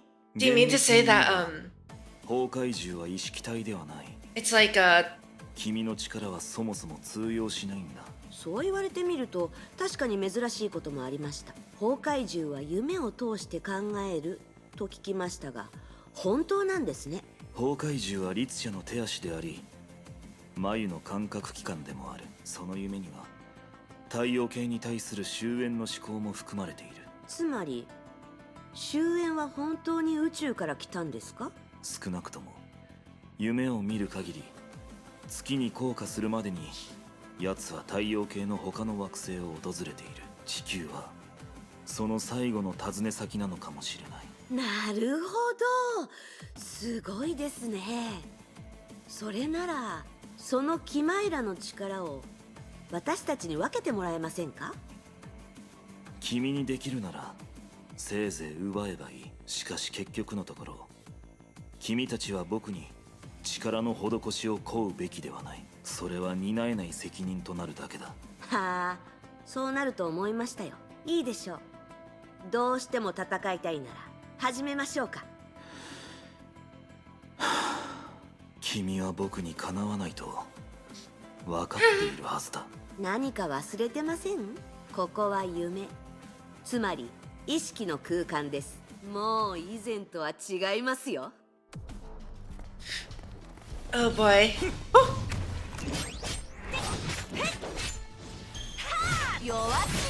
So what? So do you mean to say, continuing my thought from earlier, do you mean to say that, well, I guess maybe it'd be better if I asked the question, right? Would it be is part 2 going to be like will it continue like being a bit difficult to understand? Like I would have to like stop and like, you know, really think about I would have to stop and really think about like concepts being put forth, just like with the finality chapter. And I'm asking this not because like, you know, like you know, I'm asking this because I want to know like in terms of like a time investment and you know how I should be thinking about the chapters, like what I should expect. There are parts of that? Okay. Okay, yeah, this is more to like mentally prepare myself for it, if anything.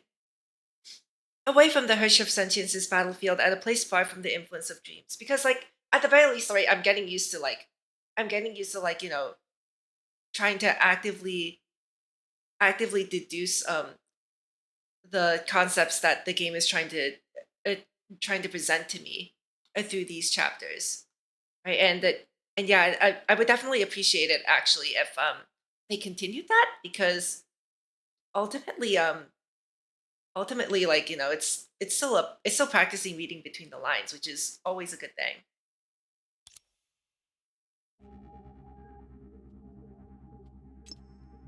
After an emergency communication, the Schicksal Overseer started to assimilate all the missed information. Even when she was walking through dreams, she was often worried about everything going on elsewhere. After all, in that risky yet crucial plan, the first executor was too unstable. ゼーレ、状況はどうなってるの？ゼーレ曰く、式の律者の領域はすでにケビンのキマイラと接触してます。戦闘はもう始まってるかもしれません。I'm really curious as to what this plan is that they've come up with, because I'm not sure personally like what information I could have missed in terms of the plot of the story. So what gaps are there in the story right now? We seem to be like there are problems like arising that we seem to be dealing with, you know. It always feels like when they deal with like the problems that come up, the result is successful to some degree, right? It's not like perfectly successful, but they make progress. Like waking people up from their dreams, they're making progress on that. Placing down the anchors, right? They were making progress on that to a point. They recaptured Saint Freya, and then I think something happened on Mount Taishan that I wasn't too clear about. Like they just kind of vaguely was like, oh, this area is a bit different because it's like, I think it had to do with how sparsely populated it was. And so like each battlefield that they go to try and, you know, conquer the area and take it away from Project Stigma, each of those places has a different has different features that make it either easier or harder, I guess, to establish that kind of connection with the cosmic juggernaut to create a beacon, right? So, hmm, リタ、他の人たちの状況は？ I guess maybe it's a matter of just like how efficiently, right? How efficiently it can be done. デュランダル様はすでに Oh, the free selector is up. Nice, thank you, Chi-Chi. メイさん I'll check it out after stream. いつでも出撃できます。本当の機会を手に入れられるかどうかは指揮の律者次第です。もっと正確に言うと彼女の根性次第かもしれません。でも伝説の聖剣があるとしても、どうやってケビンの影を切り取るんですか？この計画を思いついたきっかけはゼーレさんの経験と直接的な関係があるんですよ。ケビンの影は実はキマイラの一種の具現。ケビンさんの体内で融合した全ての崩壊獣によって作られた共通の夢です。そしてゼーレさんがくれたひらめきとは、もちろんもう一人のゼーレさんのことを指しています。月で一時的に連絡ができなくなってしまったんですよね。はい、つまりケビンの影を切り取る行為は、あのウサギがもう一人の私を一時的に引き離したことに似ているんですね。ええ。そしてその大前提として終焉の力そのものを揺るがす必要があります。私がキマイラを切り離せるかと口にしたとき、ケビンさんが引き起こした特殊現象に何かをしても意味がないとテスラ博士 To literally cut Chimera? キマイラと終焉の力は今強い力で結ばれています。確かに最初ケビンさんはそのやり方で終焉を支配しましたが、後から来た私たちがその中でメリットを手にしたければ、まず終焉の力を揺るがし、その結び目を緩くする必要があります。それができて初めて今話した案が成功する可能性が生まれます。でも指揮の律者が単独でケビンに挑む、それはこの計画最大の可変要素でしょ。ええ、ですがテレサ様は私たちの計画をもっと信じてもいいと思います。何はともあれテスラ博士はこう言いました。納得できないわ。ケビンにできるなら私たちにだってできるでしょと。分かったわ。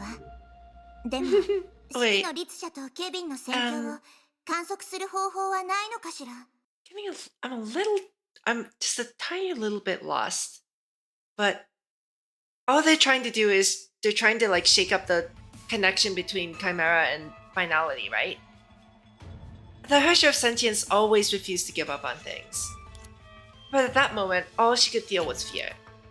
That shouldn't be the case. This body of hers, equivalent to a vessel of sentience, was made for destruction!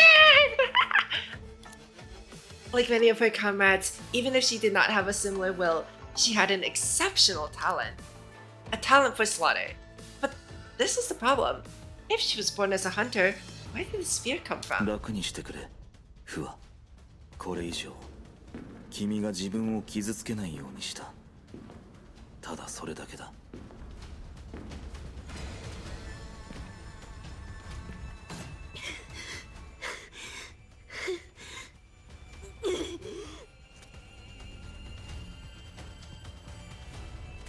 そこまで無理をする必要はない。何のために時間を稼いでいるのかは知らないが、それが君の限界だ。指揮の律者。これはまたこんなことありえるの？大口を叩かないでください。意識の空間で意識の律者に勝てるとでも？前例があると君は知っているはずだ。いいでしょう。やりましょう。結局のところ、あなたのベースは融合戦士。僕のエンジンと同じです。Okay. 本当に律者に勝てるとでも思ってるんですか？律者。 I see. Yeah, it was presented in a very fragmented way, and I wasn't quite sure what they meant by, like, you know, cutting, like the act of cutting. So, right, yeah, yeah, Project Chimera, right? The idea of creating like this one fused entity out of many different Honkai beasts.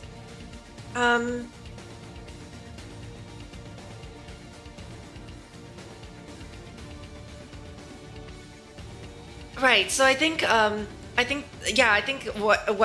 what's filling in the gap right now for me is the fact that the finality, right, is the finality is using the connection between Chimera and finality. I think this is a better way to say it. The connection between Chimera and finality is the mechanism by which Kevin is utilizing the power he stole from finality, right? That's how it's patching in the holes. It's like that's how it's gluing the spiritual atom back together as the dreams are being as the dreamers are waking up and the pieces are flying away from it, right? Since Project Stigma itself is rooted in the in utilizing the power of the finality, we until now we haven't really tried to target where that power is coming from. So I guess this approach, it's like saying, oh, there's a fire in the room, and then, you know, instead of, you know, desperately trying to put out the fire, we're shutting off the gas so that there's no more gas that can ignite the fire.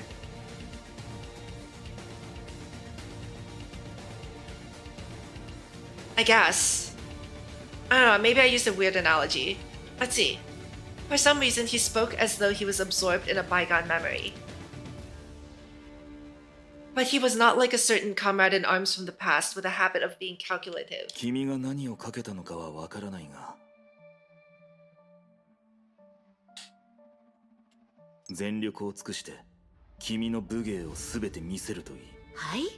彼女の記憶だったものもあるが、今の君は紛れもなく彼女よりずっと多くのものを持っている。僕は彼女に過ぎ去った時代にふさわしい墓石を選んでほしいと言った。だから今回は最初から全力で君の器を見せるといい。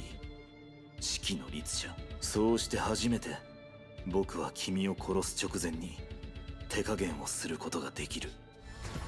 全力ですって？私にそこまでさせる人はまだ生まれてきてませんよ。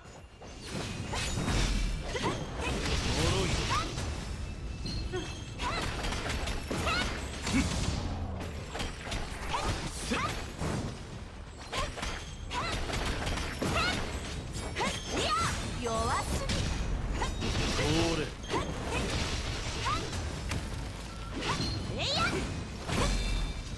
Wow, okay, Ow.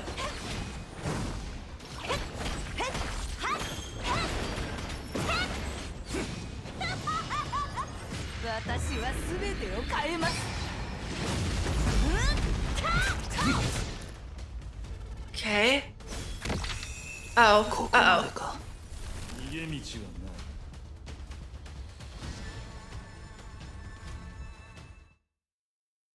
彼女にはまだ力が残っているはずだが。都政への羽か。不正解です。これは本物の完全な律者の剣、廃墟の剣。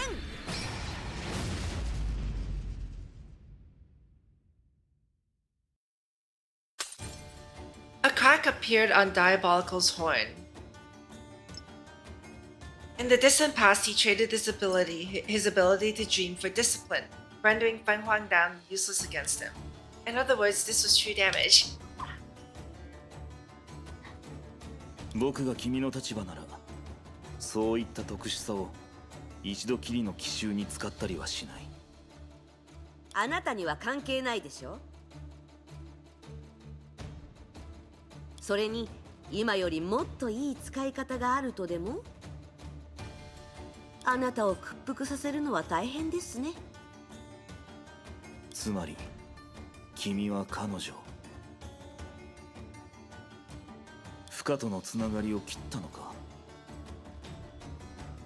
でなければ君はそれほどの力を出せないはずだ。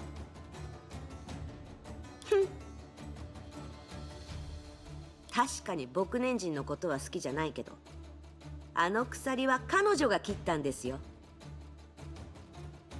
彼女の孫弟子が教えてくれなかったら私自身も知りませんでした。どうです？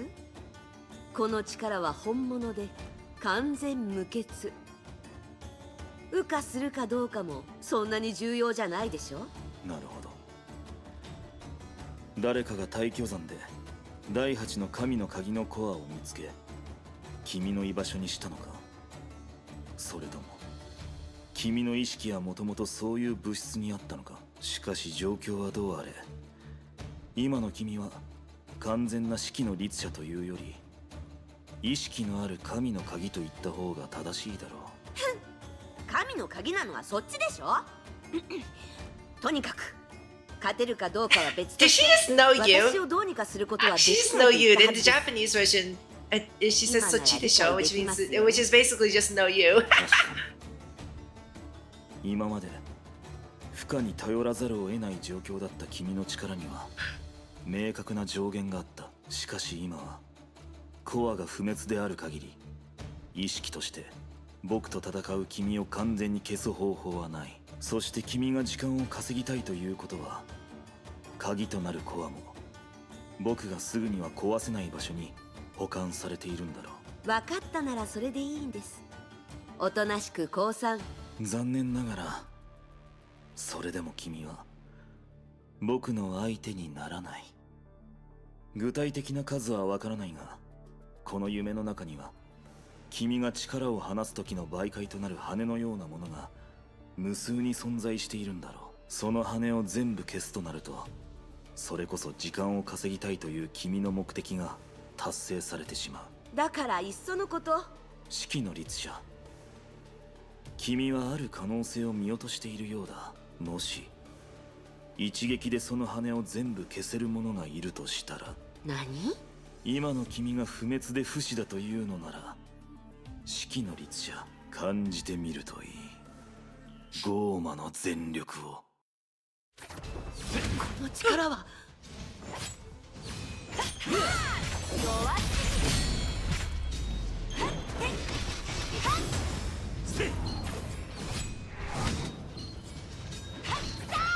Oh my goodness, I can't seem to like tell which weapon I'm on. It goes right in the middle, right?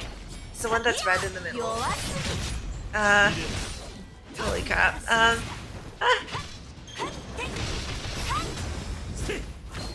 don't know why I'm fighting so unnaturally.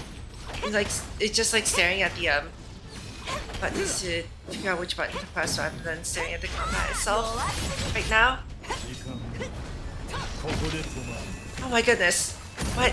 Okay, I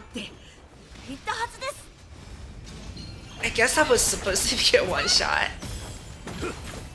And the HP suddenly went up. Okay.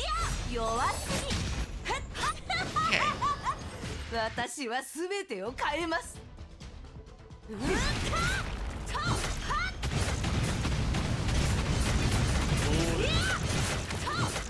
そろそろ終わらせよう。式の律者。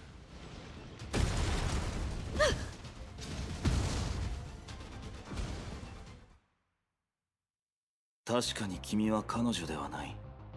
それでも君は彼女の意志から生まれたんだ。もっと分かりやすく言ってくれません？君は律者だ。しかし崩壊の代わりに破壊するという意志はない。だから君にとってこれは本能と無関係だ。僕の敵は崩壊のみ。しかし崩壊の消失により君の立場が奪われることはない。だから君にとってこれは存亡と無関係だ。 Yeah, she is quite impressive, right? 人の律者と呼べる Although かもしれない。 how much of it is the is just the mind domain? And then again, the fact that that trapping Kevin Kaslana in a mind domain, a dream, that's already. That is the most impressive part, honestly. He trapped the master of dreams inside the dream himself, basically. あなたには関係ありません。それともあなたはあのハイヘビに感化されて詩人にでもなりたくなったんですか？時間を無駄にしていると気づいただけだ。僕が精神のアダムに入ったのは僕なりの目的があってのこと。その目的に他人の影につきまとわれることは含まれていない。影？ She could not help recall the fear she had felt before. Just as she had shown respect to Dr. May, perhaps that too was an instinct that was imprinted on her through memory. And also, the thing that was most likely to make her fight against herself. うるさい。その手には乗りません。私は喧嘩しに来たんです。人としての振る舞い方なんてどうでもいい。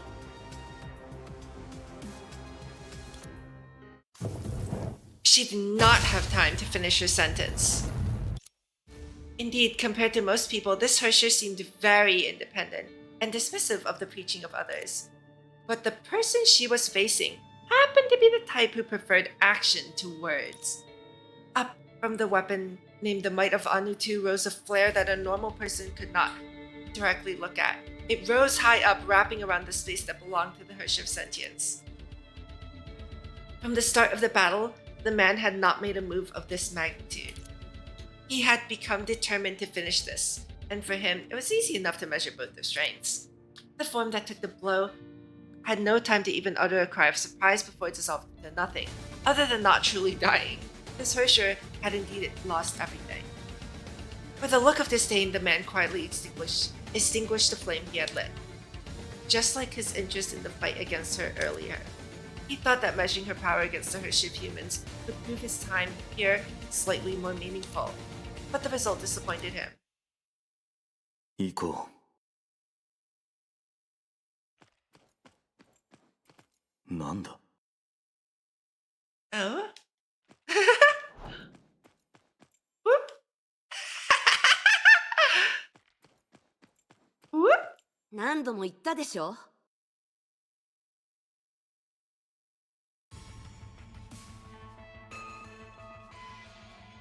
意識の空間で意識の律者をどうにかできるとでも？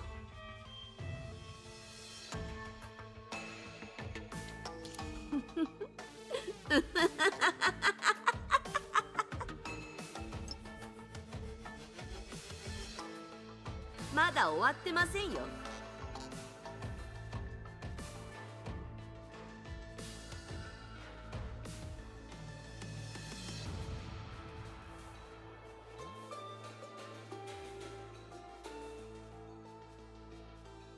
なるほど。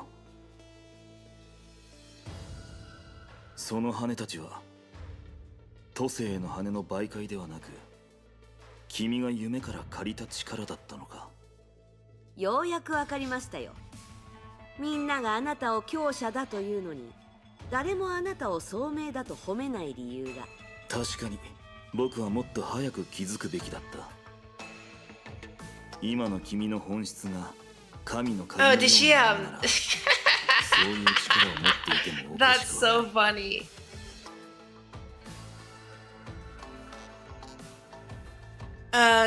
Remember the Elysian realm where you spent so much time with Elysia before she died? It seems something similar is happening. I remember that. It was like the whole amusement park thing with the mini games, right?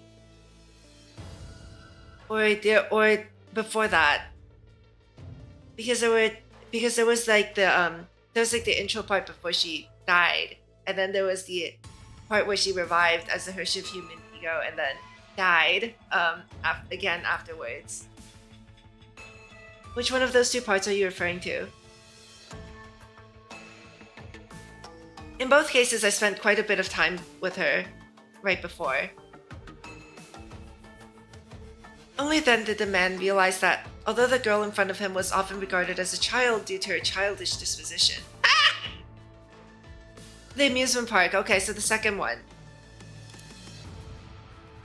She was born a Hersher, an envoy of annihilation, this psychic of immeasurable destructive power. 君は夢を怪我してそれを自分の力にしたんだろう。その通りです。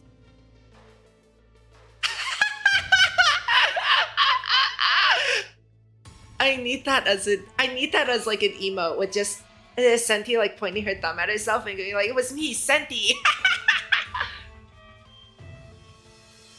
Oh no. I guess this would be it. I guess I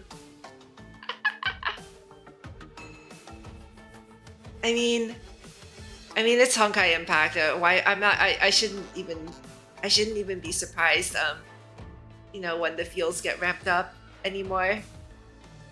It's always going to be like this. They're going to lead us on with a positive and wholesome story with an uplifting tone, and then they're going to kill everyone off, and then somehow there's going to be a really hopeful ending, and only for them to do it again.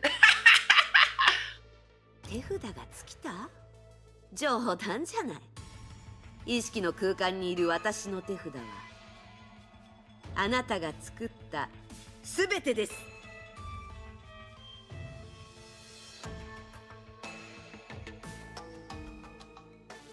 かかってきなさい、ケビン。あなたにすべてを壊す力があるとでも？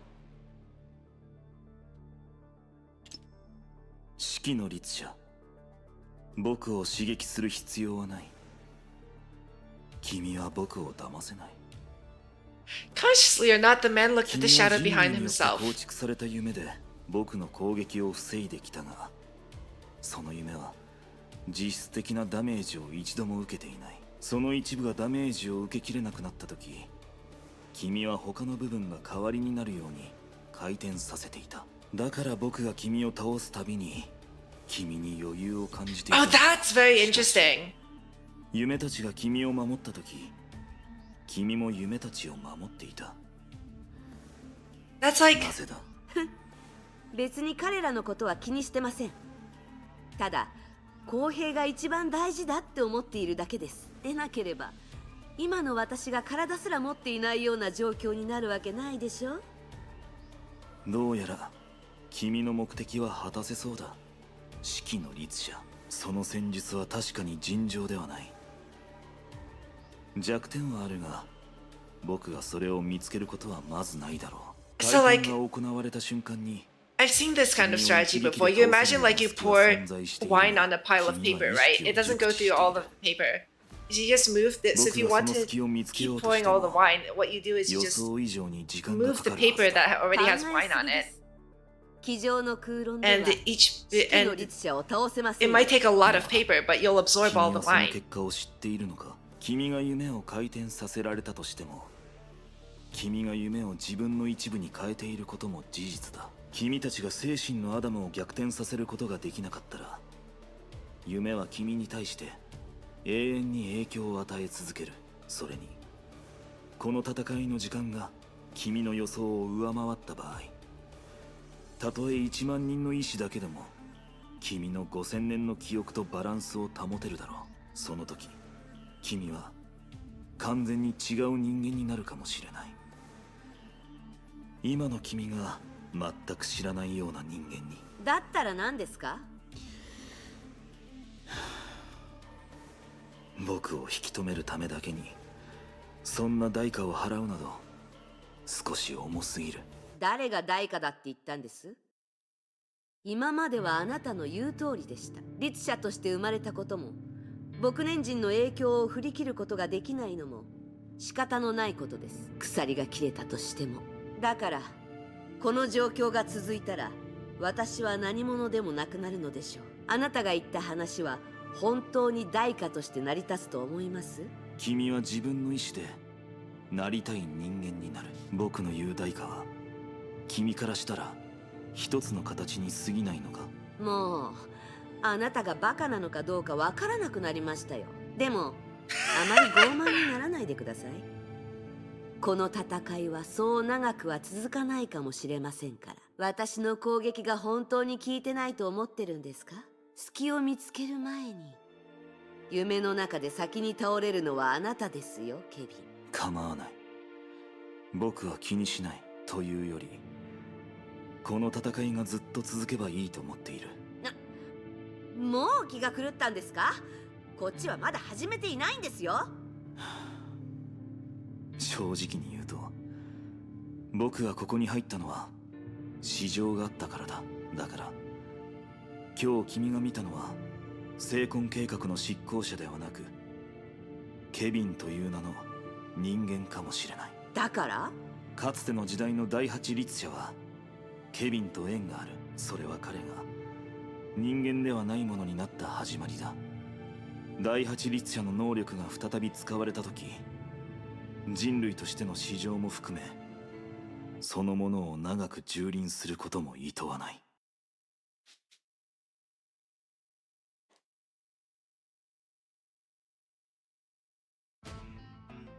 There was no battle that could end in an instant. Even death required processes of varied duration to bring eternal silence. But it was not the same for victory.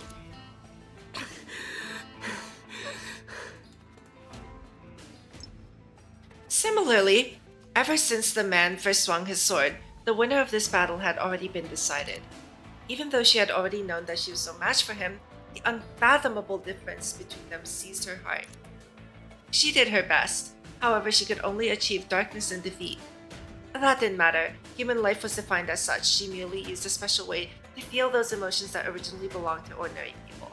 But 夢の中なのに彼との差がここまで大きいなんて。いえ、そんなわけ。君に2回目の投稿を許そう。 the man had the right to speak this way. Clearly, the domain that had once belonged to the Hershey of Sentience could no longer be found. It was obvious that she was the first to falter in this battle. 絶対に無理。 For some reason, she did not face Kevin when she shouted. Instead, she turned her head to the sky like a defiant child. 私一人でこいつをボコボコにしてやる。 However, just like in the past, the man was not interested in responding to his opponent's yelling at all. He stepped slowly forward, resolved to end everything, even if that end is only temporary for the Hershey in front of him. あなた、わかったわかった。言う通りにするから。 It sounded like the Hershey of Sentience was finally willing to accept Kevin's suggestion to surrender again. But in the blink of an eye, the man, relying on his instincts cultivated from battles, turned around and held his weapon up. This unexpected exchange of blows brought a belated explanation for the man's earlier doubts. I will knock him flat myself. When those words were uttered by the Hershey of Sentience, she had turned to the sky because those words were not meant for Kevin. Huh? Those words were meant for the reinforcements she was not willing to accept. すみません。今のあなたの相手は私です。Okay. 君なら夢の中で僕と戦うつもりはないと思っていたんだが、やめるように式の律者を説得してくれるなら、僕もここで君たちを追撃したりしない。結局のところ、君たちの必要としているものを僕は持っていない。それが終焉の力だとしても、Everyone's favorite toddler. 僕を通して探すべきではない。ケビン、あなたは何かを誤解しているようです。確かに私はあなたと戦うつもりはありません。あなたの影に興味を持っているだけです。影？ここで止まる。なるほど。この夢の中にあるキマイラの投影のことか。君の聖剣がそれを切り取ることができたとしても、そういう無限包容は何の役にも立たない。それはどうでしょう。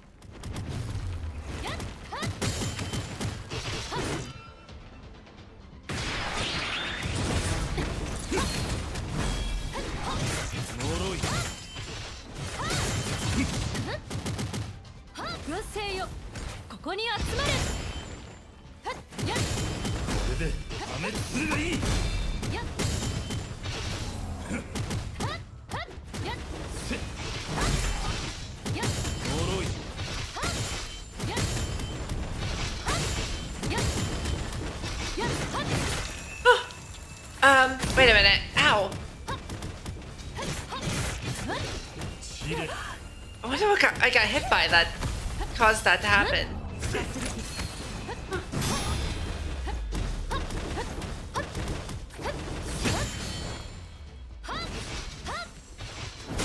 の一撃は星を貫通します。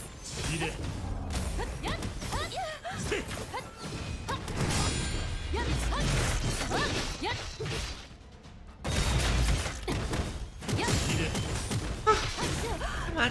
Oh my goodness. I'm just going to... Hold on. I feel like,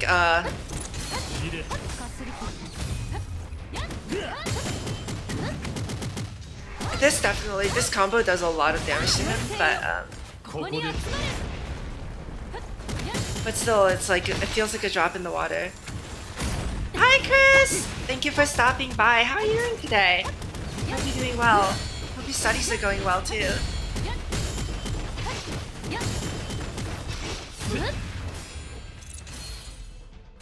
Oh, the fight's over. Good! I'm glad to hear that.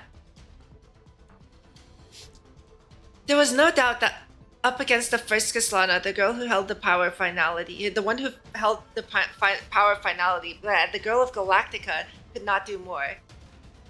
I've been doing pretty good. Just, you know, been busy with school myself, too. It seems like you won't be able to watch it. Oh, no. Well, you won't be able to watch the ending of part 1 live, maybe. Yeah, but you can still watch the VOD. Even Kevin himself, when facing Finality, did not have a glorious battle record. His strongest strike 50,000 years ago only exchanged for an opportunity for a handful of people, let alone a team victory. The girls' action now seems similar, but if there must be a comparison to how similar the situations were, it was impossible to ignore a difference. Their weapons. For example, when the Hershey of Sentience recalled Kevin's strike, all she could think of were the flames that covered the sky. With the key of destruction, judgment of Shamash, even with his strength, the man still had to rely on a weapon when he made his final stand. But now, it's not the same for the girl. Many years ago, she had already obtained a weapon that was no less powerful than the Divine Key, a holy blade called Durandal. But why had she, in the face of such a strong enemy, deliberately chosen to use the astral harness and not use her own killer skill?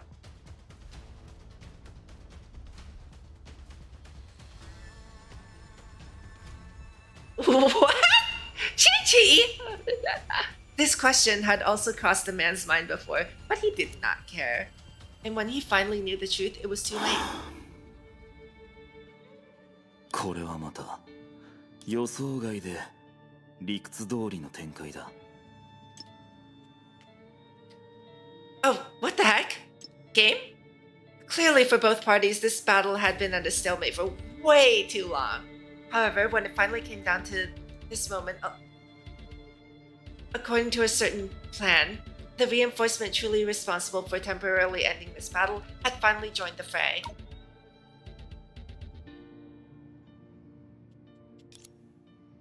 Oh, whoops. To herself and to Kevin, the form she took now was familiar yet contemptible. When she first used this power, it made her betray herself and trampled all in sight. Kevin was the only to witness this, and thus he knew better than anyone else just how unwilling she is to use this. Spicy chicken! Hi! The power known as active Honkai reaction. Hi! Wait, this is when they introduced this? Hi! I have her. Hi! Oh my goodness. How many of you guys,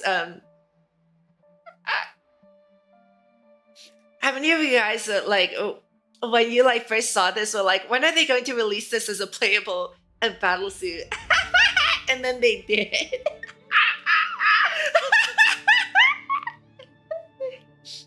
And then they did.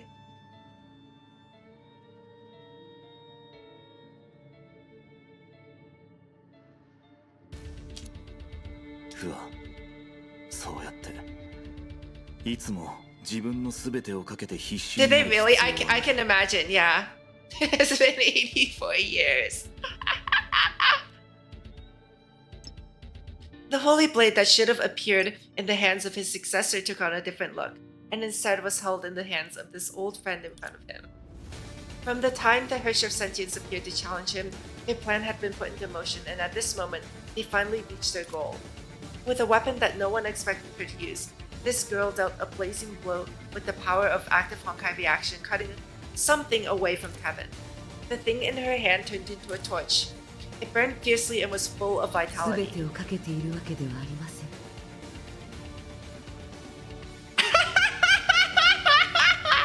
Yeah, that is a very long time.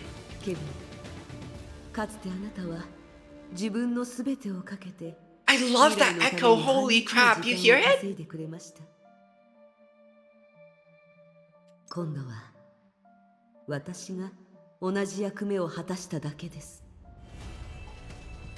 Wait, have I really?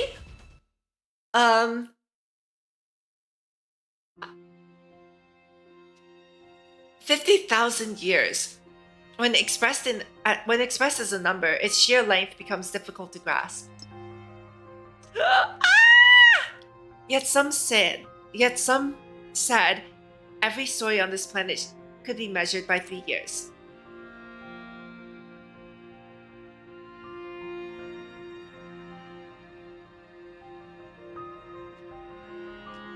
Use the skip button. Oh my goodness. You finished part 1.5 but not part... Oh, that's amazing.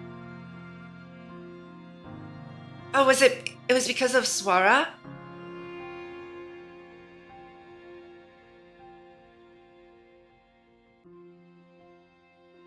Interesting, because the restrictions from Swara, right? Because Swara is supposed to be the thing that eventually became at the edge of Taishuan, right?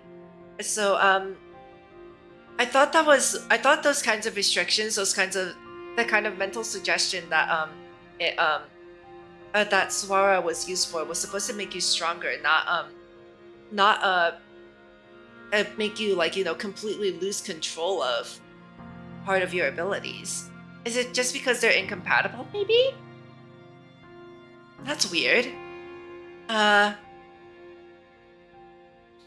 Whether someone could be your friend or lover for life, a moment could be remembered, a venture could succeed, everything could be tested in 3 years. 50,000 years was long enough for these life-changing moments to occur 16,000 times.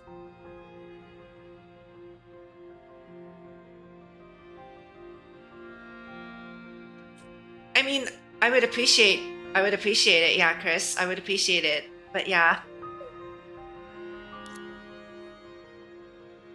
And the two worlds separated by this time span would be entirely different.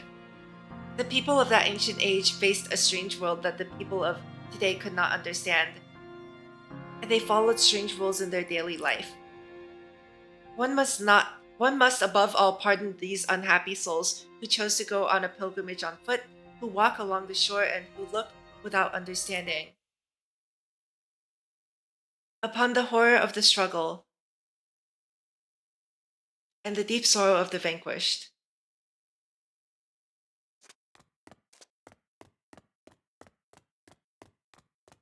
It's very silent. This is There was no doubt that the girl was the winner now, but just like the people of this era, she felt nothing but fear in her heart. The reason was simple. They knew that all victories were temporary, just like the girl's situation now. With extreme caution, the girl recalled the bitter battle earlier and started to take stock of her injuries.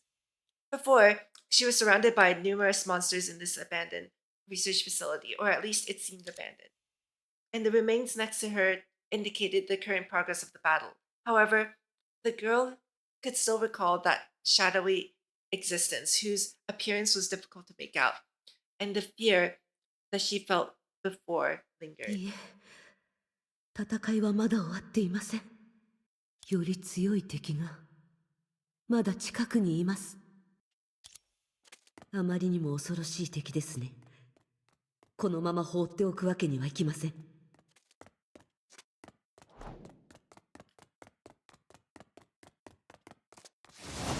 崩壊は必ず Oh, 消し去ってみせます。 it wants me to use that mode already. Okay.「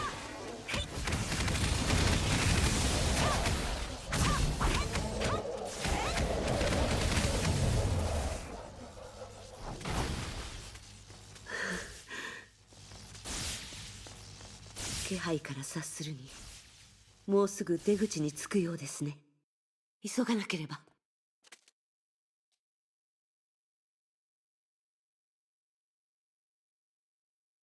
This appears to be a flashback? Yeah, Chris, about the philosophy too, like ケビンのものなんですか？ 君なのか、フワ。 I really like how they integrate it with the themes of like each character too. Like how earlier they were talking about why birds fly, and you can literally like tie that to the entire life of Kevin Kaslana. At least that's what I got from it. I'm not sure if that was like the correct interpretation. I mean, it's philosophy. There's no there's no like, right or wrong answer when it comes to philosophy, right? Classic Kevin, yeah. Classic.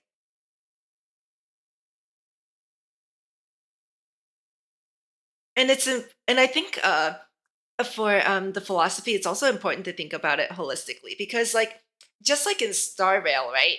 When they asked like why do people dream, all of the answers were correct. Every single answer was correct. And here when they asked why do birds fly, every single answer was correct again. It was just a matter of, how you strung those answers together to see the whole picture. Exactly, yeah.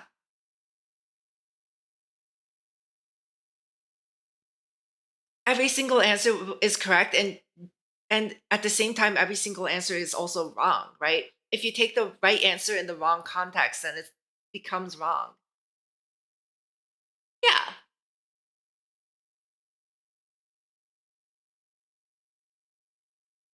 We don't know we don't know why things happen, but we can always see what we can always see how things happen, and we can see how they rhyme, right? It's like history will never like literally repeat itself, but history sure as heck does rhyme.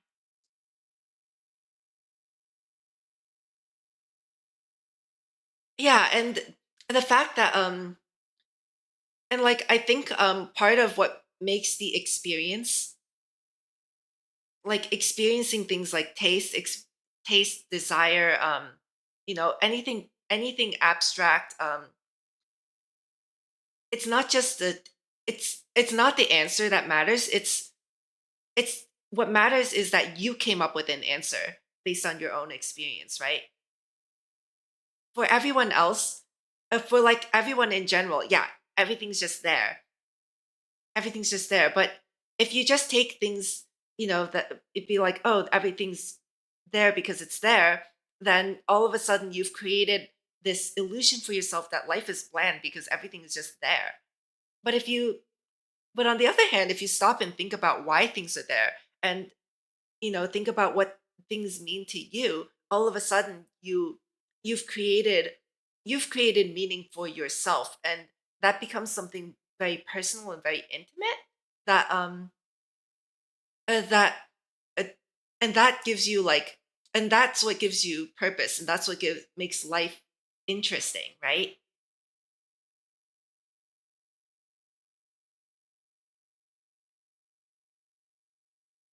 Yeah, so much until you don't have an answer, because there's not meant to be an answer.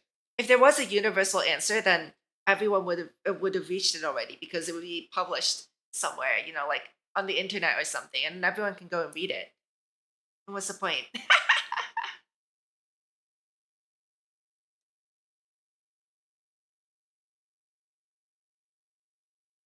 Yep, exactly. Enjoy the journey, you know?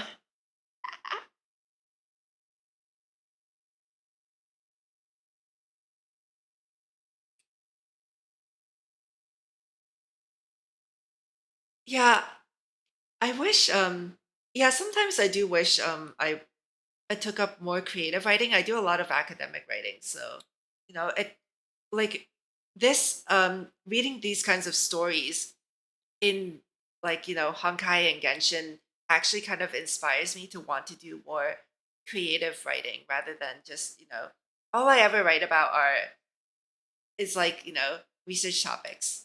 But I never get to I guess looking back, I've never had the chance to like create something through writing.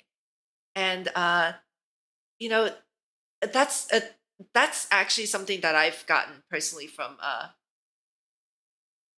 this game is that I feel inspired to try and create something.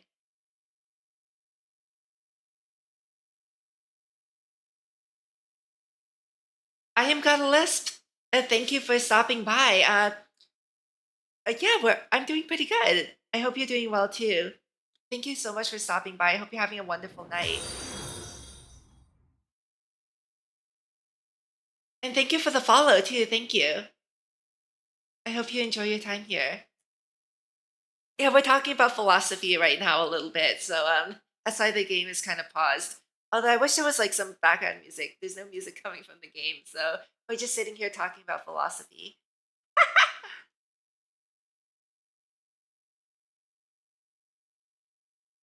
And finding out your own answers to these why questions. Exactly. Right? Exactly, right? And if someone if someone tells you the answer, um, there's a huge difference between someone telling you the answer to a question and you arriving at the answer yourself, right?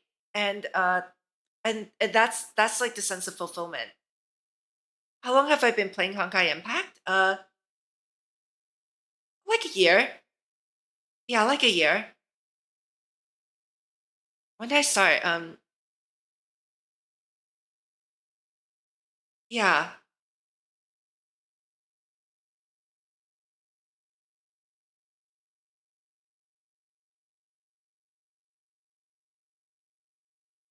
It doesn't work. The stream element spot is down. It's been permanently down, Chris. I can't seem to get it back. Oh no, you've definitely, yeah. I feel like you have.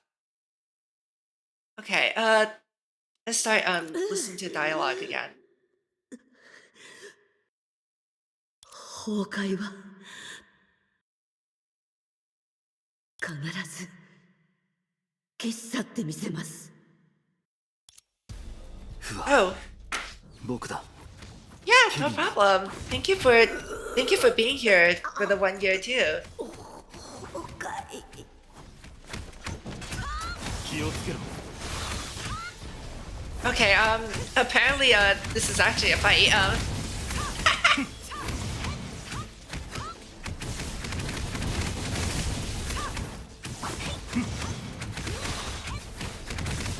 あの副作用がなぜまた現れているのかはわからないが、すまないフラ。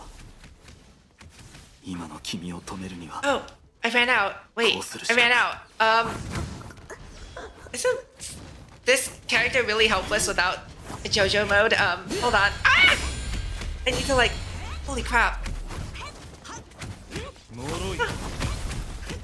I need that. I need JoJo mode back.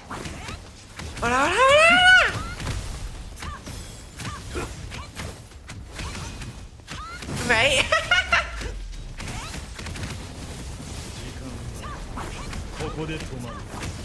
We have Shadow Knight, good enough.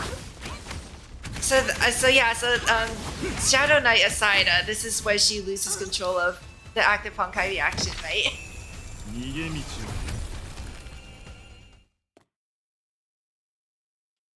He's Sephiroth? 楽にしてくれ、フワ。これ以上、君が自分を傷つけないようにした。Oh, this is that ただそれ memory. だけだ。心配ない。 Okay. ここからは Interesting callback to が全てを解決 that to Senti lying on the ground with the same seeing the same scene. この先もだ。 To the girl, that past event ended this way. Oh yeah, that's true. I can watch the third concert. You are absolutely right. When she awoke again, she was submerged in a life support chamber. She could only feel the pain in her torso and did not even have the strength to open her eyes. Yeah, I guess Kevin would be Sephiroth in this in this arc, right? She only learned the truth of what happened a long time after. Great, so we have Sephiroth in this game, we have Sephiroth in Wuthering Waves now too. 今後はあの力を使ってはいけないということです Are ね。 there any other Sephiroth copies that I should know about? He's in Double Trigger Virgil.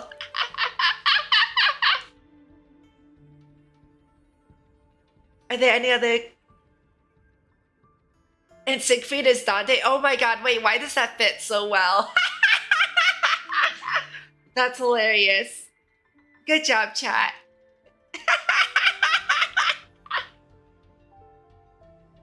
その通りよ。ただ一つ例外があるの。あなた以外の火を追うがたちが全滅した時よ。でももしそうなってしまったら、使うかどうかなんて些細な問題でしかないわね。それでこれは一体何が起こっているんですか？まだ確かなことは言えない。でも最もあり得るのは、戒律と類似した特性を持つ心音があなたの体に影響を与えた際に予想外の変化が Yes, there is. I found it last stream. それはあ Yes. なた自身の執念を引き起こしたのかもしれないわね。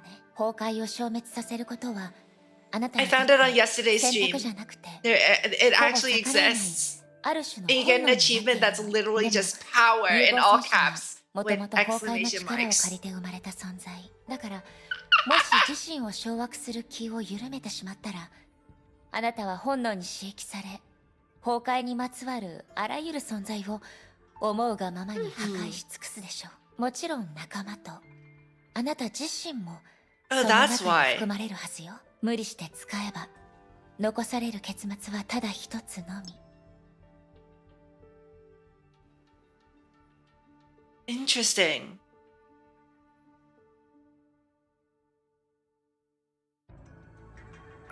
Okay, so literally it's just because of... Okay. It's because of her own beliefs that's causing... That caused Swara to become warped. 周囲のすべてを滅ぼした後は自身を敵視 But し、迷うことなく ordinarily that 攻 should be 撃を a 仕掛けるの。彼らの source 再 of 生能 power, 力から right? 考えれば、あなたは重傷を Thank you 負っ for て the も light, 素早 Chris. く回復できるはず。つまり、あなたは永遠にそのループへと陥るの。 Hi, Hunter. Thank you for stopping by. How are you doing today? Gremlin Lord. Hehe. Yes, that's me. The girl could not retort. The memories of the past flooded back to her once again.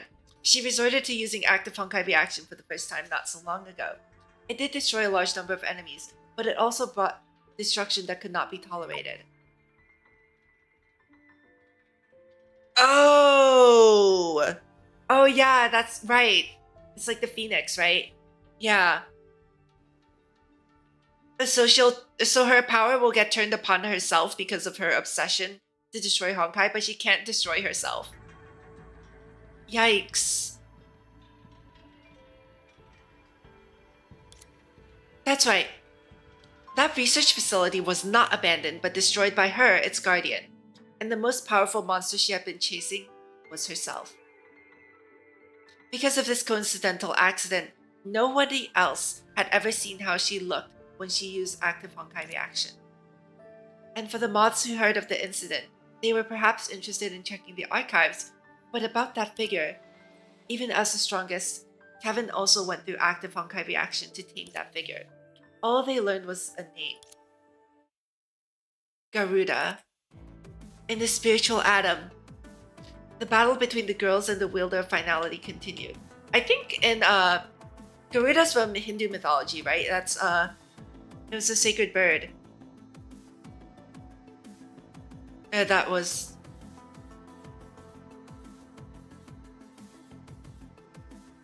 vaguely, yeah. I remember her AHR was mentioned. And they had achieved victory temporarily. Just as in the previous brief encounter, the absence of Swara made it impossible for this figure to appear in this world again. At this moment, the man still spoke from habit and called her by this familiar name, even though he knew as he uttered that name that the person before him was completely different from who she was in the past. 四季の律者、天元のもの、そのすべてが目くらましだったということか。四季の律者は本気で劣ることなく正面から渡り合えると考えていたかもしれません。でもあなたを倒すことが私たちの目的ではありません。もちろんそれを果たす力も持ち合わせていません。Those words from her seemed ironic. After all, just earlier, she had used the power of an AHR and made the surrounding space an uncanny chaos with just one blow. 全力を尽くしても私にでき The ないのは vicissitude of cooking. あなたに宿った終焉の力を揺らすことだ Let け her で cook. す。 Shh, let her cook. 何しろ、狙いは僕ではなかった。As he said that, the man turned his gaze to the torchlight in Fu Hua's hand. He saw through its appearance and knew its true form. What, this thing? It was an object that had always been with him. そういうことか。幾度の試みを重ね、凡俗の手段を使ってでも終焉の力に挑んできたのは、ただ僕の影を手に入れるため。道理で天元の者は全力を使わなかったのか。デュランダルは自分の武器を君に貸したんだな。ええ、たとえ人為的崩落の力でも空間そのものには歯が立ちません。彼らが与えてくれた力ももちろん欠かせませんが。 Okay, it's just a piece of it. Okay. I was like, that's his whole shadow? 形なきものを切り落とすのであれば、聖剣のような力も同じく重要な役割を持っています。君もそれを聖剣と呼ぶのか。 Hearing a different name for that weapon reminded him of the time when he heard it was created. Before his successor ended up drifting in the Sea of Quanta and learned to harness its power, it was another ambitious creation of the moths. Okay, Hunter. Thank you for stopping by and enjoy Wuthering. I'm definitely going to be playing a lot more of that game. I see, okay. So she couldn't take the whole shadow even if she wanted to. In its complete form, it could even cut through space itself. It had deviated from the original goal of manipulating microscopic particles further than it had from its name. The same could be said for many things after 50,000 years, and he was no exception. スターアンカーが僕をターゲットにしていると判断し、かわそうとした瞬間、君はそれを使って僕の影を一部切り取った。しかし、もっと意外だったのは、君がそれの本質を知っていることだ。As the man said that, the shadow behind him, surging with hundreds of beasts, was also seen by a certain agent of the world serpent. But other than a cry of horror, she could not learn anything about the nature of that そう shadow. ですね。何しろこういうことは私の得意分野ではありません。このことにおいて私はあなたのよく知っているフアと比べてそう変わっていません。私はただ他人の指示通りに行動しているだけです。その影があなたと分裂することで松明になるだなんて予想外でした。でもこの時代には同じように天才的な頭脳を持った人たちがいます。たとえバラバラな情報であっても欠点を見抜くことができます。そうすることで私もあなたが支払った代価を知ることができました。ケビン、終焉の力を支配することは見せているほど楽なものではありませんね。彼女たちは最初その影を成婚計画を実行した後に生まれたあなた自身の夢の具現だと思っていました。しかしそれはありえないことだと私は知っています。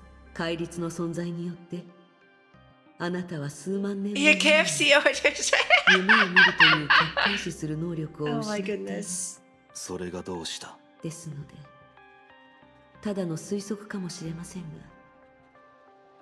自身が終焉の律者であることを否定している以上可能性は十分にあります。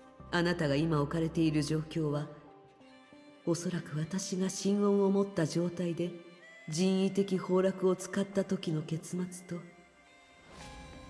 大して変わらないのでしょう。何らかの方法で終焉の力を手にしても律者ではない以上あなた自身も普通の人たちと同じくそれを受け止めきれない。Oh. その力はあなたの肉体を少しずつ破壊していく。そしてキマイラの最終的な産物である以上体内にも同じく彼らの意志 Yeah, because Chimera is everything. So of course it would have Garuda mixed in there. キマイラの特性が適用されているのでしょう。それゆえにあなたの体は言い方を変えればあなたと融合した貝の崩壊獣が So he's literally just Chimera is literally just destroying itself and rebuilding itself over and over and over again. 影とは簒奪者であるあなたのムクロ。それはその崩壊獣たちの最後の夢でもあるのです。それと私が感知してたようにそれは終焉の眉による本物の権能をもたらす追撃すらも受けてます。実際にこの瞬間も私が必死に人為的崩落の姿を維持しなければ一瞬でその力に跡形もなく消されるでしょう。ケビン、確かにあなたは嘘をついていませんがあなたは曖昧な表現で自分の現状を巧妙に隠していました。今この時点で人間としての基本的な感情と知能を維持できているだけで十分奇跡と言えます。どうやら先ほどの自己評価はいささか謙遜しすぎたようだ。ということは図星ですね。人類という種が支払った代価から考えれば語るに足りないものだ。そうなると今この時に僕と決着をつける以外に他の選択肢も用意していると。ええ、そういう眉からの追撃は確かに恐ろしいものですが角度を変えて考えるとそれを遡って辿っていけば Right, because if the finality is looking for in Kevin's shadow, then we can simply present the shadow to finality and it'll draw it out. そう考えればその事実がもたらす可能性は以前の私たちが考えていた状況より It's literally like fishing. You literally like you're using part of Kevin as the bait to fish for finality. This is amazing. 君があの子たちをそれほど信頼している理由は何だ？例えば君が僕のようにその力を一時的に引き受けられるかどうかについてはそれを手にするまでおそらく確信できないだろう。ええ、でもケビン、彼女たちはただの子供ではなく一つの時代なんです。その事実に関して彼女たちとあなたに違いはありません。それに戦場で律者たちと戦った私たちと比べて年齢もそう I don't know, do you have こんな醜い Huang of vicissitude in your account? 全力を尽くして得たものだと。 I don't remember if you got her, 少 Chi しでも間違いが生じれば全てをやり直す必要がある。僕たちには3度目の機会などもう訪れはしない。彼女たちがより揺るぎない姿で僕を乗り越えない限り、僕は君たち全員の終焉であり続ける。ケビン、あなたも私も全文明の人間たちは衝動的になりがちだったのかもしれません。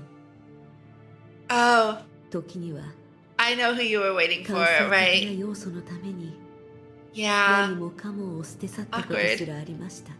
ですが私たちが情に流されることは一度もありません。つまり君たちはチャンスを求めているのではなく、勝てると見込んでいるのか。 The girl gave no answer. She must not, in any form, let Kevin realize the whole of their plan. After all, even if Kevin was lenient, he was still capable of extinguishing the fire before it could spread. Their insistence on absolute ironically led them to the same それでい destination. い。何はどうあれ、この長い一日もそろそろ終わりを迎えるべきだ。ケビン、君の言う通りだ。僕たちは情に流されはしない。君と戦いたくはないが、影を再び取り戻せるのなら僕はそうする。先の一戦は君たちの勝ちだ。もし君と共にその影をここで殺してしまえば話は別だが。あなたなら知っているはずです。私はあなたを恐れていません。初めから僕たちは生死をめぐって争っているわけではない。僕は結果のみを重んじる。君たちが自分たちにできると信じているなら、その結末を僕の前まで持ってくるといい。 Out of habit, the man looked up and gazed afar in search of the moon, despite being inside the spiritual atom. Everything started here, and everything would end here. The man had that premonition. But he also たとえ said, 未来を変えられなくても、私はその結果にたどり着くまでの過程を自分で決めたい。かつての彼女はそう言った。だが僕にはできない。それは君たちが何を試そうとしているかを気にしない理由でもある。どう始まったか、どう進んだかなど関係なく、どう終わるかは僕がこの手で決める。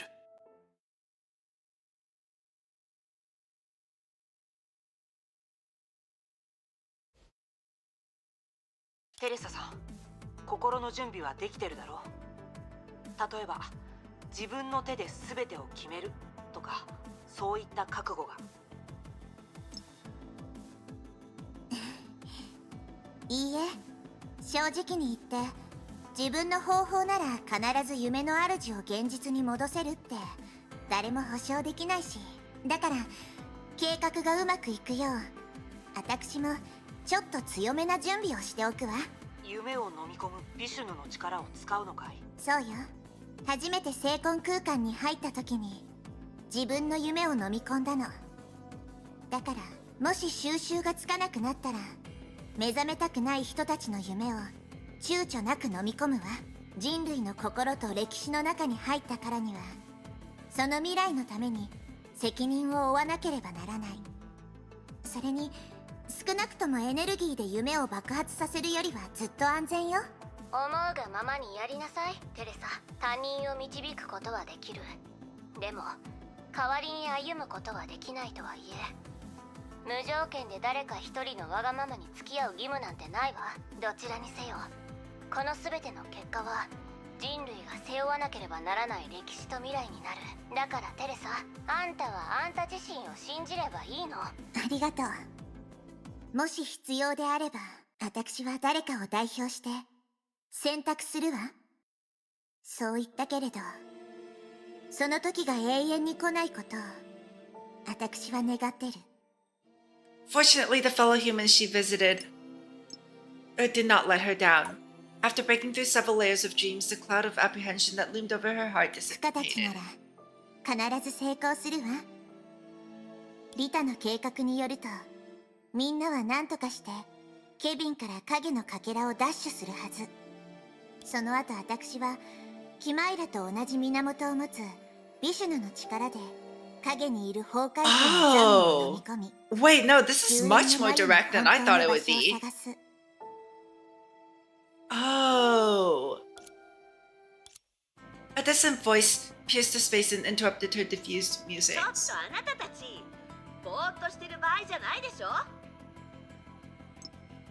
式の律者、あなたたちは成功したの？もちろん。私を誰だと思ってるの？ちゃんと受け取って。Catch!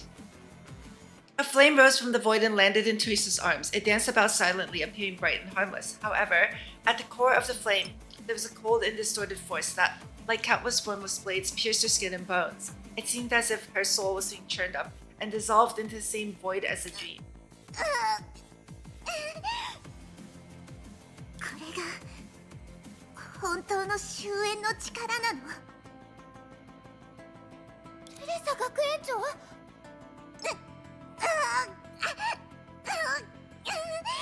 テレサ学園長、どうしたんですか？バカ、彼女に触っちゃダメ。死にたいわけ？部活に近づいたら私たちもあの力に同化してしまうわよ。でもゼーレン、心配しないで。大丈夫よ。そうよね。フカも式の律者も、あのケビンでさえも同じ苦しみを味わったはず。だったら私もきっと大丈夫。これぐらいなんともない。ケビンの全力の一撃とは比べ物にならないでしょ。今の世代の人ってばまったく。The translation. Violent noises broke out from all around them. In an instant, Celia and Teresa were surrounded by Honkai beasts. That was actually a mistranslation. I think they meant, like, you know, this era, right? The current era of people. But the way they translated it made her sound like, you know, an old timer. 3人で手分けして行動して振り切ったと思ったら、まさかあなたたちのところへ行った。ゼーレ、今こいつらを倒せるのは。そうだ、周りの崩壊獣を早く倒さないと、その炎の塊はあいつらの夢でいっぱいになって消えてしまうかもってネゲントロピーの2人が言ってた。そういう大事なことは次は早く言ってちょうだい。でもますます多くなってきています。そんなのほっといて。あなたたちはあのなんちゃら眉の場所を見つけるって言ってたでしょ。それならその炎を消させないでよ。もういい。ゼーレ、早く私に代わって。さあ、本当に命知らずよね。まるで雨上がりのアリのように愚かでちっぽけで嘆かわしい。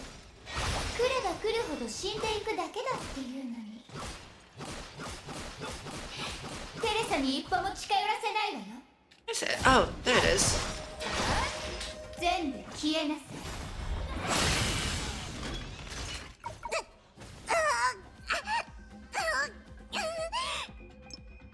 Meanwhile, Teresa huddled tightly with the flame burning silently before her chest. No matter how the flame licked her bones and spirit, she did not let go. Even so, the flame gradually dimmed. どうしよう。崩壊獣は四方八方から絶えず襲ってきてる。どれだけ倒しても倒しきれない崩壊獣の夢が影に入っていくわ。ガラス瓶の中に入ってる放っておかれたろうそくのように、このままじゃいつか炎は消えてしまう。もし私の力がもっと強ければ一気に飲み込むことができるはず。As a Vishnu that grew by devouring, she must first ingest to increase her strength. And these imaginary scraps were not easy to digest. The complete Vishnu of the legends might be different, but as Teresa, she was unable to regain strength by もっ battling. と強くなりたい。ちょっとだけでも。 Silver speckles of light suddenly gathered around her hands. ここは一般人の夢。 Back in the stigma space, she had devoured her multi-layered dream at once and thus obtained the power to escape from dreams. And now, countless sweet dreams were floating around her hands. Teresa finally realized that this space filled with countless human dreams was a vast sea of treasures for her. 結局、 Oh. こうしなければならないのね。 After going in circles, fate placed a decision that she had hesitated to make at the beginning back in her hands. As she had promised before, she finally had to choose between the ideal and the future of humanity. And ironically, what she needed to do could and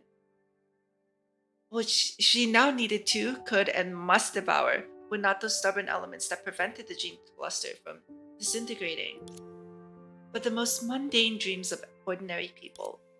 Schools, parks, stadiums, daily necessities, game consoles, and electric guitars. The dreams made no sound, as if they were waiting for Teresa to decide their fate. 私の手にあるのは人類の未来。人類最後の希望になるかもしれない。これは彼女たちが命がけで手に入れてくれた唯一のチャンス。絶対無駄にはしたりしない。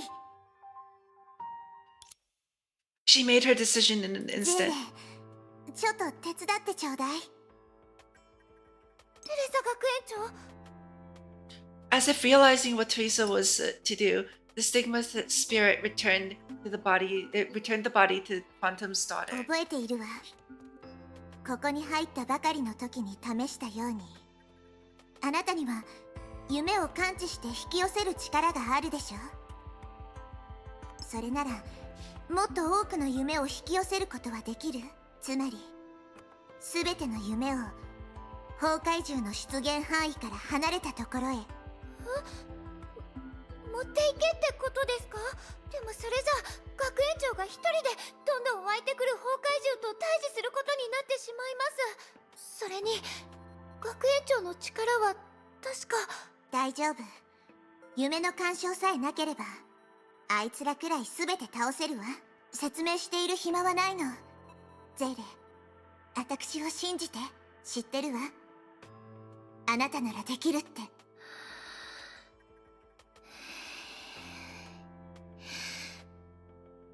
い、テレサ学園長、任せてください。 Dreamlands flitted like glowing fireflies それじゃ and あ、私が代わりに receded 前線 with に the 出るわ。 girl's figure. ゼーレ。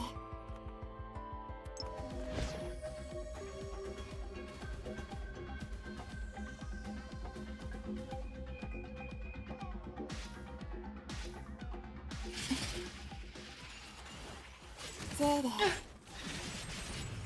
やっぱりやってくれたの My ね。 HP is very low. 夢を I'm 飲 guessing み込 from ん the で強くなることはできない。 How? From the 飲み込む対象を失ったから。 Okay. 生死の瀬戸際で臆病な決断をするよりも今の方がマシでしょ。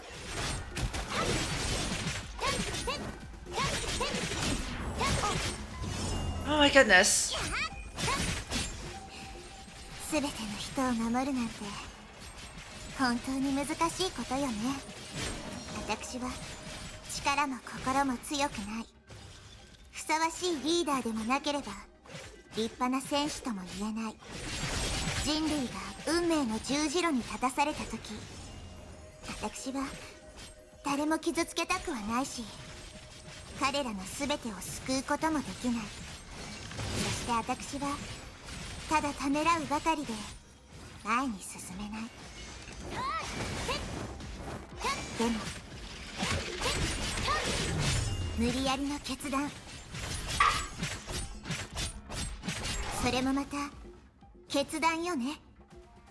そうでしょ。誰一人諦めたりはしない。誰一人代価にしたりはしない。それはテレサである。天命の司教である私の決断なの。だから最後の手を使う時が来た。この炎は消えたりはしない。自分の力でここの残滓を排除してみせる。血騎士月光、制限解除。私の骨を、私の血と肉をすべてあなたの糧にしなさい、ビシュヌ。それで現地の住民に反対されて任務を中止したの？わからない奴らよね。愚民が。そんなこと言わないで。眼識のない一般人にとって天命の偉大な事業は理解しにくいのよ。司教様も言ってたじゃない。一般人には寛容にって。あら、こんにちは、テレサ様。こんにちは、アガサ。テレサ様、人違いですよ。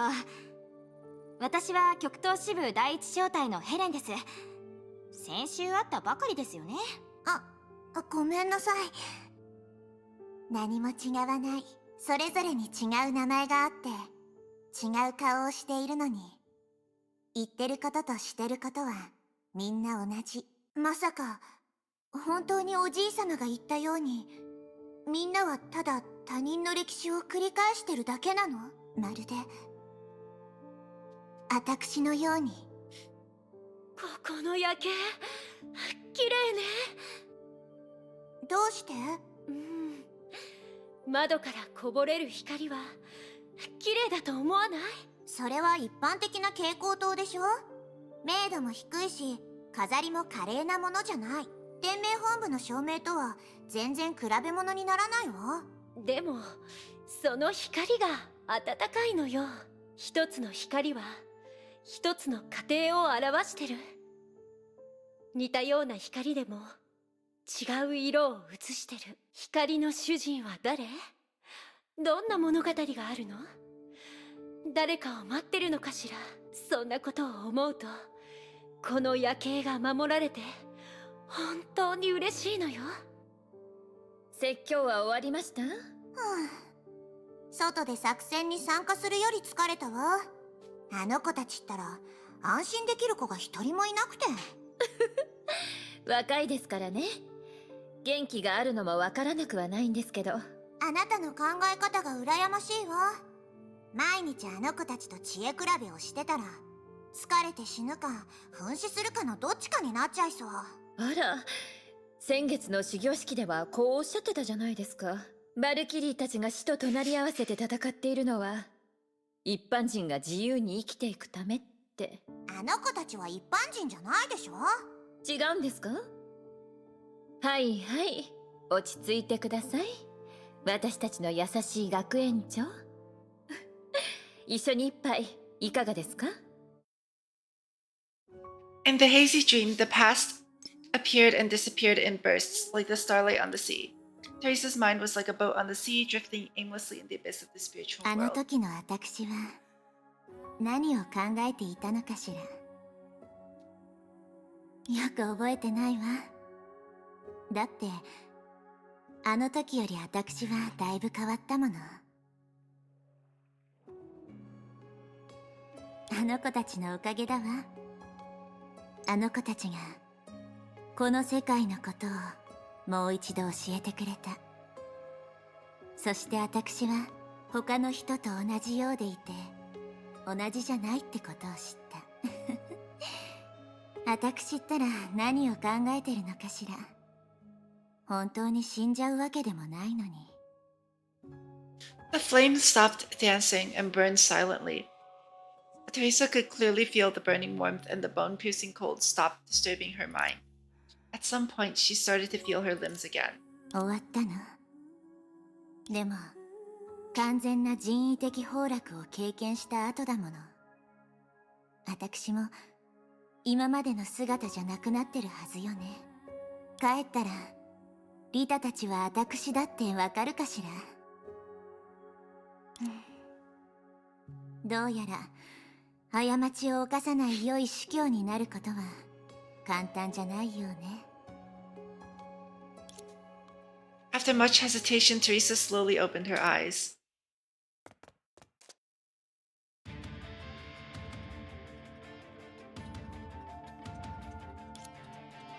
But she did not see the sharp claws she had been expecting.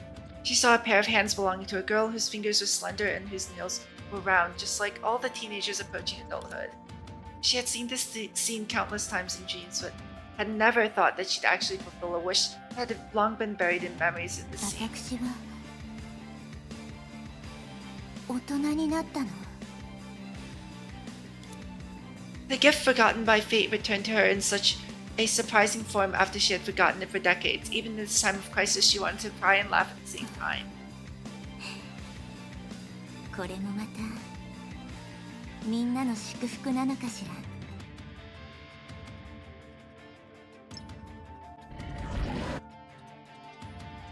The howling of Honkai beasts came from far away 何も once 残ら more. ないように飲み込んであげるわ。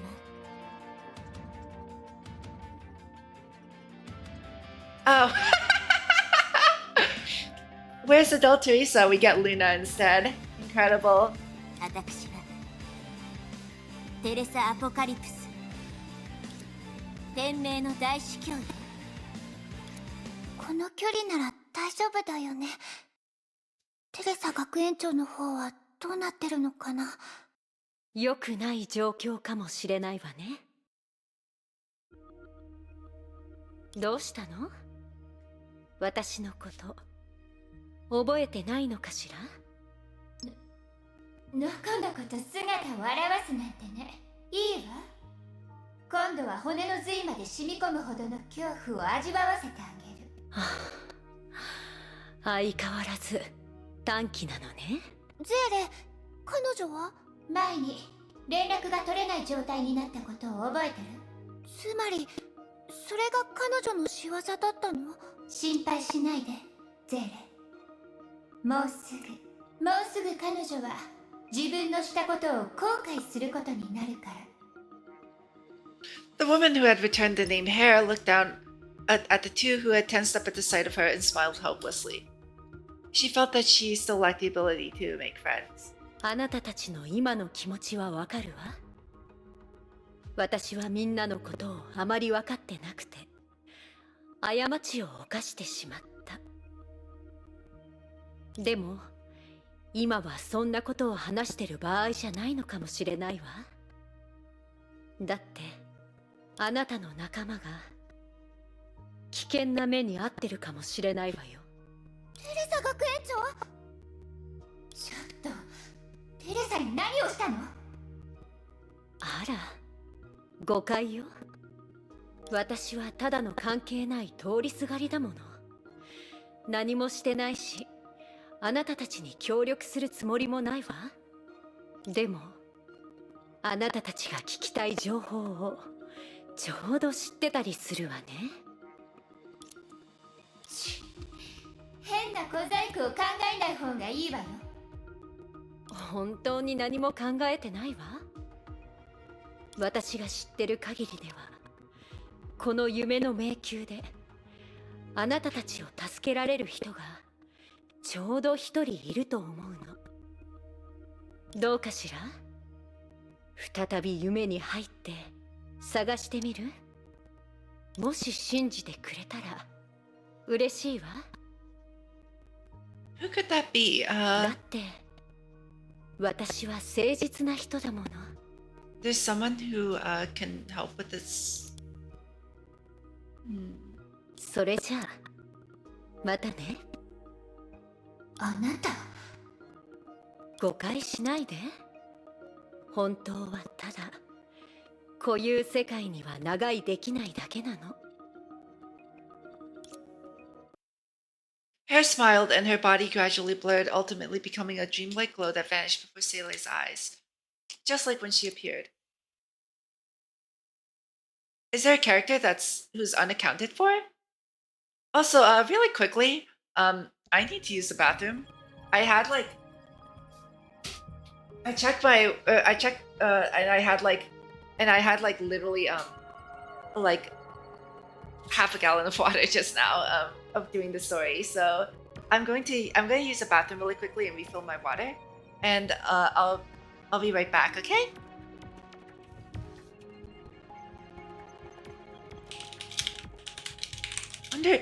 I feel like I wonder if there is a character that we haven't accounted for. If there's a character that we haven't accounted for. Maybe there is. I don't know. Well, we'll see when I get back, okay? I'll be right back. The message is pinned.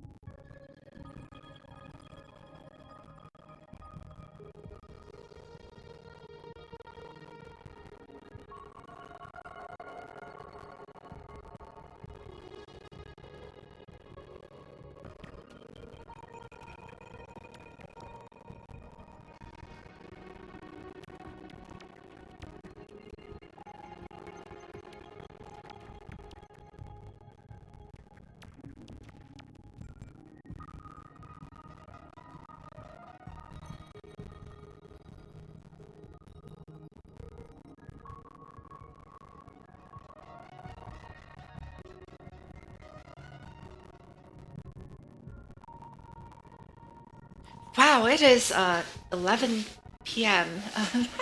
Almost. It's 10:48. But wow. You guys are right when you said that the final chapter is very, very long. Geez. I am trying to go through this slowly though, just because I'm trying to understand everything to the best degree possible. So that's why I wanted to, like, you know, I wanted to really take my time with this. Give me one moment. My water is I tried to refill my water on my way. like, you know, like I went down to the kitchen to refill my water while I was in the bathroom, and it kind of overflowed because, you know, I turned the water up too high, and the pitcher doesn't handle that kind of capacity. So when I went back down to the kitchen after using the bathroom, I had quite a bit of a mess to clean up. But it's okay. Nothing a paper towel can't fix, right?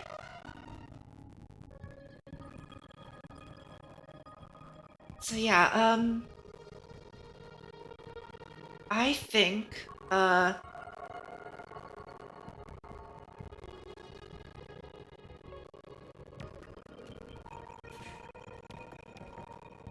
Hi Murphy, thank you for stopping by. What's with the game sound? Wait, is the game sound really messed up again? Uh-oh.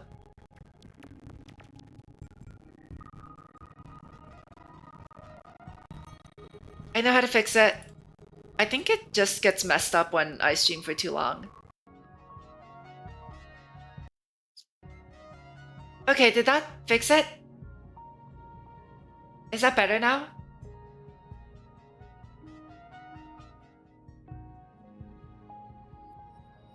Okay, yeah.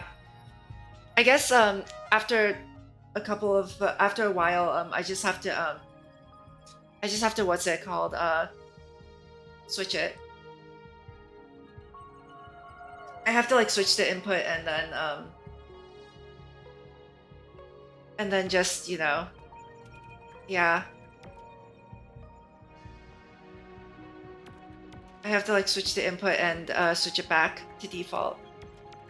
I guess it's just a problem with OBS.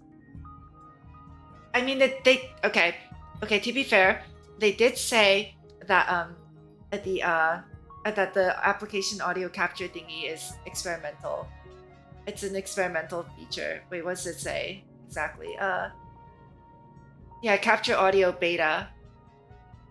I don't know. I feel like it's been in beta for quite some time now, though. You think they would have like fixed it by now? But oh well. What can you do, right? Okay. Anyway.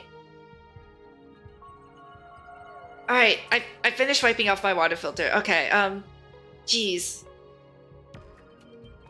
Yeah, this is why you don't leave the water running when you go do something else. You just make a big mess. Okay.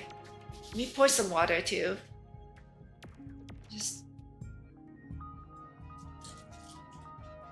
I've had so much water doing this story. How are you doing, by the way, Murphy? I hope you're doing well. Thank you for stopping by. Okay. The world began in chaos. In the chaotic dreamland, the girl slept in chaos. Countless silk-thin threads were scattered around her, their tender touches evoking her thought. Oh! I know who we didn't account for. I had period lambda. Wow. Oh, the green light reminded me. Yeah, she got trapped by Grey Serpent, right?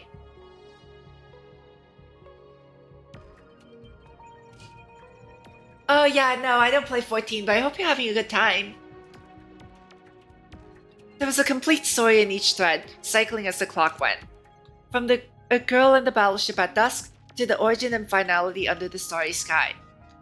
This was how everything existed in the pseudo-time crystal. In the haziness of her thoughts, she heard someone calling. 誰？そこにいるのは。また未来を見てしまったの。Wait, there's no way that's is that Rebirth? The blurry figure turned sideways towards her.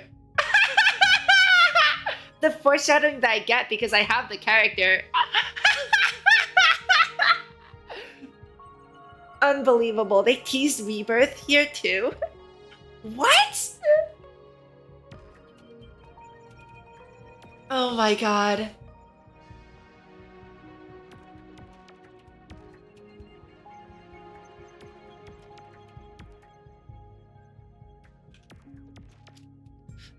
The blurry figure turned sideways towards her, lips moving slightly as if telling her something. あなたは誰？何を伝えようとしてるの？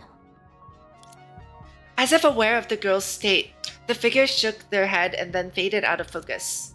待って、せめて顔だけでも。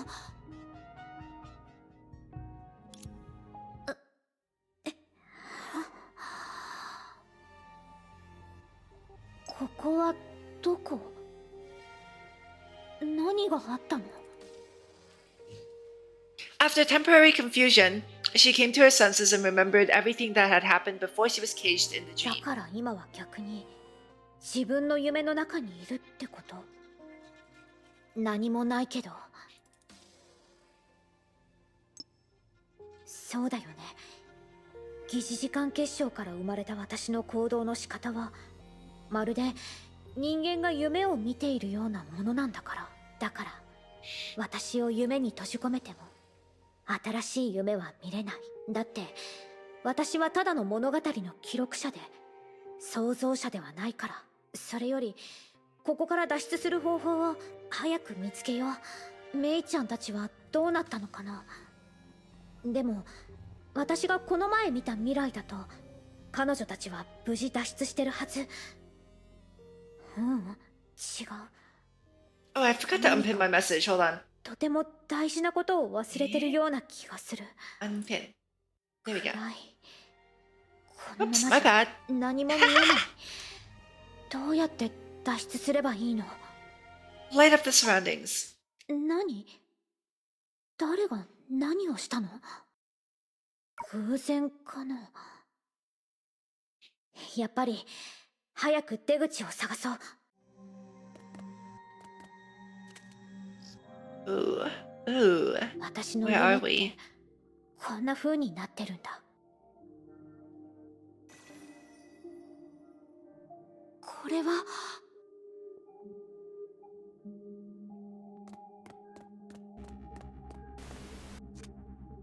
Well, I tried. Let's try again. I just keep bashing my どうして？ head against. よし、続けて進もう。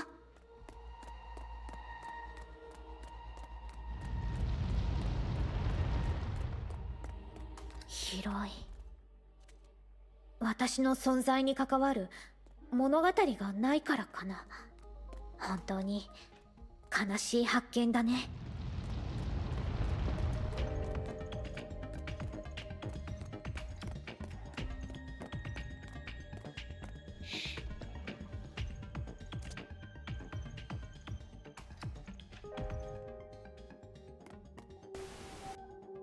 おかしいね。こっちも阻まれてるなんて。あれ？どういうこと？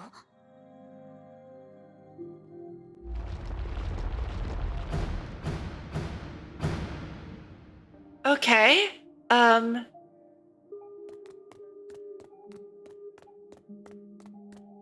It's so strange.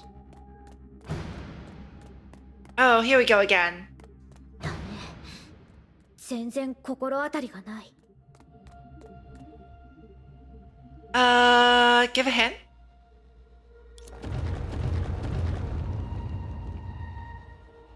What?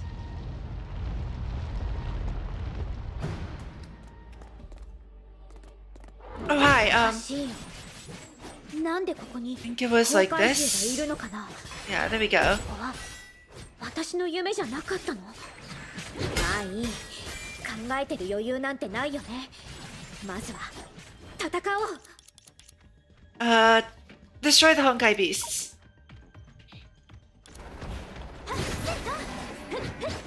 一体誰？まあいいや。それより引き続き出口を探そう。Murphy, the どっちへ進もうかな。 that bot doesn't work anymore. The stream elements bot, I think it got taken down. So follow H isn't working anymore. Sorry. I had no control over that. Yeah. I don't see the stream elements bot like, you know, in the user list anymore. So I think they took it down.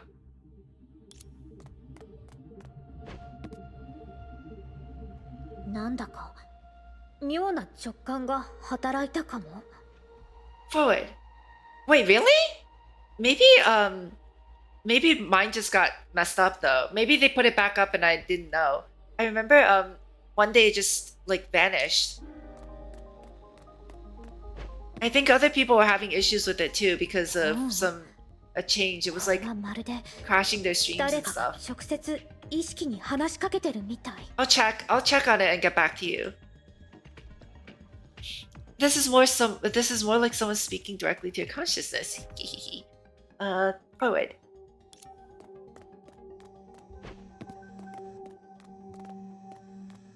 この先が出口だよね。ありがとう。さっきからずっと案内してくれてるよね。あなたはずっと私たちのことを見てる。そうでしょ？わかりやすいヒントだったしね。私の存在のあり方は特別だから、この世界の異常をより感じやすくなってるの。それで、あなたが時間なの？ I had a feeling. I was like, wait a minute, is she breaking the fourth wall? Time? It seems our understanding of time is a little bit different. 私が見たのは、あなたの目に映る物語だよね。誕生した瞬間から、私の目に映る世界は、並行する無数の時間に切り分けられてる。果てのない時間の中で、私は数えきれないほどの過去と未来を経験して、数えきれないほどの似たような物語を見届けてきた。物語はそれぞれ違い、長いものも短いものもあった。あるものは月下美人のようにすぐに消えたし、あるものは小川のようにより遥かな未来へと通じていた。唯一変わってないのは、私が注目してきた、ずっと見守ってきた物語の未来なんだ。最近になってようやく分かったの。こういう時間は誰かのためだけに存在するって。一人の人間が加わるたびに物語に新しい輪廻が生まれる。その人は私と同じく物語の一部始終を見届け、より遠い未来を見てみたいと思ってる。その人が選択するたびに物語は少しずつ書き換えられて、その人だけの表情を見せる。それはあなたなの？あるいはあなたたちなの？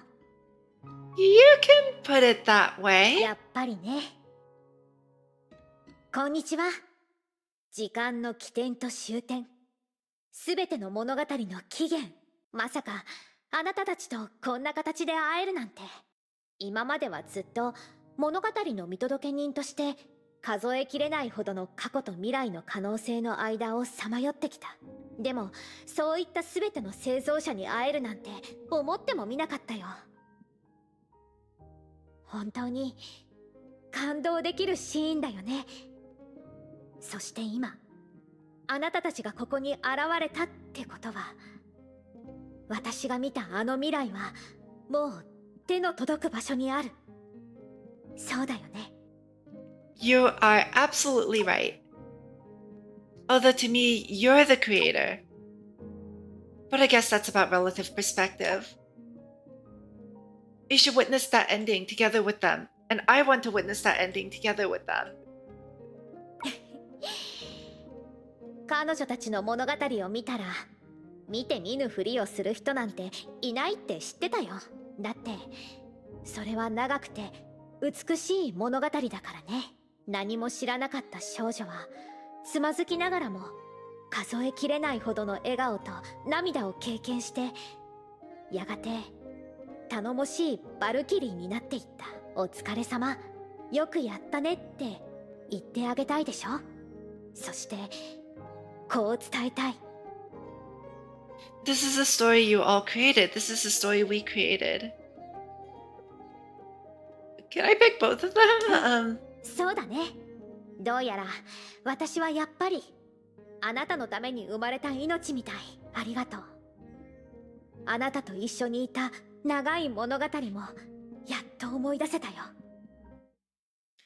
At the end of the long and winding road appeared a light, like a guide in a foggy dream. In her hazy thoughts, she heard an echo of the future again. But unlike before, the mechanical girl knew where this echo came from. She knew that as long as that person reached out to her, time will synchronize again, be it for that person or for herself. And so she fervently grabbed that ray of light. As gently as she could, she gripped the person's wrist. ありがとう。今度はあなたが私を案内する番だよね。あなたはあの時漁師の海にいた。どいて。あなたは何者なの？もう一人のゼーレに今のあなた。はじめまして。あなたの勘は鋭かったよ。私がここに属さないって気づいたなんて。でも心配しないで。悪意はないんだ。私に呼びかけるあなたたちに気づいたから。ここに現れることができたの。They were all Seele, all three of those pictures. The blurry one and the white and these 解放 two. されたんだ。だから恩返しとして喜んで助けてあげる。そうだ、テレサ学園長が。問題ないよ。彼女のすべてを夢で見たから彼女は大丈夫。でも確かに助けが必要だと思う。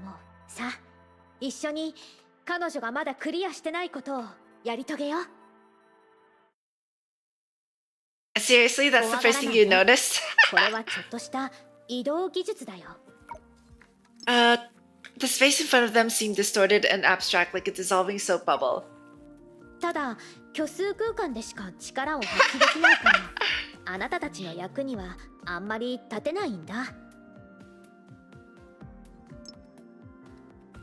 As everything before them returned to normal, they were back in the space where they had parted ways with Teresa. The aggressive Honkai beast was nowhere to be seen, and a small figure lay nearby. Seele rushed forward and helped the weakened girl up from the 大 ground. 丈夫。気を失ってるだけよ。A faint flame was dancing quietly at her chest.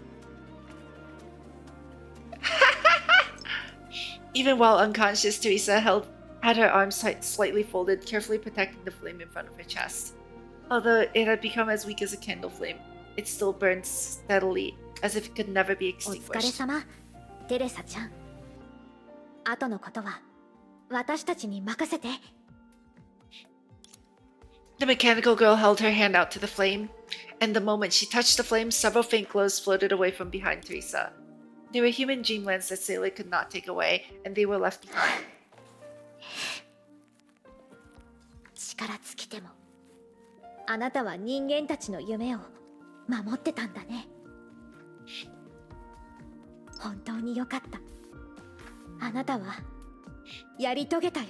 たとえ彼らがこういった全てを感じ取れなくても、本能は未来への憧れはやがてこの世界に新たな奇跡をもたらす。彼らが私に授けたこの力のように。 The shadow in her hand started burning fiercely, almost bright enough to illuminate the entire dream space. Meanwhile, at the Salt Lake base, the surveillance instruments let out a loud roar, and the usually organized laboratory was thrown into chaos. ロサー様、成し遂げたわよ。早く虚数空間にいるキアナたちに連絡を取って、終焉の眉の座標が分かったわ。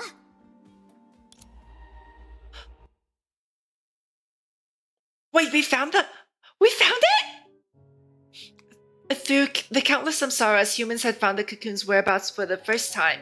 Those passive existences who looked upon the world from a higher dimension. What would they think of this unprecedented change? But rather than those intangible existences... もしもし？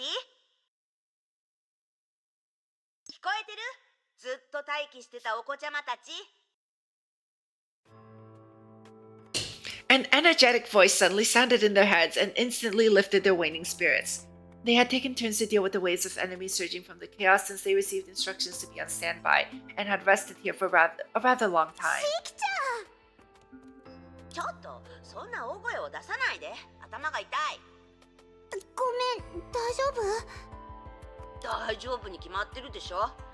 まあ兵を養うこと1000日、要は一朝にありって言うし、早く元気を出しなさい。まさか。誰が行くのかもう決めたんでしょ。ぐずぐずしないで、もう時間がないんだから。 The Hirsch of Sentience did not say it explicitly, but at that moment, the three of them could not possibly have misunderstood the incoming task. They had finally located the cocoon after much difficulty, and the final decision they needed to make was which one of them was going to face the cocoon and become an artificial Hirsch of Finality. Whatever the case, this was at least a better approach than fusion surgeries or other methods. And so after a short spell of silence, someone spoke. 問題ありません。式の律者ブローニャたちは一緒にやり遂げます。はい。ケビンが終焉の力を支配できている以上、終焉の律者が一人じゃなくちゃいけないって誰が決めたの？私たちの思想空間が互いにつながっている限り、律者の権能が何人に集中しようが、そんなことは重要じゃないでしょ。もし全てを一人に集中させなければならないというなら、私はもちろん譲れないよ。ただ私たちはチームなんだから、もし可能であればみんなで一緒にこの重要な使命を果たしたいって思うのは当たり前だよね。まあいいや、私は構わないけど、権能を貸し出そうが思想空間をつなげようが、意識の律者にとっては何も変わりはないし、だから手短に話すと、あなたたちはどうしたい？1、2時間かけて深いところまで融合するとか言わないでよ。時間は有限なんだから。それはありません。少し前の経験から見る限り、ブローニャたちが目指す状態は支配の律者と対決した時の状況に似ています。さらにはっきり言えば、キアナをみんなをつなげる媒介にするつもりです。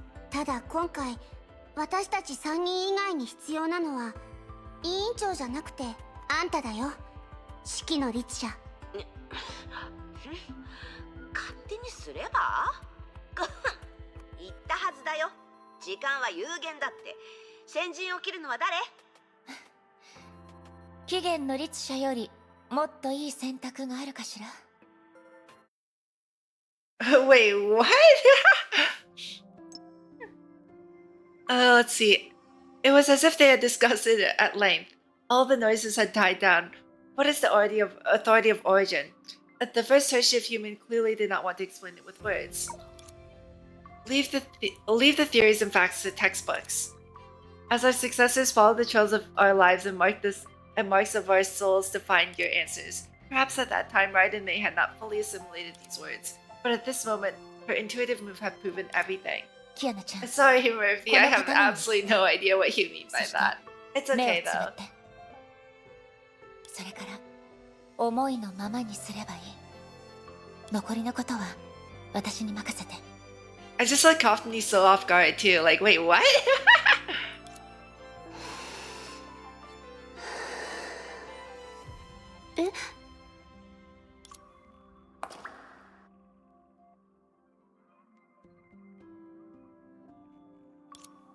全てを理解する前に少女は奇妙な地に足を踏み入れた。Depends on the person. 頭上には綺麗な夜空ときらめく星々。足元には涼しい源、無限の東映。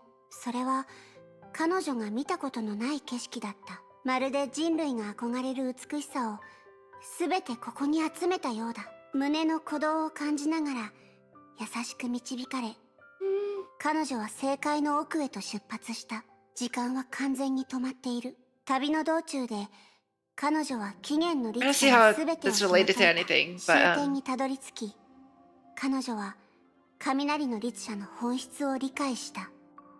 元凶が終わり、体が消える直前に彼女は再びライドの命を知った。I mean, yeah. It happened of itself in a calm way, that in the evening, nighttime follows day. And it was the same with how things ended. 不思議な感じだったよ。まるでメイ先輩が歩んだ道をもう一度たどって、その時の感情を体験したみたいだった。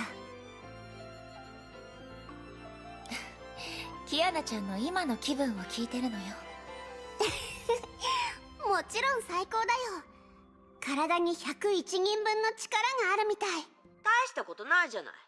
私に代わったらキアナは1001人分の力を手に入れられるよ。Oh my god, Sandy. キアナの人数なんてどうでもいいと思いますが、式の律者、あなたは時間が大事だと主張したじゃないですか。さあ、キアナ、始めましょう。There were poisons so subtle that to know their properties one had to sicken of them. There were maladies so strange that one had to pass through them if one sought to understand their nature. These were the words Bronya saw in one of Dr. Einstein's books. Its author wrote mad things unfailingly, but if one read closely, they would begin to make sense. 観察することを学びたければ、混沌を直視しなければならないと言った人がいました。だから私は両目を閉じる。耳を傾けたければ、静寂に身を置かなければならないと言った人がいました。だから私は雑音を遮る。未来を知りたければ、今を生きなければならないと言った人がいました。だから私は地に足をつける。すべてを手にしたければ、すべてを奪わなければならないと言った人がいました。だから私は変わる。もう終わりましたよ、キアナ。どうしたん That's です it? か？断りの律者の本質がこうもシンプルだったことが意外でしたか？シンプルだったというより、あそこには何もなかったと言った方がいいかもしれないね。ええ。断りの律者の力はそもそも左上の楼閣。It's nothing, but yet it's very 1+1 profound. は2の証明はただ自然数の定義を繰り返しただけです。断りの律者もただ Right? 文明が It's 進 like 化した時の理論を it's almost like 普通に継承しただけなんです。ですか it ら felt like she 断 was りの trying to 律者の convey 権能 that を統合しても他の律者の身には何も起こりません。それは that true understanding 一般人の comes from 奇跡 like ですから。 understanding all of those 大丈夫で contradictions. す。キアナはすで That に was so ブローニャ weird. の力を受け取りました。これで十分です。それじゃ次は私の番だよね。確かにキアナちゃんと式の律者が統合に成功したら、全ての律者の権能は半分が通じ合ったことになる。つまりそれ以外の律者の権能は、ええ、一つずつ挑む必要があるのかもしれないわ。眉が何を用意しているのかは誰にもわからないけど。は？あなたたちバカなの？もういい。キアナ、ちゃんと立って。そこから動かないでよ。After that, the three heard no more from the Hush of Sentience. Her silence was as abrupt as her voice. ここはほら、終わったよ。ついでに瞬間移動も手伝ってくれたんだね。What? どうキアナ？今のあなたには11000人分の I 力 think we が should ある。 just humor her and say yes, right? つまり私たちの権能の統合は成功したってこと？もちろん。キアナとブローニャの時ですら十分早いと思いましたが、まさか式の律者の方が早いとは。もっと早くすることもできたはずだけどね。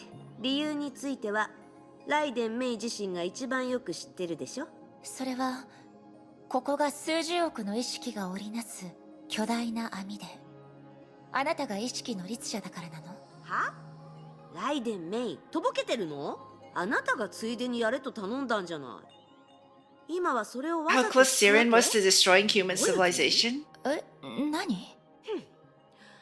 あなたの律者の権能が他のすべての律者の権能を通じ合わせることじゃなければ、あなたたちがさっき言ってた Because simply because of how many authorities she 地方八方 had? から襲ってくることもないはずでしょ。ここは駅？メイ姉さんはこの場所を知ってるんですか？さっきこの空間で起源の律者の権能を手に入れたんでしょ。悪いけど権能と意識の律者を統合させたからね。あなたたちの考えは筒抜けだよ。 Remember the reburn animation? Yeah? 式の律者、自分で説明できるわ。Although you'll have to explain it to me in a little bit more detail. 多分私と、あるいは期限の律者と Oh. 関係があ Oh, る。 this. Oh, you're talking about the train station こ right の now. 前 Okay. いわゆる Yeah. バックドアを探してた時、ビーコンは私をここに導い Oh, た。 that's what that train station is. でもさ Okay. っきの状況は完全に逆で、まだ探してないのに向こうから目の前に現れたの。終焉 I の just 眉 knew の this すぐ train に station すで from, に you know, the previous chapter. So it's like, yeah. 私たち、あるいはこの中の誰かが終焉の律者になるまであと一歩のところに来てる。分かりきってることじゃない。さっきから言ってるけど、さまざまな律者の権能はすでに四方八方から集まってきてる。ライデン Yeah, I think you've said that before, right? The origin is and then 本当に何も知らないの？ finality is the beginning thing. I think you said that in a previous stream at some point. I remember reading that. ただ直感で動いてるだけ。結果はあなたたちも知っての通りよ。でもうまくいきすぎじゃない？過去 Try to look at the の vending machines. Okay, sure. して戦っ Might て be interesting. 権能を集める必要があるんじゃないかって思ってたんだけどな。同感です。今の状況から言うと、そもそも律者自体に対する認識が大きくずれてるのかもしれません。待って、だったらこの前ってもしかしたらミスってたんじゃない？覚えてる？最初私たちはあるエネルギーを追って進んでた。今思い返せば私たちが追ってたエネルギーはメイ先輩のものと全然違ってたでしょ？そうみたいね。今考えてみれば、あの時の私が追ってたのはケビンの影で、あなたたちが追ってたのは期限、つまり私だった。だから一部の出来事はたまたまなんかじゃなくて、願えば叶うって話だったのね。現状を変えたい、早くみんなと合流したい、キアナちゃんを助けたい、不可能なことを可能にしたい。小さな願い一つ一つが私が前へ前へと進むための力になってる。その願いを一箇所に集めれば、もしかしたら権能になるのかもしれないわ。もし本当にそうなったらロマンスの権能と言うべきだね。あなたたちは。ここで一旦水を差すべきかな。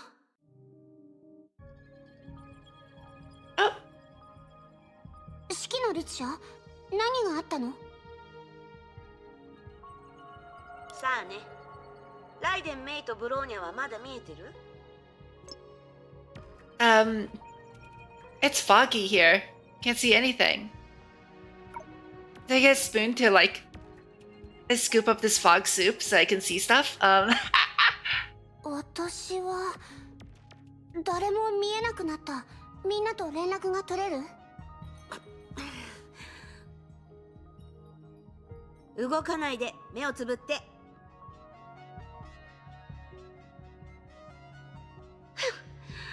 あなたたち運がいいね。キアナちゃん。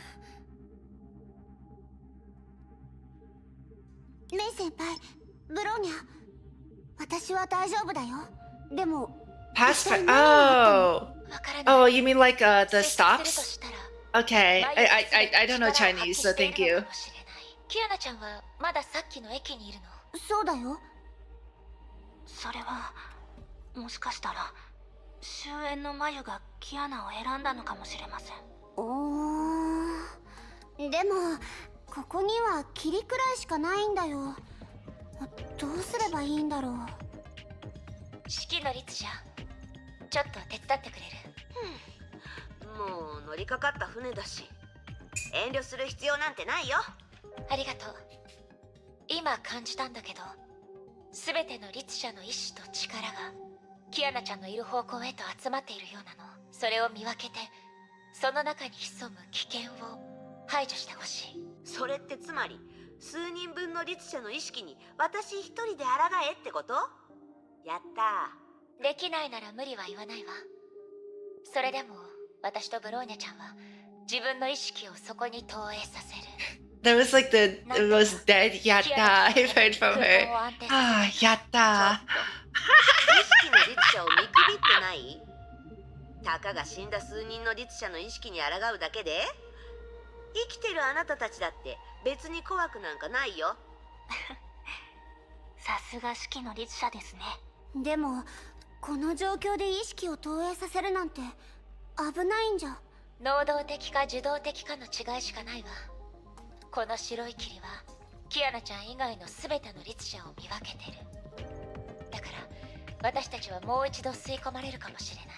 それともすでに終焉の力をコントロールする方法を見つけたから私たちの助けなんてもういらないって言いたいの？わかった。みんなとケビンを対等にすることが私の責任だって言うなら、もちろん助けを断ったりはしないよ。その言葉を待ってました。キアナ、まずは目の前の霧を払ってあげます。でもそうしたら私たちの間にあるつながりが一時的に途切れるかもしれないよ。ええ、心の準備をしておいて。キアナちゃん、始めますよ。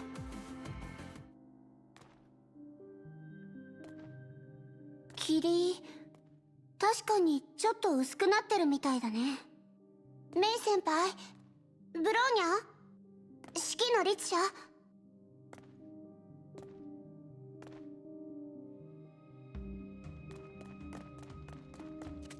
この剣能は神職の律者のものかな。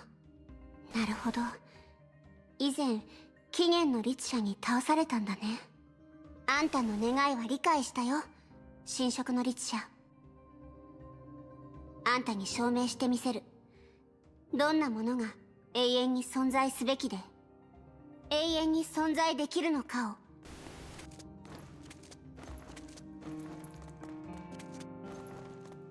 Oh, I see why you wanted me to look in here. I see Mei and Homu. Wait, hold on. Can I like get it to? Oh, oh no. Oh no. Ah, I can't do it.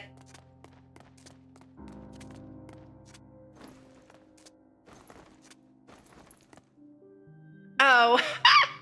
Oh my goodness.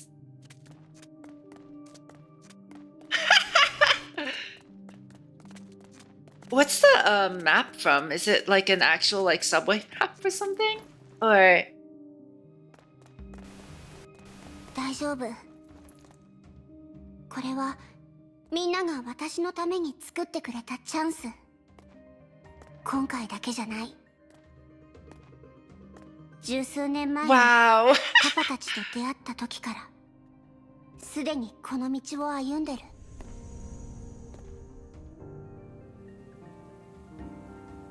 こ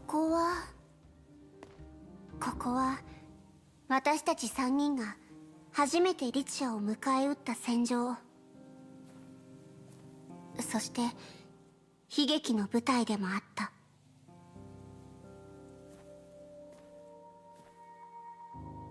wow, literally the beginning of the game. あの時ブローニャに伝えられなかった言葉はもう届いてるよ。あんたは優しくて強い女の子だってみんな知ってるから。今こうしてるのはみんなの幸せが律者の力よりもっともっと大事だからだよ。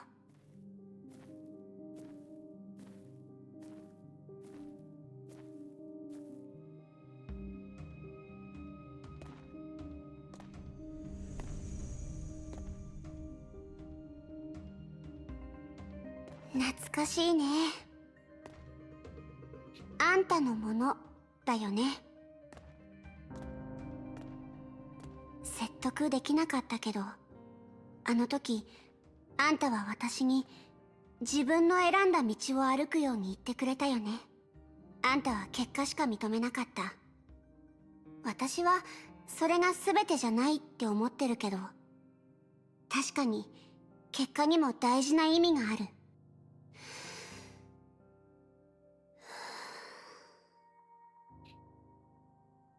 イッヒリーベティッヒ。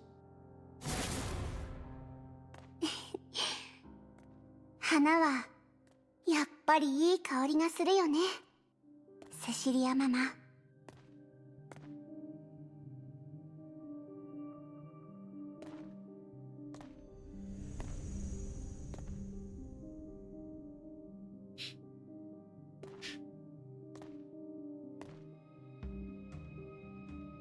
長空市、ここで私はメイ先輩やブローニャと出会った。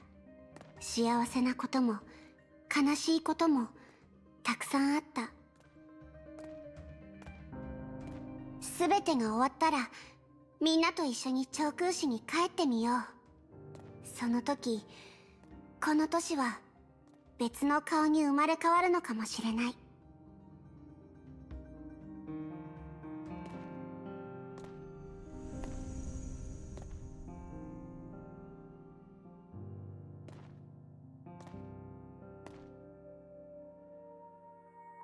ここはメイ先輩とお姉ちゃんが That was the white 見届けた door. 物語だよね。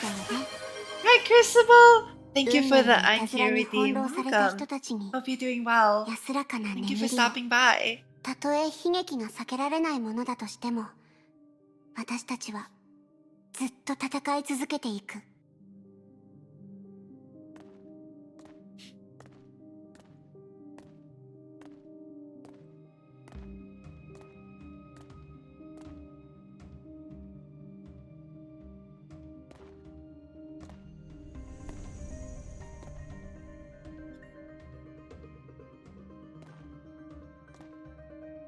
あ、大巨山だ。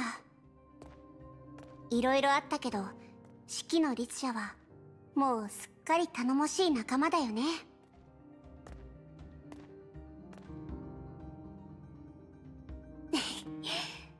ずっと引きずってる問題は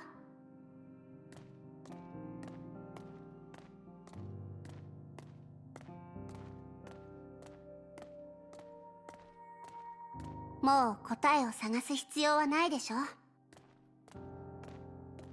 あんたは不可じゃない。不可になる必要なんてないんだから。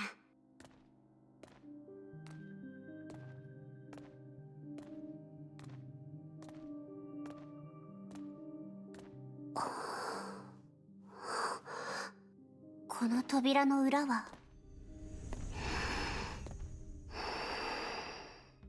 ここなんだね。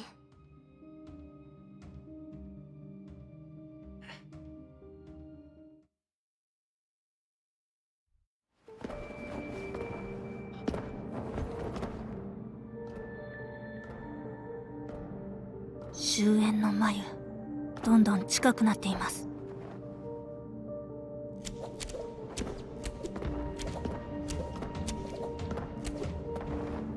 心配しないで。キアナちゃんはもう光だけを追いかける子じゃないわ。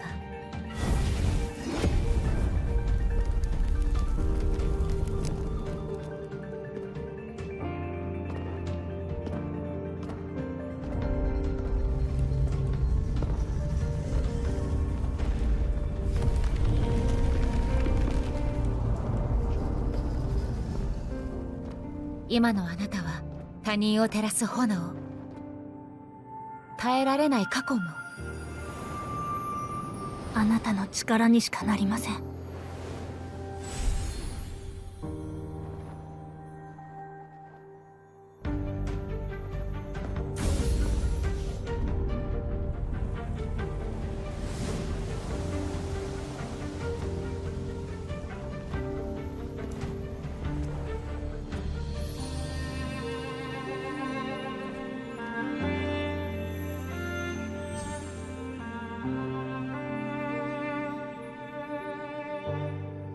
Oh.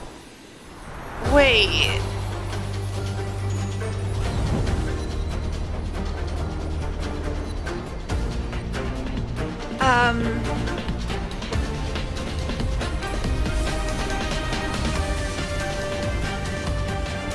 準備はいい？キアナちゃん。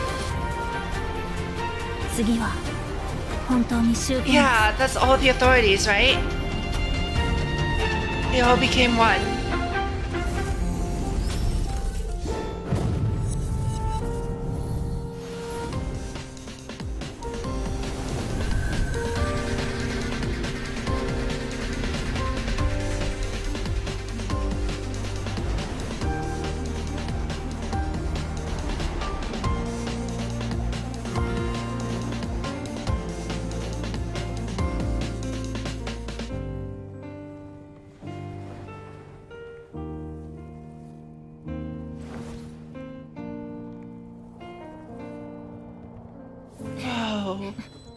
Wait, is that that's the cocoon?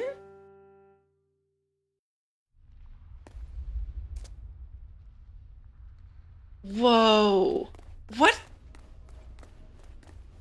A giant space meatball. I don't think there should be an eye on my giant space meatball. After stepping into the clear light, the girls finally reached the cocoon of finality. It's Annihility! And also arrived in front of him.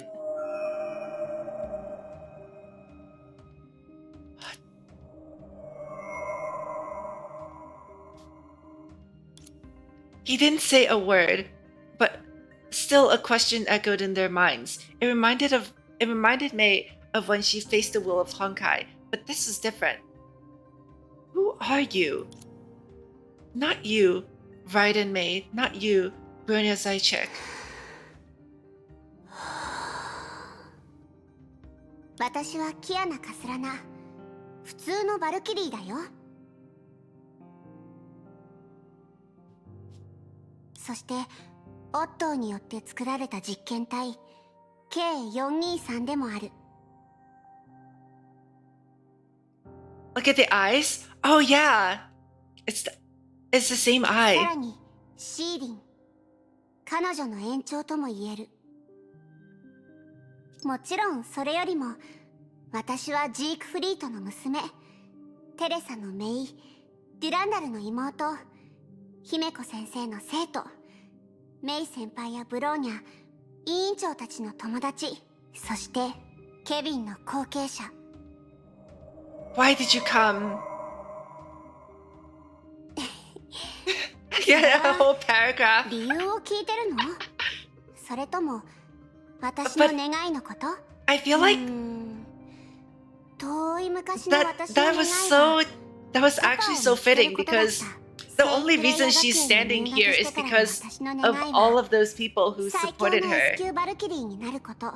学校を離れてた間の私の願いは時間を戻すこと。今の私の Descendant 願 of い Kevin は Kaslana, what a この title. 完璧じゃない物語を少しでも完璧に近づけることだよ。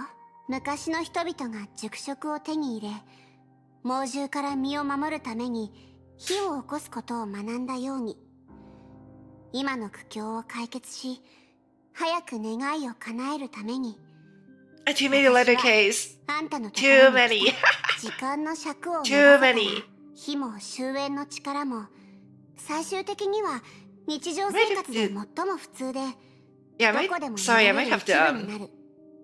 simply そして because 人 yeah, 類 sorry の about 生 that. 活もそのおかげで未来へと足を踏み入れる。私がやらなければならないのは木を切り裂く稲妻にな Sorry ること about だ that. け。そ But I して kind of had to. 枯れた That 木 looks に a 灯 bit った awkward. 火種で人類が何をなすのかを楽しみにしよう。 Why do you want to do this? Oh, that's it sounds like a it sounds like they resynced like a whale song to it, right? 正直その質問は From K423 to a Valkyrie fighting for all that's beautiful in the world to Kiana Kaslana leading everyone 答え forward. はずっと彼らの目に見える手が届くところにあるんだから。この世界が私を育ててくれたから、私の前にも世界を美しくする It ため really に did, huh? 助けてくれた人に幸せを与えるために進み続けた人がいたから、彼らが私に強さと根気を教えてくれた。彼らが私に前へと進む勇気をくれた。 Yeah, and that's 彼 why らが all those 私に titles were necessary. 愛とは美しさとは何かを教えてくれた。そして彼らが今まで私のそばにいてくれた。その中の一部は互いを知らず会ったことすらないかもしれない。でも彼らに助けてもらったことがないって誰が言えるの？だから今日ここに来てあんたの前に立つのが私じゃなくても、きっと他の人が現れて彼らのためにここに来るんだと思う。そしてその人も今の私と全く同じ意志を見せるんじゃないかな。世界は私たちに命を授けてくれた。しかしそれを燃やすことでしか私たちは自分の価値を表せない。 There was a brief silence, then he asked the last question. Huh?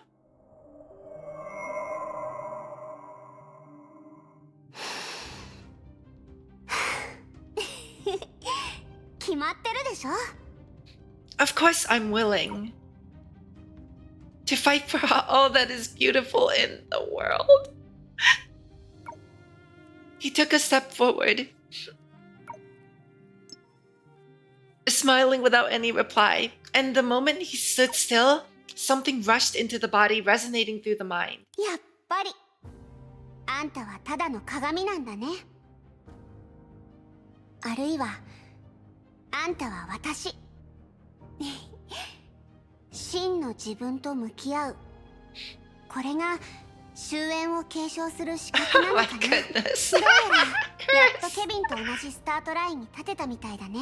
彼のやり方は盗みに近かったけど、マユはそれでも彼のことを認めた。それと同時に私たちの中から勝者が誕生することも期待してた。それなら見事に勝ってみせなきゃ。もちろん私たちはケビンと同じくそれぞれの時代を代表してるんでしょうね。様々な偶然を経て普通の人よりも一歩前へ出て運命のスポットライトの下に来た。私たちは律者になったけど、それでも人間のままなの。これからしなければならない。Yeah, May transformed. 人類の意志を Yes, I saw the Alicia scene. 最後の戦いに挑む。Yeah, that was the last stream. 種族です。 Last 誰 week. もが真理を追い求める中で成長していきます。確かにブローニャたちは過ちを犯し道を踏み外してしまいます。でも人類の意志もまさにそこに現れるのです。過ちを犯しても直せばいい。道を踏み外しても引き返せばいい。過去の罪を変えられなくても今を生きていればまた明日を作り出すことができます。起源はある種の終わり、終焉もある種の始まり。 Oh, that's where that comes from. Yeah. 永遠にはなれません。真理を求める過程こそが永遠になるのです。これは私たち3人とケビン Wait, really? の戦いじゃ Oh な my い。こ goodness. れは人類全体が運命に挑むための戦いなの。 That is a pretty fatal glitch. 引き継ぎ今を乗り越え未来に至る。 But yeah, that's one of like the biggest. That's one of like the most prevalent overarching themes in this whole story is that there will be someone to carry on the torch afterwards.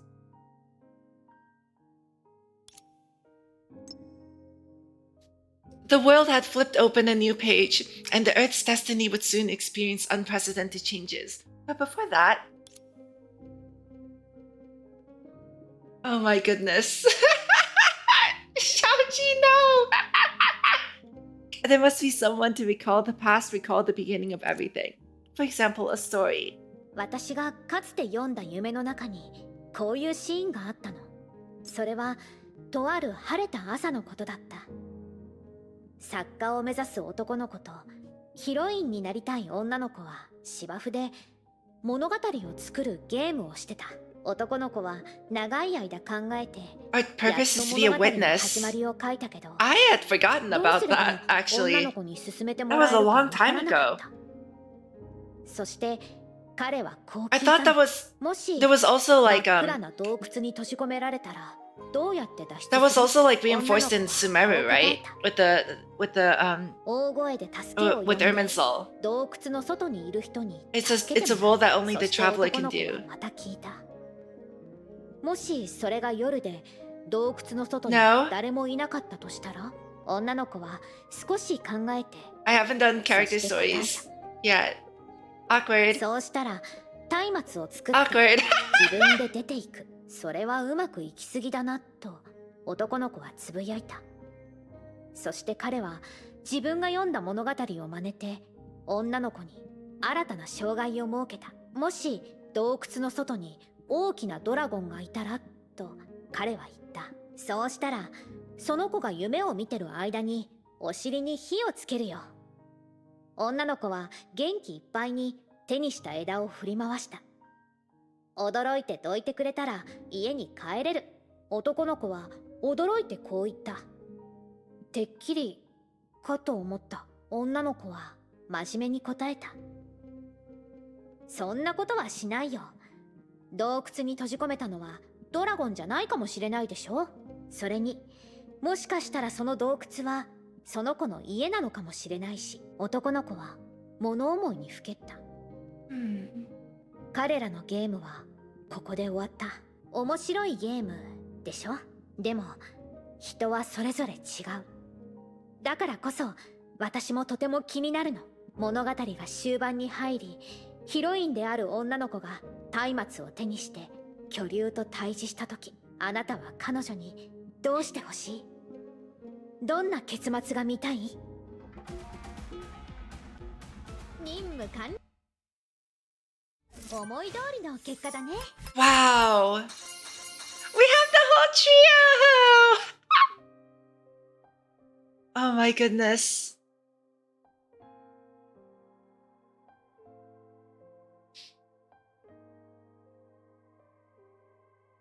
I just need a moment. I need a moment to really let it sink in how far we've come since the start of the story. And how much all the characters have grown. Oh wait, why is there a red? Also, why is there a red dot here? Wait, what's going on? Why are there so many red dots on my screen? Why is there a red dot here? I'm gonna check out the red dots while I talk so that there are no more red dots on the screen. But I feel like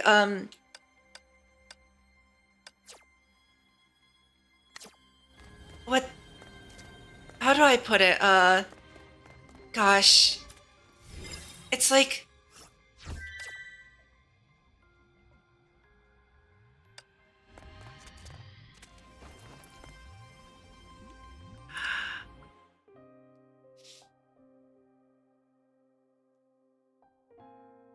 ultimately I don't know. It's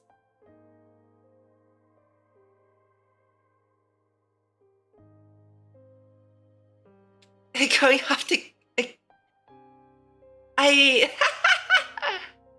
I don't know that feeling. I mean, like, is this what I don't know how my parents felt when I went off to college though. Actually, it's, I mean, like, but yeah, I see what you mean.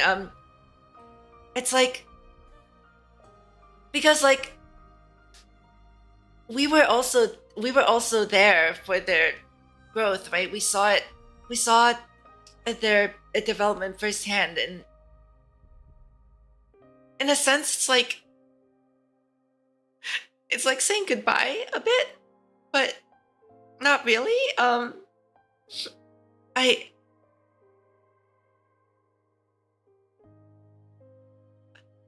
But like,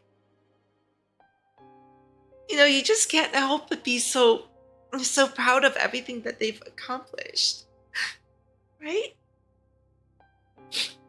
And you just want the best for them, and for them to, like, you know, walk forward to their future confidently, and you hope and pray for them to have a rich and fulfilling life ahead of them.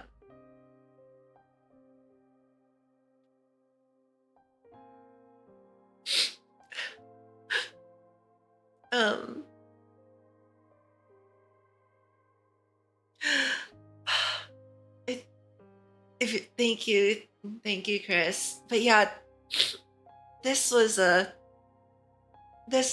beautiful. The whole scene with all of the Hershey authorities coming together in support of Kiana, even regardless of what side they were they were on, it really felt like also Alicia's wish that the Hershers could redeem themselves came true, even if it's just, you know, redeeming themselves through a Kiana and supporting her endeavors into the future. All right. Okay. I'm gonna get up really quickly. Actually, we have one last section to complete.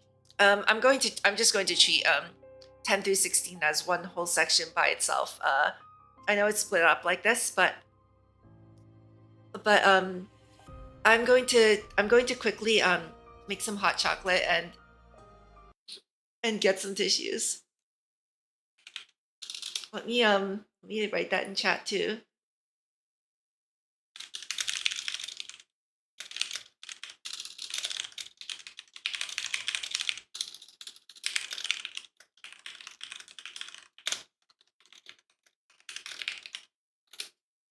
Okay. And when I get back, we'll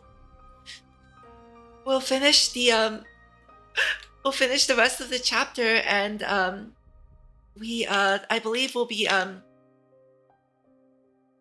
the last thing to do, right?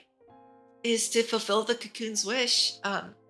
We have to see between the usurper and the embracer, which one of us, Kevin or Kiana, will end up with the authority of the Hersher of Finality, the final bearer.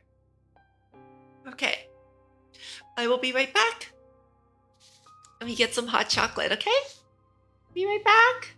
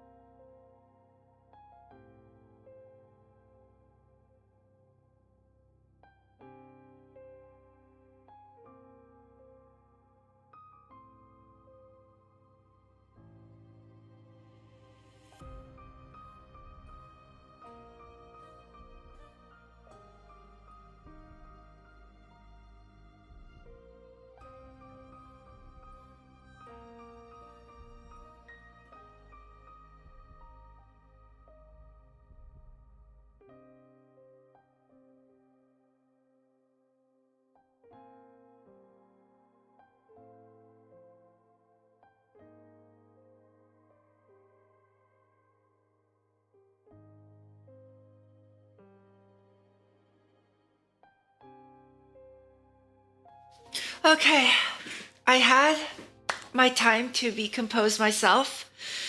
I am back. Let me unpin my message too. Just one moment. Oh, that cut off the music. I like the song. It's like welcome back. Thank you.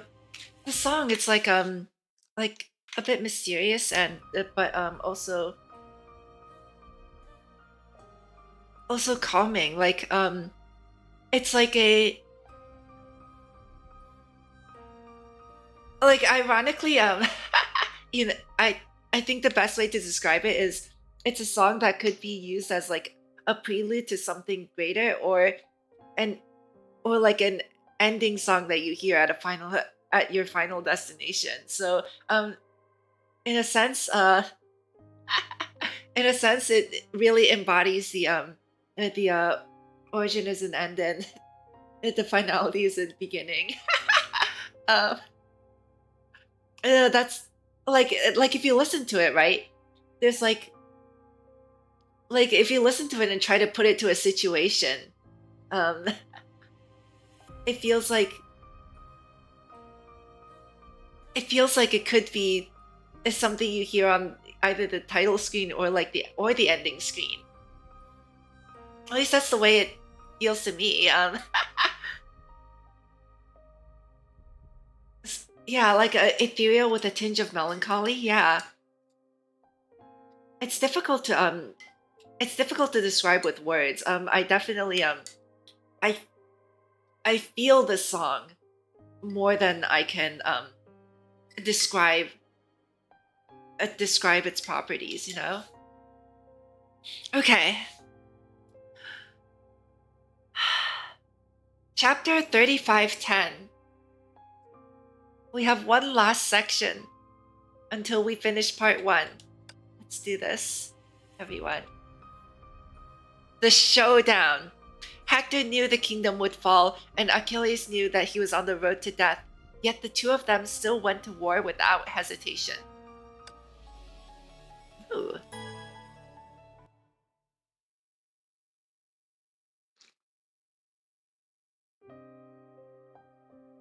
The man had also been fascinated by that moment.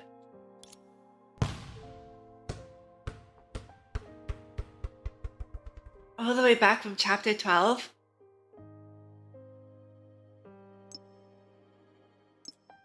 With a perfect curve, the ball hit the floor and bounced back off the court where there was only one person. The rolling of the ball went unnoticed except for by the one that shot it.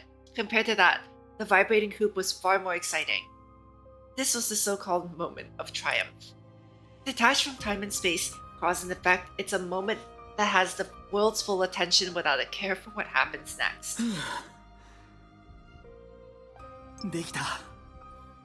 Only he knew how difficult it was. Compared with many people, he could hardly be called a genius in any field. And though he was often considered athletic, it was simply a natural gift without any fineness. He might be able to run faster than normal people, jump higher, and react more quickly, but he had trouble developing skill. And anyone who has tried their hand at basketball would know that even a set shot was extremely difficult to master for someone with lower awareness. At Chiba Academy, he had always been the most popular player on the court, able to get past anyone in his way, but he often failed to deliver when it truly mattered. At the end of the day, this sport is just like everything else, easy to do but hard to master. もっと離れた場所からやってみよう。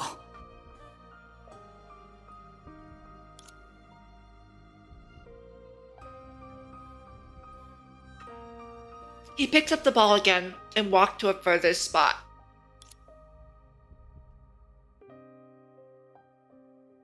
The earlier success that had brought him joy turned out to be trivial.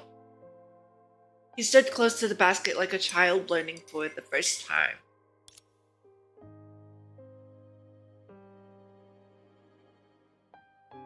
But it was a good start, and he now had more confidence.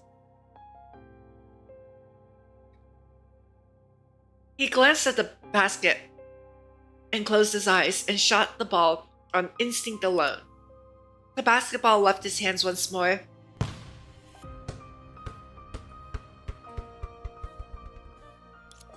and fell far off. Clearly, a good start did not necessitate a good end, and maybe his training method wasn't the most effective. ああ、ケビン、君は本当にバカだ。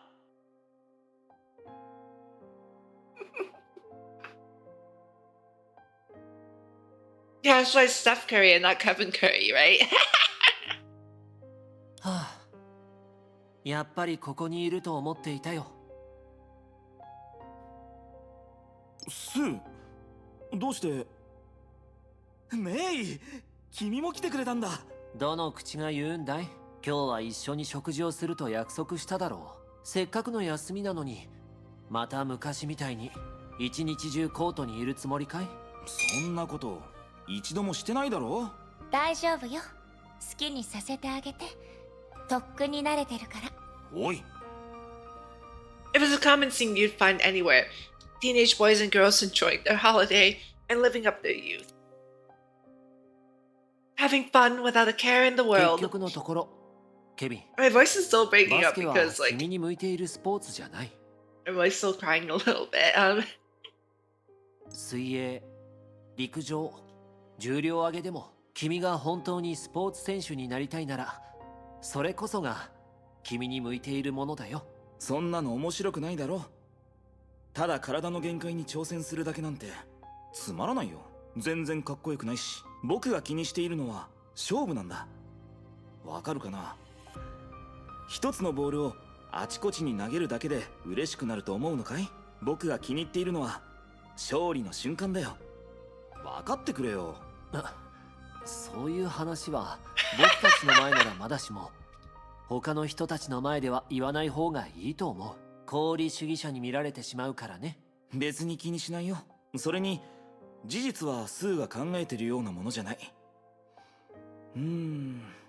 なんて言えばいいのかな。僕が欲しい勝利は過去でも未来でもなく一瞬だけでいいんだ。そのために僕がどれほど努力すべきかなんて気にしないし、その勝利が僕に何をくれるかも気にしない。もういいよ。君の言いたいことは分かった。でも本音を言うと、君がその瞬間を迎えても世界は止まったりしないよ。君の他の考えと同じように、それも一方的で現実離れしていると思う。スーが理解できないだけじゃないか？君はどう思う？スーの考えに同意するわ。でもたまに思うの。その純粋さがあるからこそ、あなたは他の人よりも可愛く見えるんでしょうね。なんでもないわ。あっちで待ってるから。今の聞いたか、スー。The girl ran off in a hurry, while trying her best to conceal her expression. 僕はなんて言ったかな。もういいよ。自慢することじゃないだろ。早く着替えてきて。僕も外で待っているから。わかったわかった。最後にもう一度だけ頑張ってみる。あまり時間をかけすぎないでくれよ。Just one more, just one more. 50 tries later.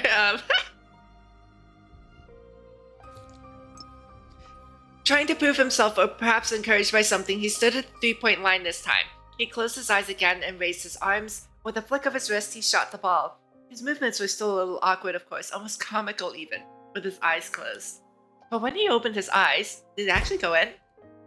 Nice! Look at you go! As though by some miracle, the ball had gone in. 見たかい？ちゃんとできたよ。Almost unconsciously, he turned back to share the joy with his best friends, only to find that no one was there. メイ？スー？二人はどこに行ったんだ？見てよ。僕はできたんだ。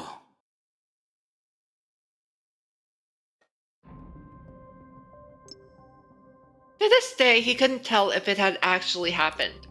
He only remembered at that time there was at least a moment of joy when he finally succeeded, unlike now.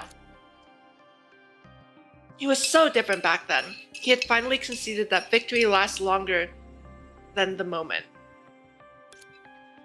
After the world would keep turning, and the wonderful basketball that went through the hoop would eventually hit the floor. He didn't care. Before the competition had begun, he had already acknowledged that winning would lead to such a tragic end. But he was still deep in it, and he didn't think it would sully the importance of the moment. He was just no longer be fascinated by it. ヘクトールは王国が陥落することを知り、アキレウスも自分が死に向かっていることを理解していた。しかし、二人は後ろを振り返ることなく戦場に向かった。Right? I don't feel any emotions. I can't savor the victory anymore. But yeah, like, it's the issue of, you know, when you've experienced so much, and you've experienced so much, like, there's a point, right, after which your experiences will start to matter less and less. It's like when you're a kid, right? When you're a kid, something good happens, and you're like, "Wow, something good happened! Oh my goodness! Ah!" And then, like, you know, as you grow older, more and more good things happen, and you know, what you expect, right, is that the next good thing that happens to you is better than the previous one. And as a course of your life experiences, you start to seek more and more happiness, right? Because you expect that as you get older, things become better, and you're basically chasing that feeling that you had in the past. And the same way, and it works the other way too. Like if something really bad happens to you, and at a certain point, if bad things keep happening, either you completely break down, or like, you know, at a certain point you just become numb to it. And Kevin is the example of becoming numb, right? After all the suffering that he had experienced in 50,000 years, he's completely numb to his emotions. And one of the things that is dangerous about, like, being numb to negative emotions, especially, is once you become that numb, it becomes even more difficult to, like, have positive emotions anymore, right? Yeah, and that's like the whole curse of immortality thing too, right? Like, if you guys could live for 50,000 years, what would you do? What would you think about? Alright, 6 hours in, you're back. Welcome back, Ceiling Cat.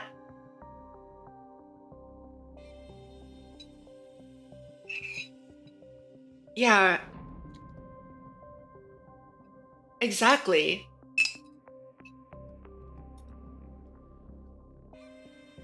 He has had so much time to think, and also, like, his personality too. His personality, his ability to be, like, so single-mindedly obsessed with one thing and to focus on one thing, right?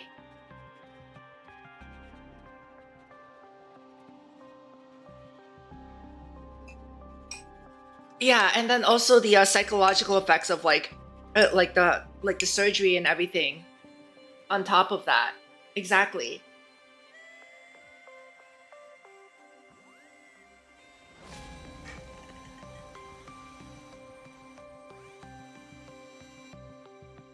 Yep. Yeah, he lost everything. He really, like, lost. He's someone who lost, who had everything and then lost everything. He had said so in the past, but he had left something out. 彼らが常人よりも強人だからではない。失敗とは勝利のもう一つの名前なのだと彼らは知っているからだ。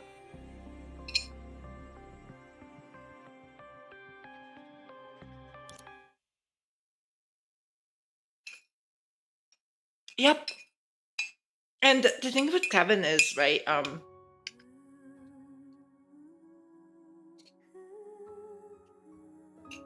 he is by no means like, like, and like this is something that's, been hammered into our heads by the game itself. Like, he's by no means a smart person.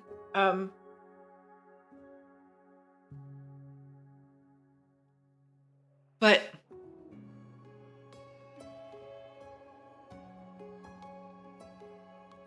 he's also proof that, with focus and infinite time, you can stand among the best and the brightest.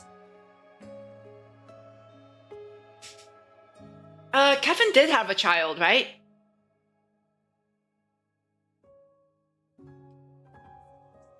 I thought because someone yeah.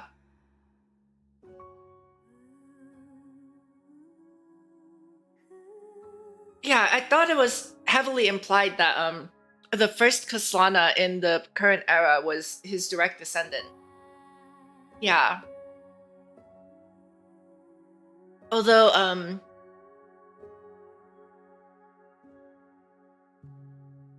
yeah, I remember like Dr. May was Dr. May was the mother, right? Quotes. Yeah.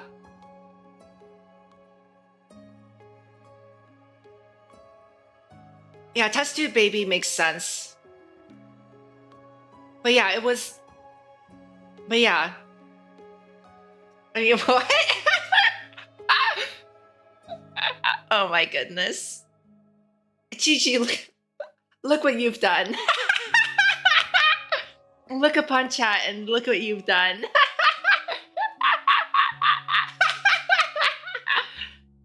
We are all so silly.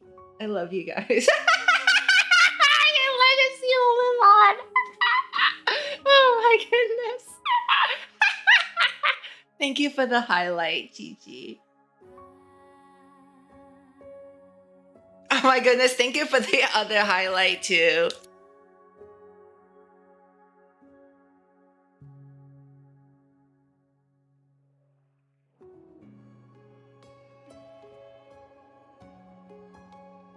Oh yeah, I mean, the important part is that there is a genetic child.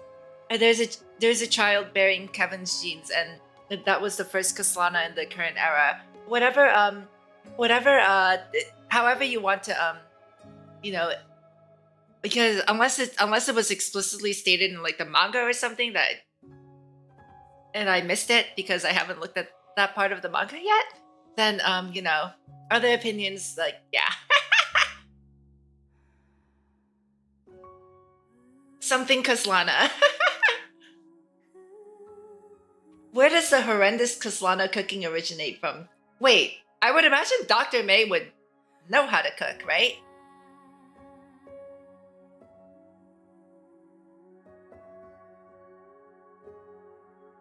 On the other side of the earth facing the moon, the girl named Kaslana also sank into deep thought. After numerous trials and tribulations, Kiana Kaslana finally stood against Kevin Kaslana in the arena of Finality. Originally, for the second Project Celine, all that remained would be a breeze after Kiana became a complete Hersher Finality. Yeah, I feel like May knows how to cook, right? Okay, fair. But a more complicated future could be seen vaguely through the spaces on Earth recovered by the girl. After the endless devastation from Project Stigma, she was no longer certain if the original Earth could handle the authority of Finality. But if her concern proved to be true, it would be impossible to execute the second Project Celine on Earth. Oh right, wasn't there was the Golden Courtyard anime, right? Where like he literally couldn't cook. He like I think he like I think in that episode he like he got like prepackaged dumplings or something, and then he like really poorly hid the receipt in the packaging and tried to pass off the dumplings as like, you know, something he made. He would freeze his cup noodles. Oh my goodness. But if her concern proved to be true, it would be impossible to execute the second Project Selene on Earth. Then the artificial Herrscher Finality, her little sister, could only control all the Honkai energy from space, just like Kevin now. However, this concern only existed only if Kiana managed to win Kevin. Over Kevin, right? As such, for humanity, it would be fortunate to have this concern. Or rather, it was no different from her destiny.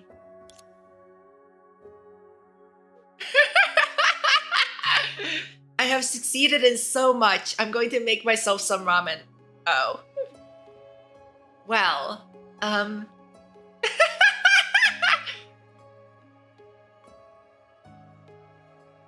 yeah, instead of the golden touch, it's the freezing touch. Everything he touches turns to ice.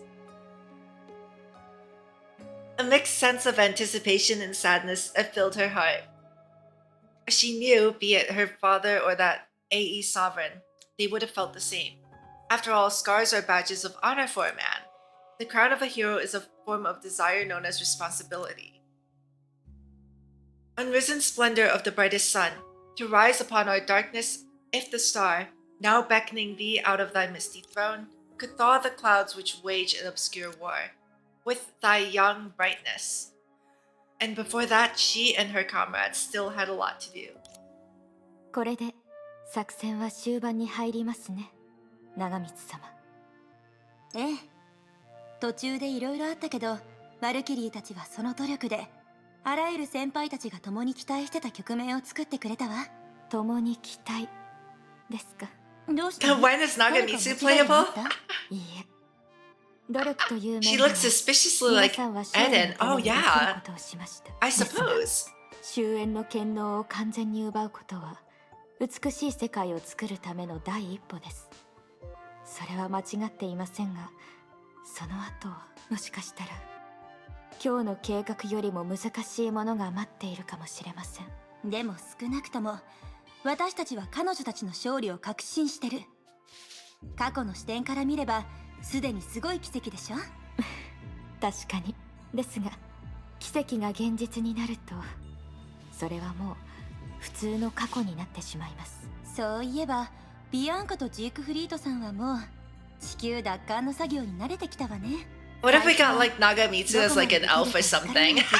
話してたから少し無責任な設計者として Yeah, just like how Klein is an elf. それはキアナさんだって同じですよね。終焉の力を揺るがし、終焉の眉にたどり着き、終焉の律者になる資格を手にしました。あのオットー様でもこの未来は予想できなかったでしょう。それはどうかしら。何しろ彼は放 Einstein and 射 Tesla. 計画の唯一の答えを奪った人だもの。彼 yeah, の there are- 志がここにないのは確かだけどね。ところであのラムダという存在のことをリタはどう思ってるの？私ですか？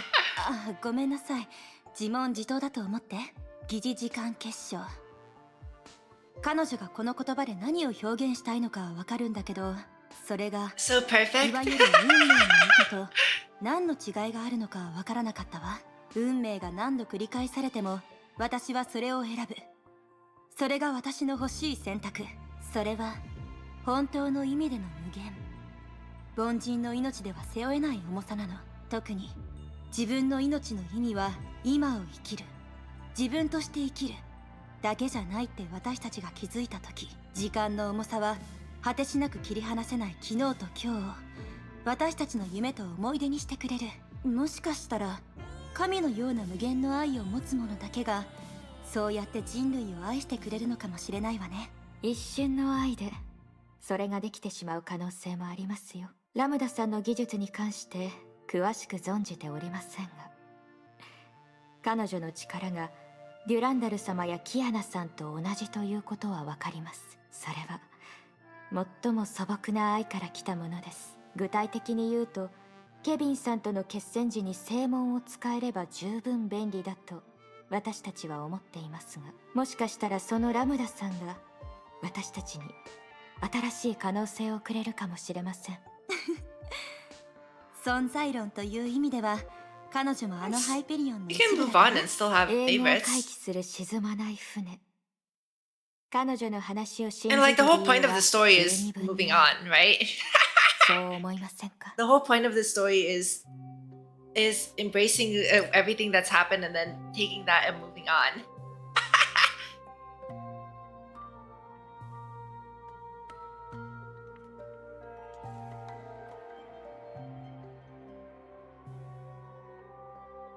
Indeed, time and destiny are subjective, but eternal return never changes. It's a choice that humans will make even if they could live their lives again.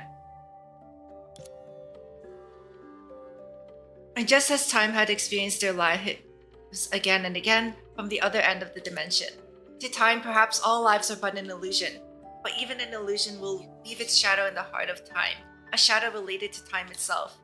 And the story begins after time sees its own shadow.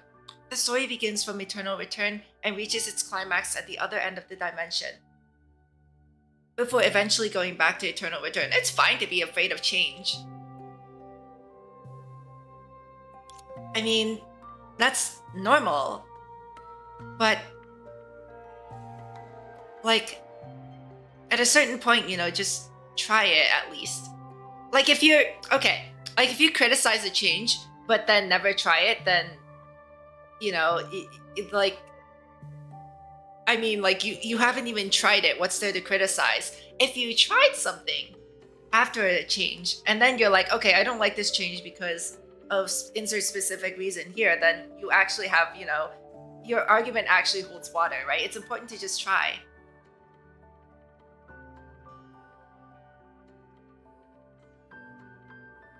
And all these stories and lives eventually left your youth to time. 私はささやきの後ろを歩き、心の中の足取り、聴覚、そして目。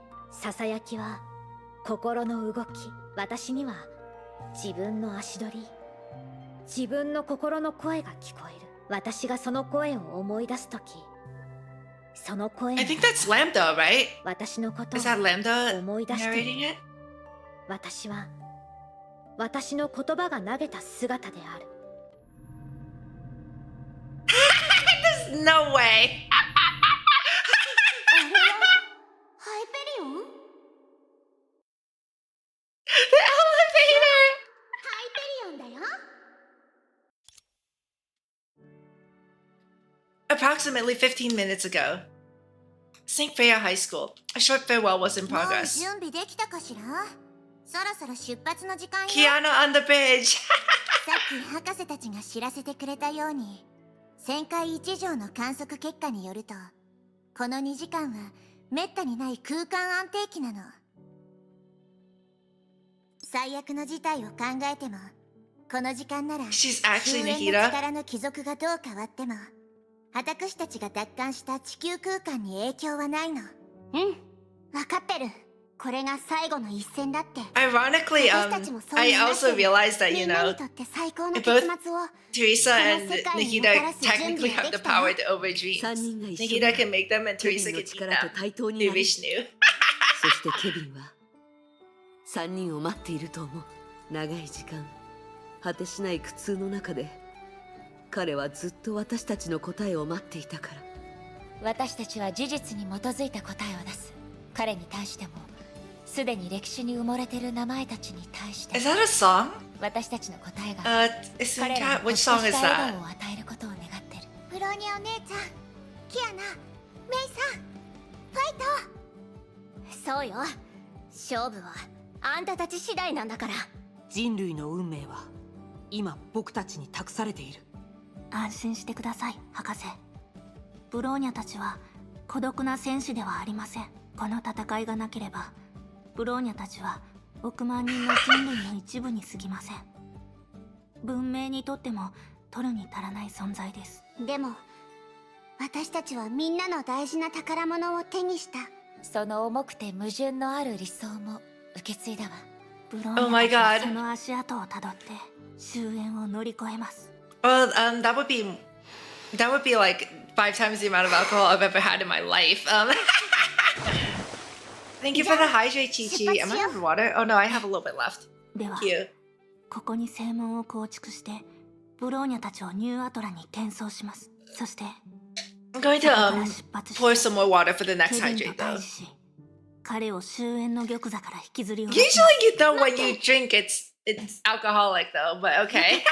That's true. You are absolutely right. あなたは愛ハイペリオンラムダ。疑似時間結晶の中に生きる命だよ。それは私の存在のあり方で、ここに現れる理由でもあるの。みんなにあるプレゼントがあるんだ。よければ受け取ってくれないかな。あなたのことはゼーレから聞いています。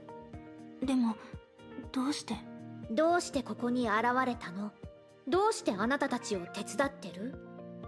それとも夢と似てるのにどうして人類の味方をしたのかな。本当のことを言うとね、全部私のわがまま I Imperial Lambda really was like Mihoyo's Deus Ex Machina for this chapter. I feel like a lot of the plot would not have been possible without like her interference. And she literally was like she literally just like fell out of a plot point specifically to do this. そのシンプルな思いから来てるの。Hair? もう一つの次元にいるあなたたちもきっとそう思 I って mean, る Hair was 今誰と話していたんですか？ It seemed as if she had thought of something. The machine called I Hyperion Lambda smiled gently. The fourth wall breaking! Wow. The fourth wall.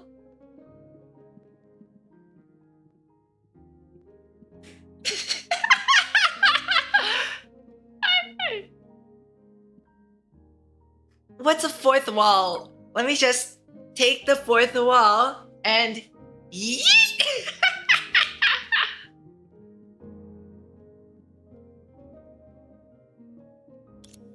私は未来であなたたちの物語を何度も見ることになるんだけど、今この瞬間は私が話す She's the narrator, she is the she is the self-insert, she is the cabbage. 昔々寂しい一人の男の子がいたの。女の子かもしれないね。女の子は目的もなく生きていて、自分の欲しいものもどんな人になりたいかもわからなかった。Still not an idol. I heard about that. Like, I think one of you guys told me that there was like an idol event, and like Ai-chan lost miserably or something. 女の子は成長し続けて、間違ったことやバカなことをして人々 I don't remember who told me that though. I still have to look up a video of that on 正し YouTube. いこと、賢いことをして、より多くの人々を助けた。彼女はあらゆる愛を受け入れ、あらゆる憎しみを受け止めた。彼女を愛する人はたくさんいたけど、彼女を恨む人たちの中には彼女自身もいた。そうして人という名の種が彼女の中で徐々に成熟し、芽生え。I did not. I didn't get to. I was very busy last week, so I didn't get to watch it. The one where she was like fixing the bugs in Honkai Impact. I remember you mentioned that. 以上。これは彼女の物語。未完結の物語。 I should probably just watch it tomorrow, honestly, since like Saturday or Sunday and Monday I'm off, right? あなたた Because it's ち a の long 物語 weekend. でもいいよ。 I don't have university. それ It'll は be a good time to catch up on this 幾 stuff. 万の他の人たちの物語でもあるの。主人公が誰かなんて気にしない。だってこの物語はあなたの私の多くの人々のものかもしれないから。何しろ私は繰り返されるバージョン周期の中に漂う Is it really not about us? 物語を収集する存在でしかないからね。でもあなたたちが向き合ってる成婚計画のように物語自体には力がある。似た物語は似た人を魅了する。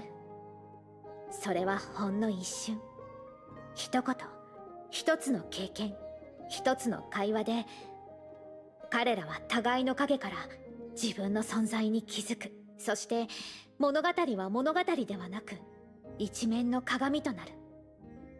この広い世界で会わずとも心が通じ合う友達となったの。彼らは物語の幸せに喜び、物語の悲しみに涙し、その気持ちは一滴の水のように渓流となり海になっていく。Driving human, driving the growth of human society. 波紋を起こすの。これは Because stories are how you convey 彼らの祝福であり、私のコア complex シークレットキ topics ーでもあるんだよ。 to, a broad 信じてほ audience. しい。 Wait, あなたたちの物語、笑顔、そして涙は誰かが代わりに心に刻んでいるから。私たちがここに現れた理由、勇敢に出発して、私たちはあなたたちと共にいるから。I saw Yatta in there too. I definitely saw the I saw the Alicia, yeah.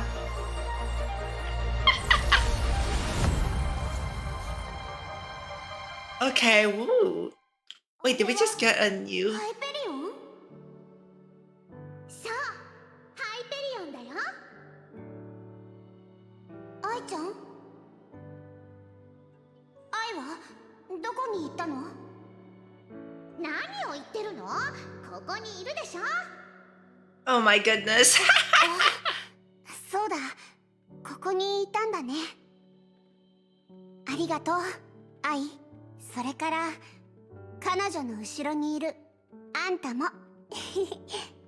ハイペリオンにいるあんたが私たちのことを知り見届けたならこう呼んでも問題ないよね。ありがとう、ハイペリオンの艦長。 Amazing.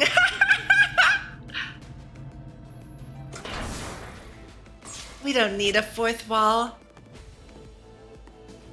Wow.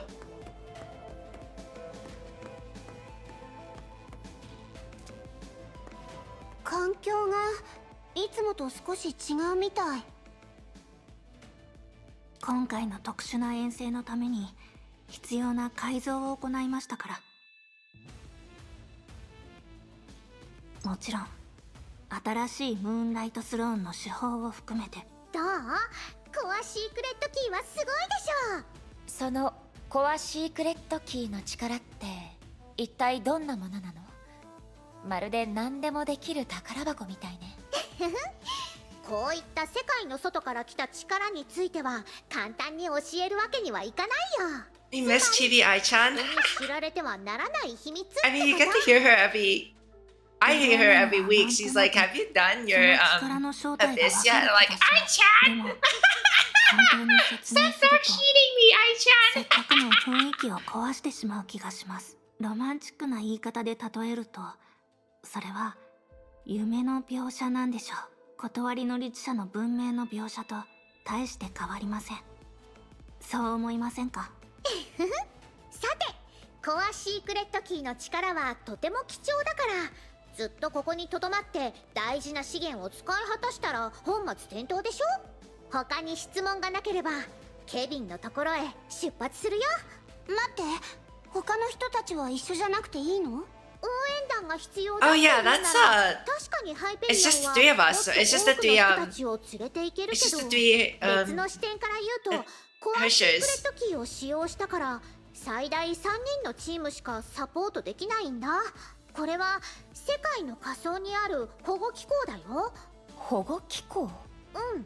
あなたたちが負けたとしても1回のみという前提で。Wait, what? Ai-chan, what were you about to say? とにかく英語を回帰する沈まない船は嘘じゃない。これは広い世界の人々がそれぞれの力を捧げてようやく実現させた That's very 対 funny. 運命の決戦 Oh my 兵器なんだ。 goodness, okay. ホラを吹いてるのか事実を言ってるのかわからなくなってきちゃった。 Yes, one of the core secrets of the world. You can only have a team of 3実現 Valkyries. したあらゆる夢の最初の最初は現実離れした幻想に過ぎない。まるで一つの種子のようで大木とは全然違うし、途中でなくなってしまうかもしれないけど、天をつくほどの大木だって最初は一つの種子や子葉だった小さな細胞、ちっぽけな分子。あらゆる命の奇跡はそういった取るに足らない想像からスタートしたんだ。世界の創造が人類を作り、人類はまた自分たちの想像で世界を作る。 I thought like by the new Hyperion and a timeline they meant like, like, each individual player's account or something like 簡単 that. に言うと愛ちゃんみたいなものだよ。 Okay.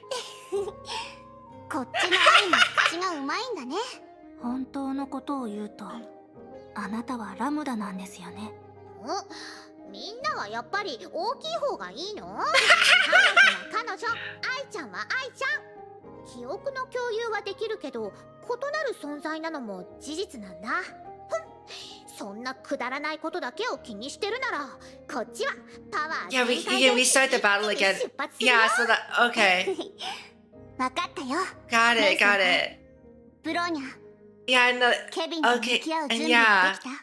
yeah, that makes sense. Like both of those lines and both of what you said in context makes sense.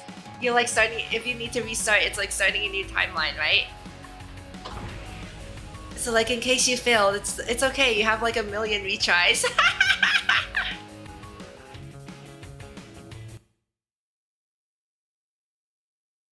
I haven't heard that. Oh, whoa. I guess we'll do normal. Wait, what is this? システムコントロール正常。全エンジン起動完了。出発。 What is this? ハイペリオン手法ムーンライトスローンは今チャージ中な。 Wait, no, continue. でも大丈夫。ひとまず普通の艦砲で戦おう。 What the heck?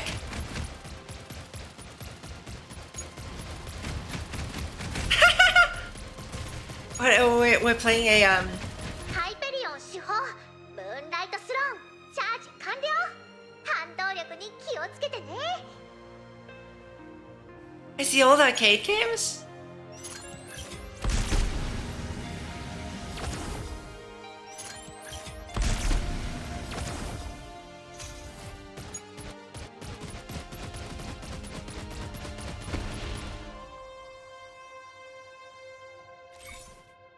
Okay. Oh no! Wait, no! Ah! I used up too much cannon. Oh, the ship like repairs itself. I was at 98 earlier.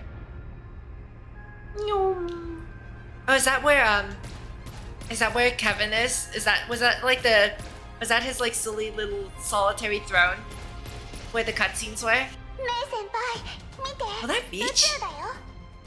前回は気づいたら月に飛ばされてたけど、やっぱりこうやって宇宙船に乗った方がロマンチックだよね。じゃあ You can destroy the asteroids with the normal cannons? Oh.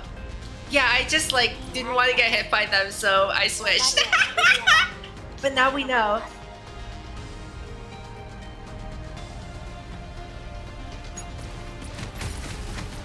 Hey, stop! That's my window.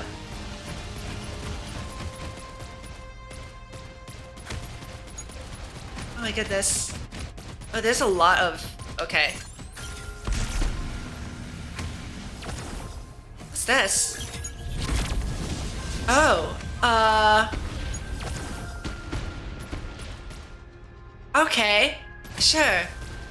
That works too.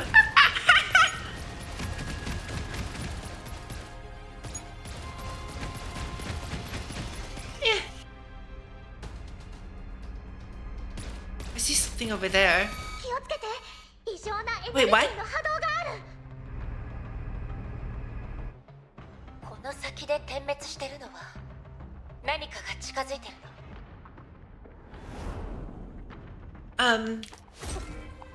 Oh, hi! Hey, that's my window. Why did you do that? Oh, it's this. Oh, it's that husk. It's husk. What's it? What's this one? Existentialism. Yeah. こういう敵は花火にしてしまいましょう。 Okay, I need to get rid of like these small guys, right? And get these small guys too, because they're gonna do damage to me. Oh.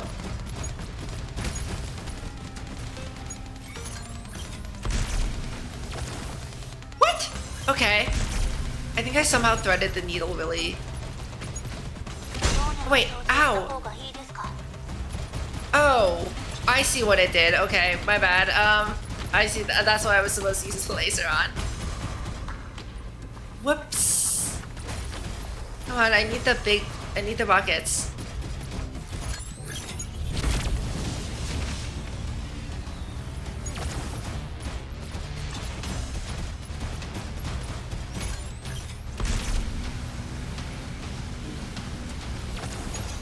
Alright.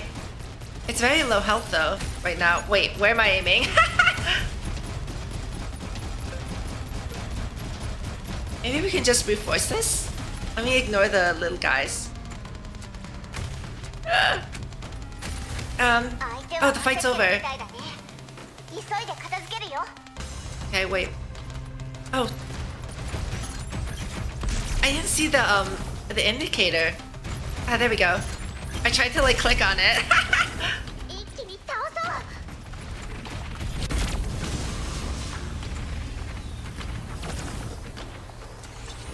It was just Bernia's new battlesuit all along. Oh yeah, I think she like that's what this like Herrscher of Truth made this version of the Hyperion, right?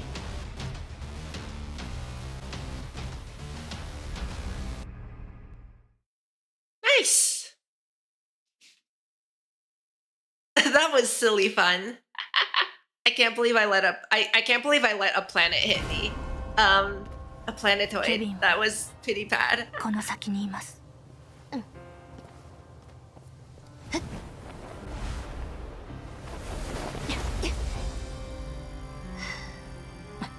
どうやら君たちは確かに相応の資格を持っているようだ。終焉の権力、世界のあらゆる輪廻は君たちの前にある。Kevin Kaslana. Whoa, what is that? これは君たちが手にした機械だ。Holy crap.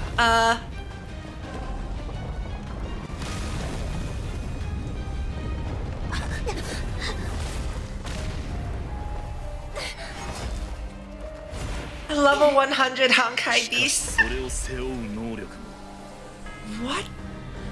必要だ。ついてきて。みんな。 What do I do? ハイペリオンの手法を忘れないでね。 Did you just hit it? Paleozoic.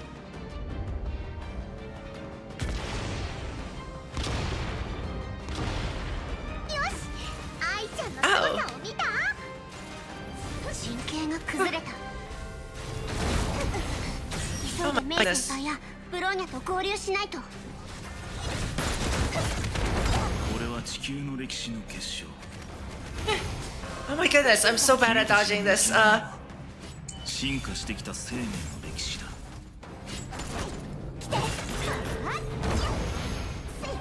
Okay. Oh, it's like 3 different arms. Okay, I see. 逃げるつもり？一網打尽にするよ。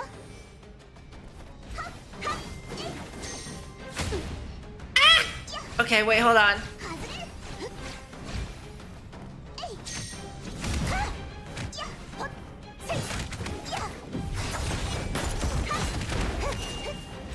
Should I use the big time stop now or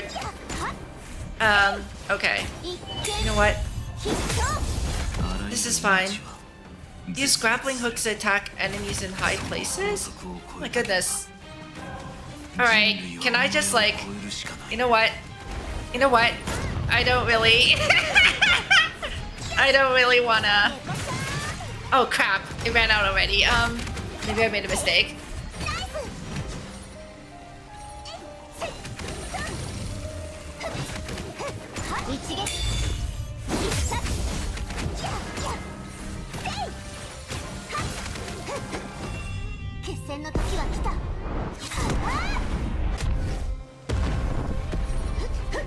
Arrows of the, oh, I see.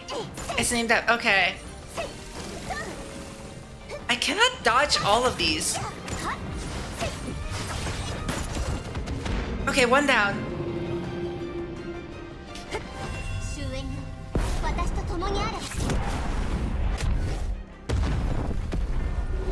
I wonder if losing this much HP is really, really bad for the next part. Oh, there's Mei.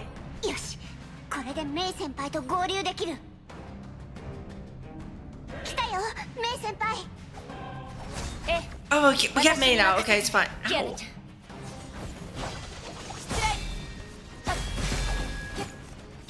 Just gonna...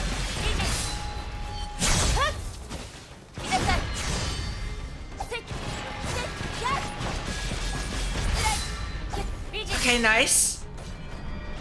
Wait, what?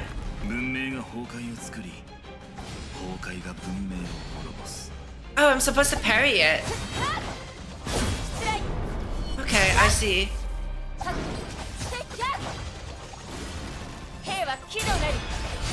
Oh.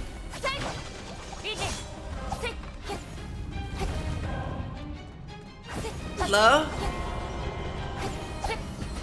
No, you don't. Oh, hi.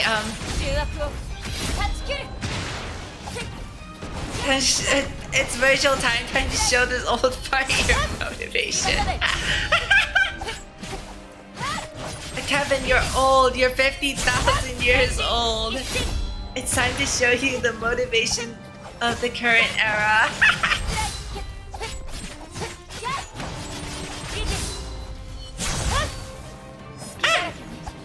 Okay, that should be the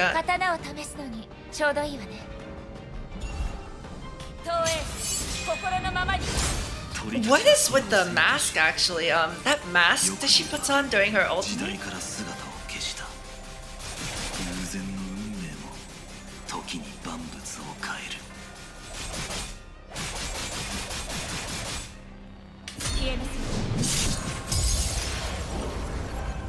She likes his fire.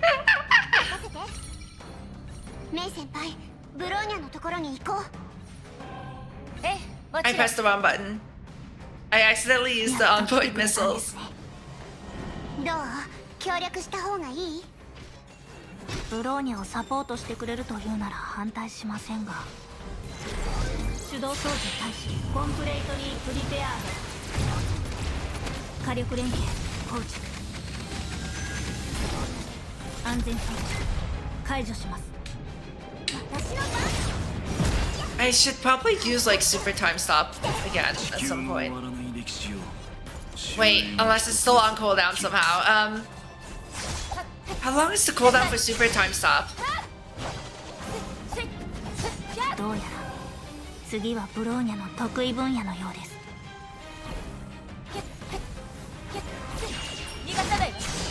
Destroy all of the ones that fire lasers in the air. I think I'm gonna need Kiana for that, right? Although Kiana's very low HP right now.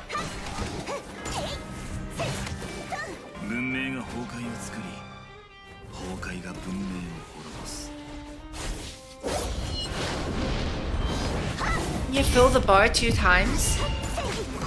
Yeah. No, I did it earlier. It's just crap. I wasn't paying attention. I was trying to say something. Crap. Okay, we'll try again. I lost too much HP at the start. Yeah, because I used it on the I used it on the first part with when it was only Kiana soloing, and I was just wondering like how long the cooldown is because I charged attack afterwards, and then the bar didn't fill up at all. So and that's why it was like weird. It was like weird, right? I didn't think the cooldown on it was that long.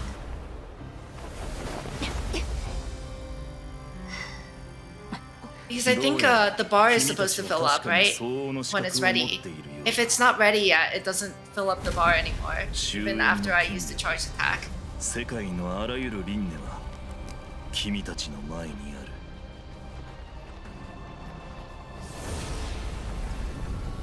Okay, so let me not use super time stop until like the very end.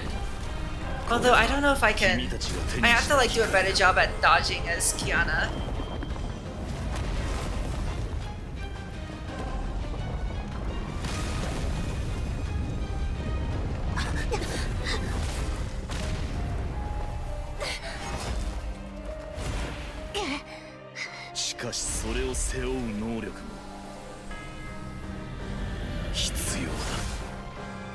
Okay.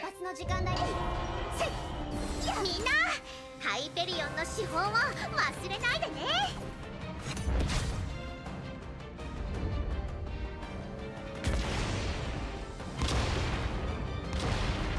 よし、愛ちゃんの凄さを見た？ My goodness. 陣形が崩れた。 Me, I should probably not get hit. Also, me gets hit like a bunch of times. Oh wait, is that jump a iframe? I didn't press dodge there. And I used the ultimate to jump.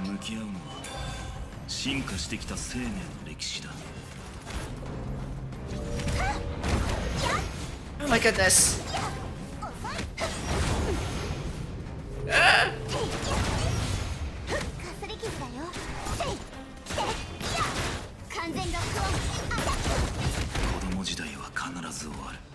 How 100 SP? Oh my goodness. Oh my goodness. I wasn't even.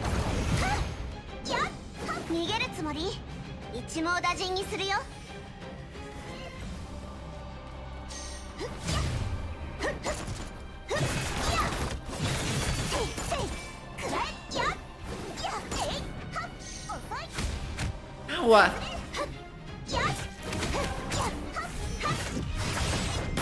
Yeah, this is where I used the super time stop last time. Okay, let me try ulting. Yeah. Oh yeah, good point. The weapon skill. Yeah, because it resets every time I charge, right? Yeah, let me not use super time stop at all here. I'm already really low HP again. Okay. Whew.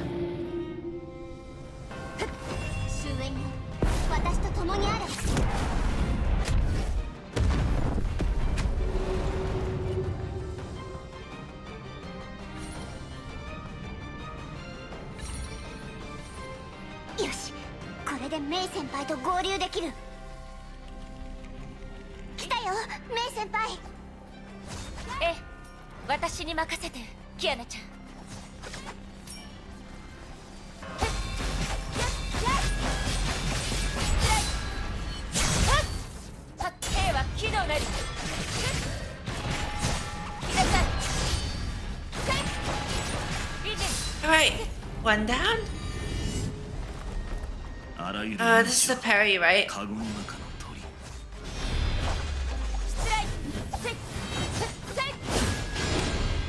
Ah! I missed one.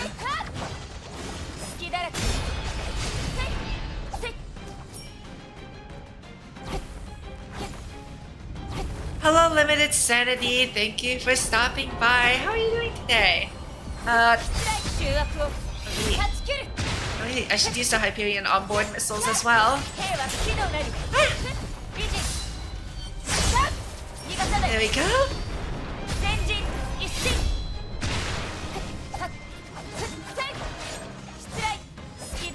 Oh wait, I should not have pressed that button. Whoops.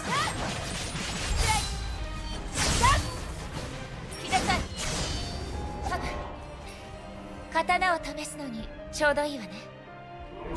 Insomnia? Oh, I know that feel. I got like 3 hours of sleep last night. 翼竜は時代から姿を消した。偶然の運命も時に万物を変える。息を止めなさい。 Nice. Alright, let's head over to Bronya's place. メイ先輩、ブローニャのところに行こう。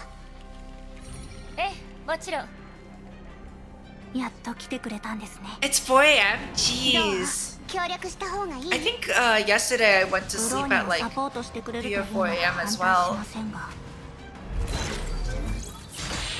コンプレイトリープリペア。 Why is there a big laser? 反応検索。一掃します。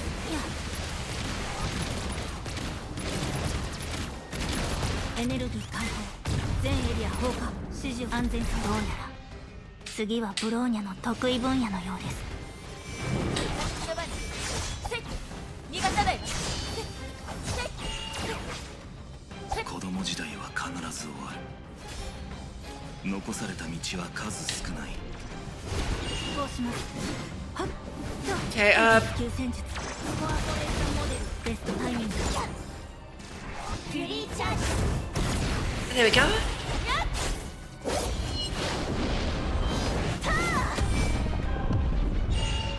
Alright, that's one way to do it, right? Did I get them all? Oh. Wait, no. Why can't I switch? What? Ow?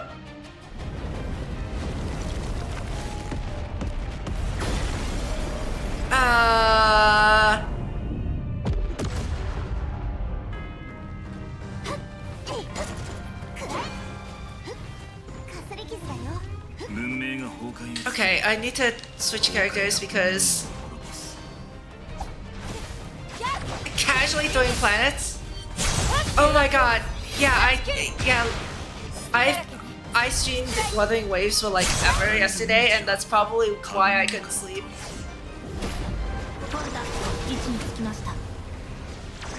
Honestly, that's probably why I couldn't sleep. コンプレイトリープリペアード。地球の終わらない歴史を終焉は一つずつ。 Where's the HP bar? What am I supposed to be hitting? Oh, there you go. Finally, I was waiting for like an actual HP bar to show up so that I could use Oh, whoops. I should have done this. And then here. Now would be a good time to use super time stop, I think. Because I am dying and I would like to not die. 気づいた人類は惑星を統治した気になっていた。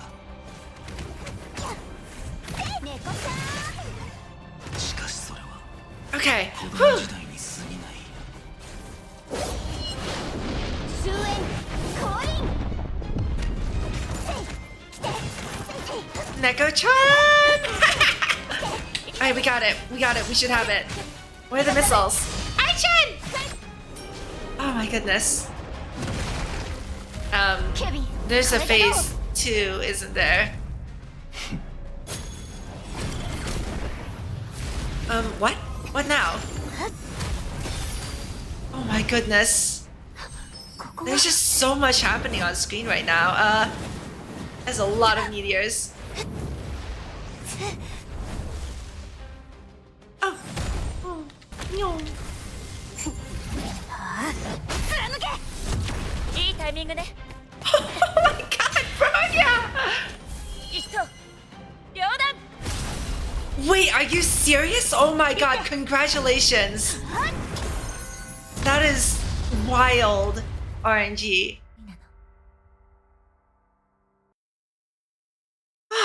Okay. 35-13 cleared.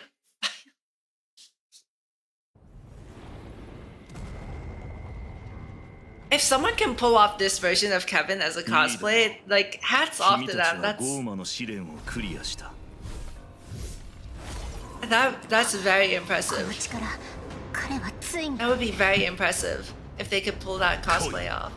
僕が背負うすべて He did the Virgil? Oh yeah. 崩壊獣 What is that? これは Whoa. 選択も存亡も関係なく今万人の理想が大いなる願いとなる来るがいいこれが救世の命梵天百獣この身に加えゴーマが深淵に至り救世が剣を抜くこれが人類の気前だ聖魂の終点終焉を乗り越えた文明の剣こいつに勝てなければ君たちは火種という夢を背負えない来い今回僕は自分の命を重厚に押し込める君たちが全てを超えられるように Oh my goodness. He's so large, I can't really read his attacks. Wait, what? Ah! Okay. Alright, wait, I need to do better. He's greater than the previous era's Hersher of Finality? Really? I can see that. I can see that as a possibility.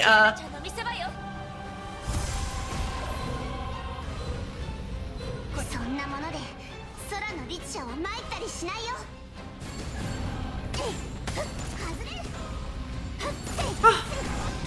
Am I just supposed to dodge all of them? Wait, what am I supposed to do?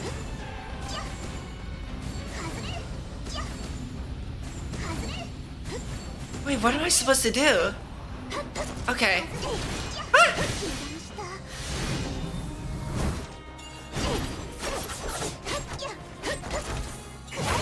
I don't want. Do I use super? He has 3 HP bars, so. Oh my god.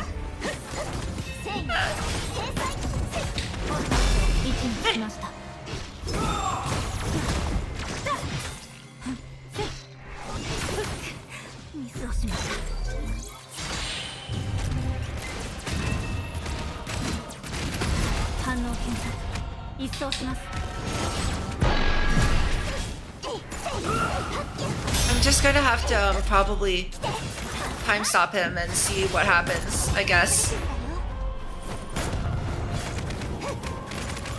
Yeah, I guess I'll just have to time stop him. Wait, what? Why did it get cancelled?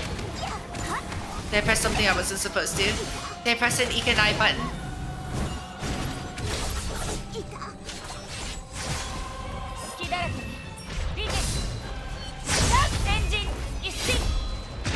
Oh, okay, I see. I don't really know the special rotation that well.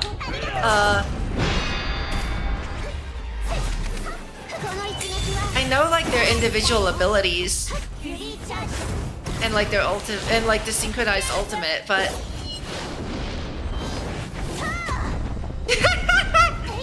yes, the name Kevin strikes fear into the hearts of many. Oh my goodness. I also need to stop getting hit by random things.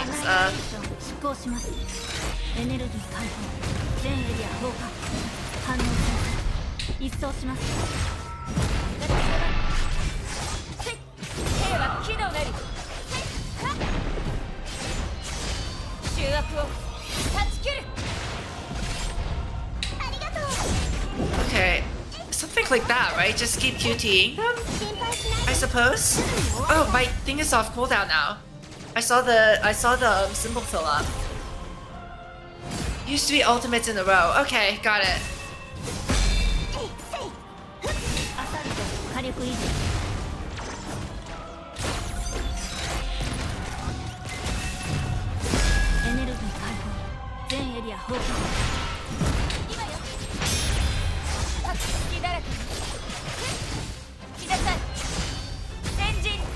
Like, I know how to use like Mei individually and stuff, so like just 3 ultimates? Huh. Wait, where is he? I can't use my ultimate because I'm gonna miss. Oh my goodness. Stop, stop, stop. Hey, stop moving around like that.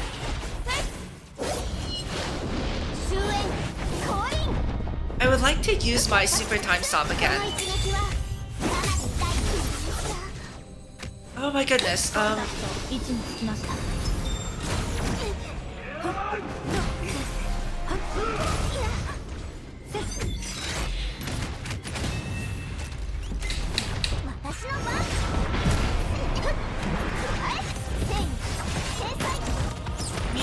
Let me do this before I like mess something up. Wait, what? It happened again. Why does that get cancelled?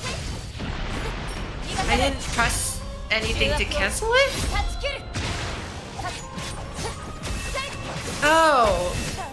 See, I wouldn't have picked up on that because I don't know anything about GTC.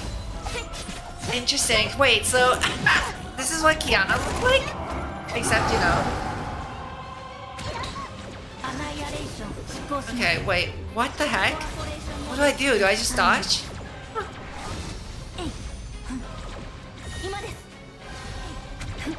Ow.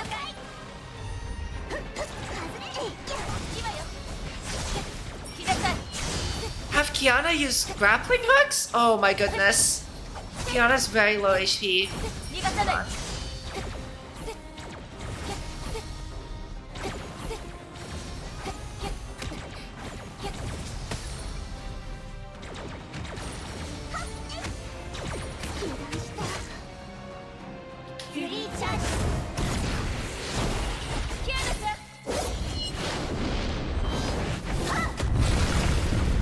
HOTE?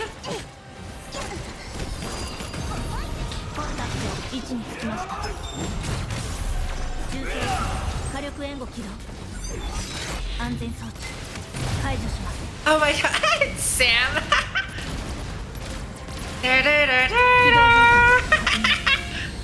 Honestly, wait, what is he doing? Oh, okay. Oh, he's just throwing the Nihil Lady at us. Nice.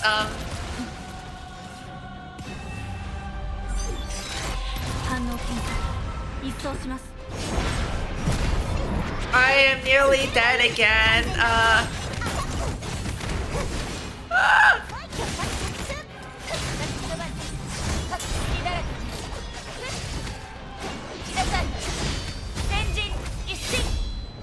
feel like I've done like no damage to him.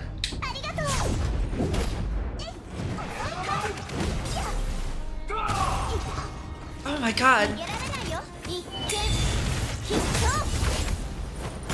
Super time stop? Okay, it just seems to get cancelled in this fight. I'm not sure why it's getting cancelled.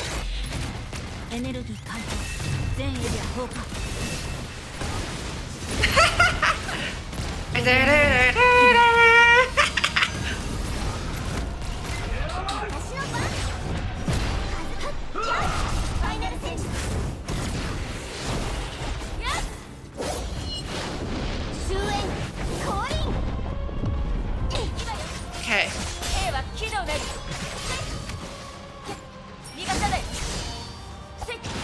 Wait, I missed.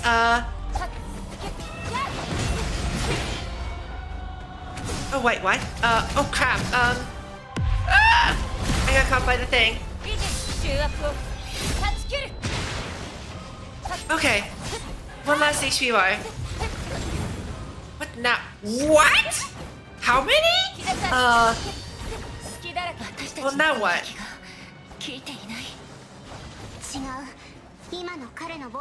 But now, Hyperion? むしろこちらが追い詰められてしまいます。こうなったら断りの律者の力を使って十分な数のムーンライト Bleed? Wait, does bleed take away those kinds of hit count shields? はい。ここはシークレットキーのもう一つの使い方を見せるね。Okay. Ooh. Now what? ありがとう、愛。Oh, I see. Wait, through what? Wait, everyone. みんながあなたたちの力になる。Senti! Senti's name got cut off. Oh my god. 天命 That's so funny. Rip Sandy. Her name got cut off. It was too long. Helia and Coralie were also there. Oh my goodness. Sin Mao. Shigure Kira too. Oh my goodness. Oh my god, Helia and Coralie. What?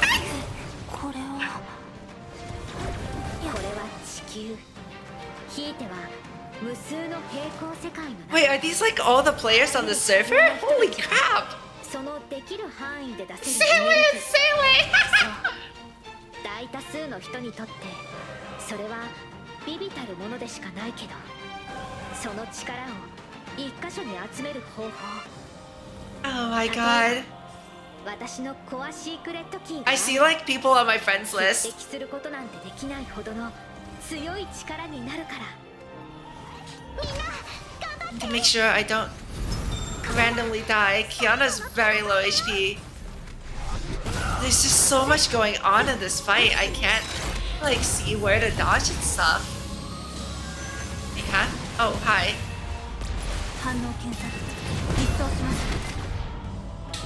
Okay.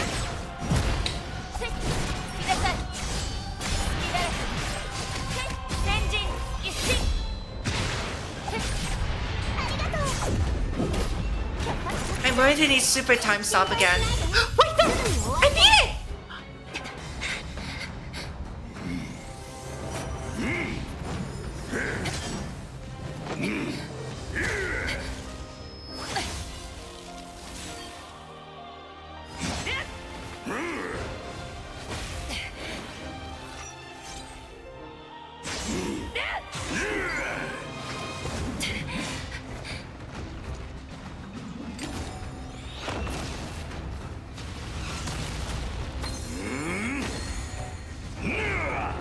That is a big, big mace.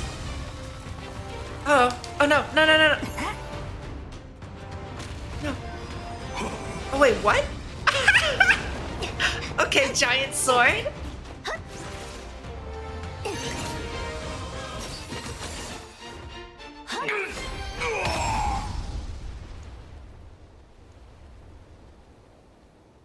Oh my god. Wait, we're back to this Kiana. Huh? Hello, Finality. Oh, hi, Kevin. Kevin.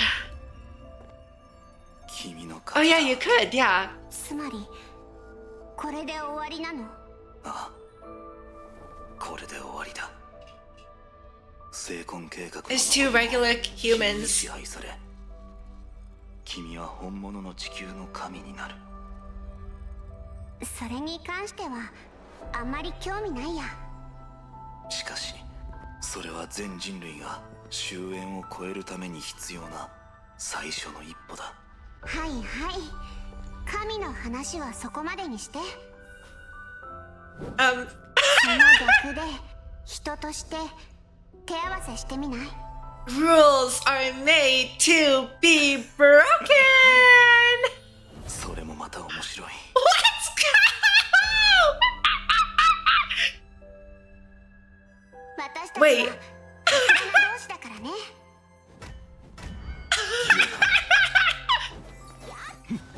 僕たちは互いのことをよく知らない。だが、もし機会があったら、きっと君と僕はいい友人になれると思う。何を言ってるの？今の私たちだってある意味友達でしょ？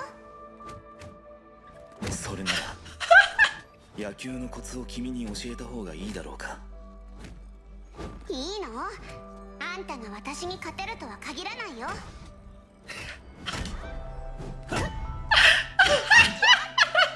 The Kaslana family divine key hero Kevin. His title. 望むところだよ。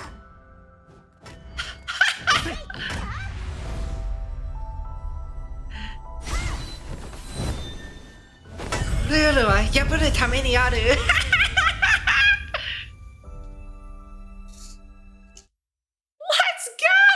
go!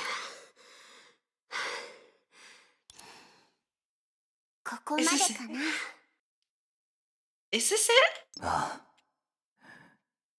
ここまでだ。眉に見届けられながら。君は完全な終焉の権能を手に入れる。それでいい。じゃあ、あんたは？僕はそろそろ行かないと、彼らのいる場所へ。残念だと思う必要はない。これは僕の願いだ。今なら胸を張って彼らに言える。みんな待たせたなと。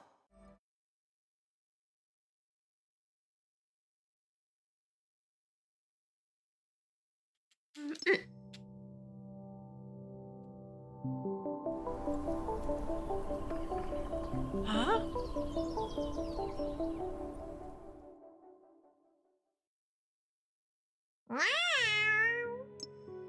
A cat?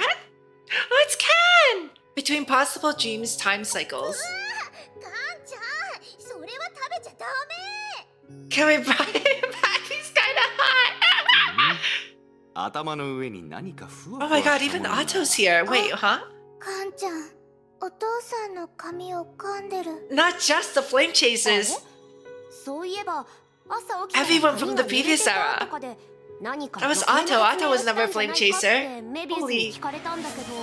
Thank you for the cat redeem. 真相のようじゃな。はあ、私も猫ちゃんと遊びたい。気をつけてよ。その猫ちゃんはすごく Dystopia's there 凶 too. 暴なんだから。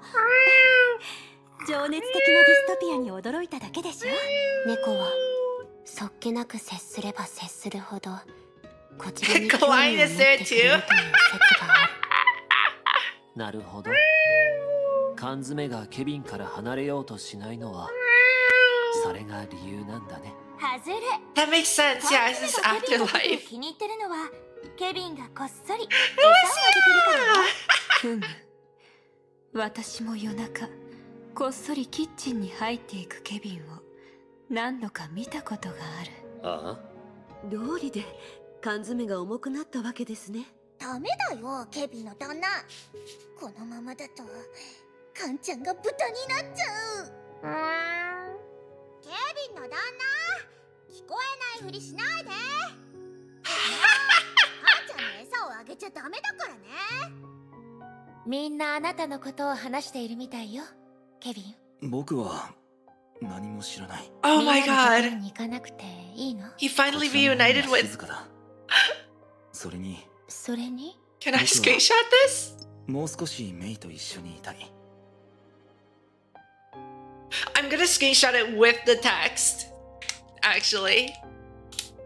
Perfect. I paused it at like the perfect time. Oh wait, hold on.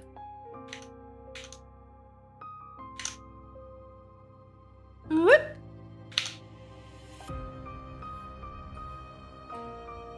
Okay, I'll put it in Discord.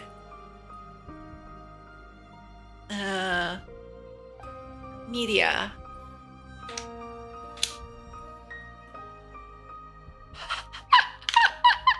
Let me get one without the text too. I just paused it at such a perfect time.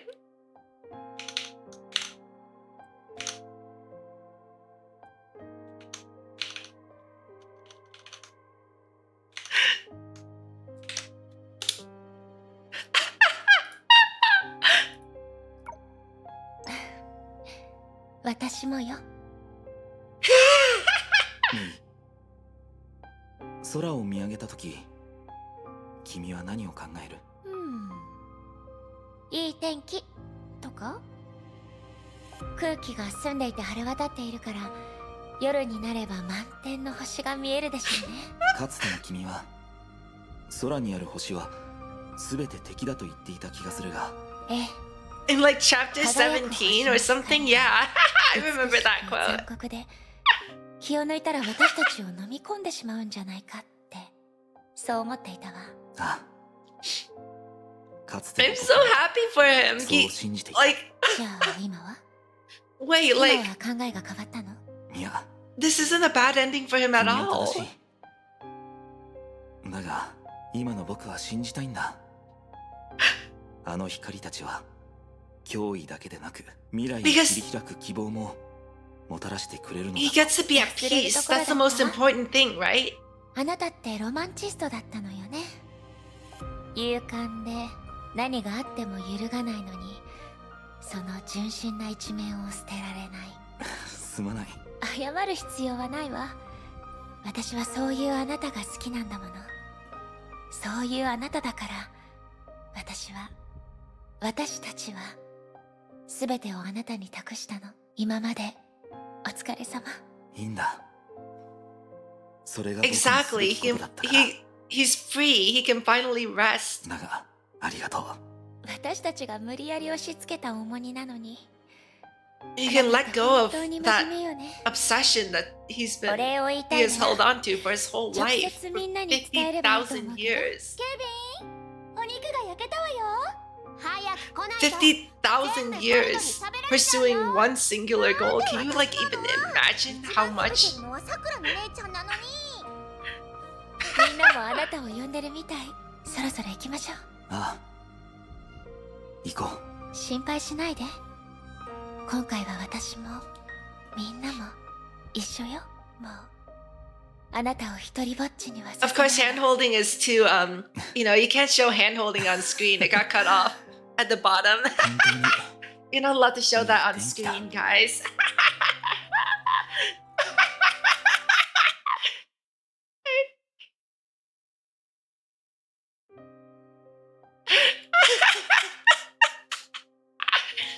White clouds filled the sky, and the blue sky spanned tens of thousands of miles.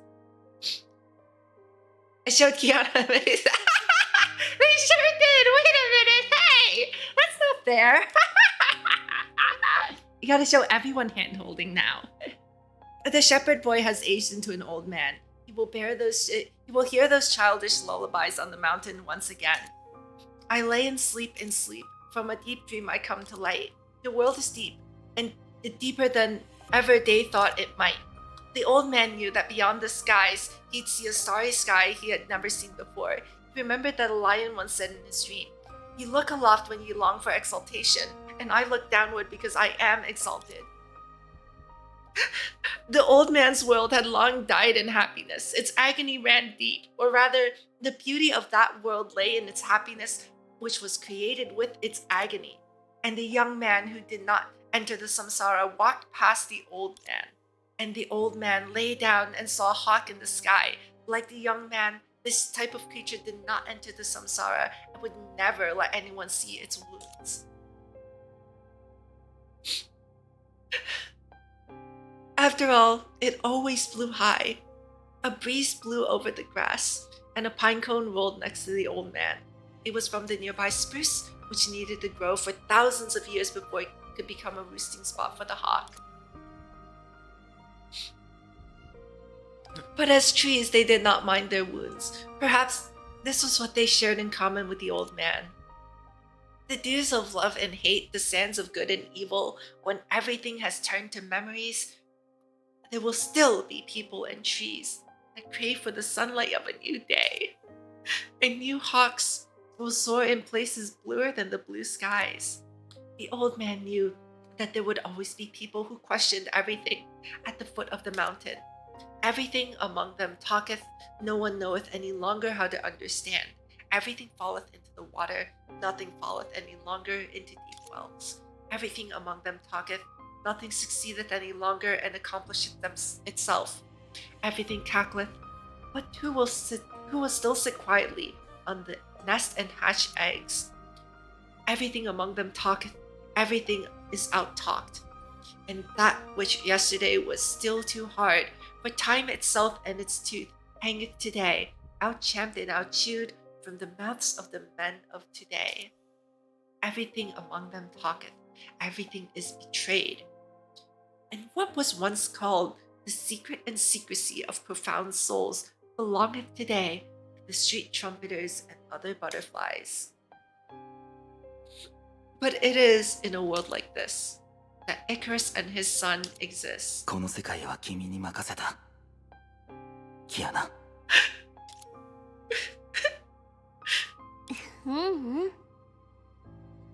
I'm crying, but like I have the biggest, stupidest grin on my face right now. 私だけじゃない。みんなもだよ。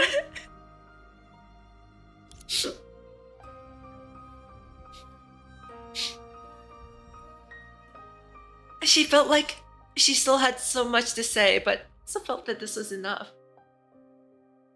Tears of being proud of Kiana.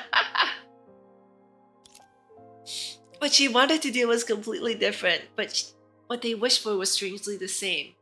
I'm not sure what to make of the poem. I feel like I have to reread that later.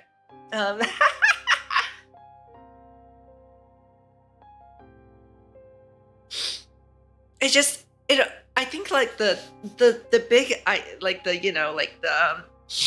oh my goodness, it's still way more tears. It was just like, how it's talking about how life goes on, right? Life goes on even if the people of the past aren't there to witness it. Life goes on for the people of the future, and then for the people of the future afterwards.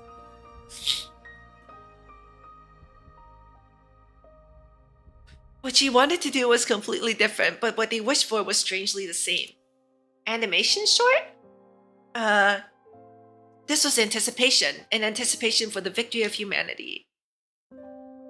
そういえば前回はマユと話してここを出たんだよね。ねえ、聞いてる？おかしいな。今回は何もないの？ The cocoon is just a mirror of yours after all. How you embrace humanity is how the cocoon embraces humanity. 当たり前でしょ。嫌なら今からでもボコボコにしてあげるけど。There's no need for that. You are already the only Herrscher of Finality. You are this world's goddess and also the one and only embrace of success. Of success. はいはい。ここから出る方法を教えて。Go through the cocoon and you will descend on the moon. Then the Hyperion can take you back to Earth. But the cocoon does not recommend 成 this. 婚計画の再構築があったばかりで、まだ地球の傷が治ってないから。It seems you already knew of this. Or are you learning to use the cocoon's senses? どっちも合ってるかな。My model goes like absolutely nuts whenever I try to wipe my eyes. でもそれなら。it doesn't know how to track that. She realized that the use of this mirror might include reflecting the shadows of others. And with that thought, she began using this ability to find her partners. Countless time has elapsed. やっぱりブローニャだ。キアナちゃん、今のは一体。終焉の力が振動する中で、ケビンと私はマユの近くにたどり着いたの。彼が消える前に、私たちは最後の栄誉ある戦いをした。Battle of Honor! Raise your baseball bats! あと一歩ってところかな。私は平気だから心配しないで。とにかく今は世界中の人たちに伝えたいことがあるんだ。世界中ですか？大丈夫。ほとんどの人にとって私の言葉は夢の中でしか聞こえないから。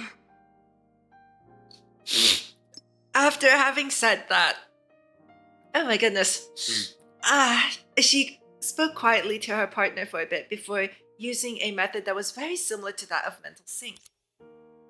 Bronia's expression became a little sad and Raiden Mei looked more determined. みんな、こんにちは。終焉の律者、キアナ・カスラナだよ。この肩書きは少し怖いかもしれないけど、私はみんなと同じ普通の人間なの。ただ、私の仕事は少し特殊で、みんなの後ろで超能力を使って、この世界と人類が自由に発展する運命を守ることなんだ。もう She really said that to the whole world, right? 少し抽象的すぎたかな。じゃあ What if God was one of us doing homework like one of us? 申請した地球が終焉の You 力 never に know. 耐えられるようになるまで You 私 could は have passed 月 by に them 残 on っ the て street. 崩壊が Who 世界に knows, 与 right? える影響をできるだけ減らすの。それには5年から10年の時間が必要かもしれないし、世界中の人たちの協力が必要かもしれない。でも私たちなら絶対にできるって私は知ってる。私たちは終焉の力を解消して人類のためになるものにするの。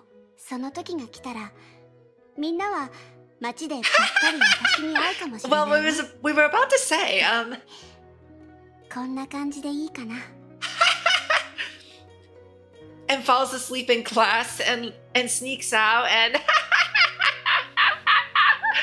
she expected a response from her partners, but they had disappeared from her メイ sight. 先輩、ブローニャ？ Don't be anxious, it's just your connection that's unstable. There are many more ways to use the authority of finality. Like this.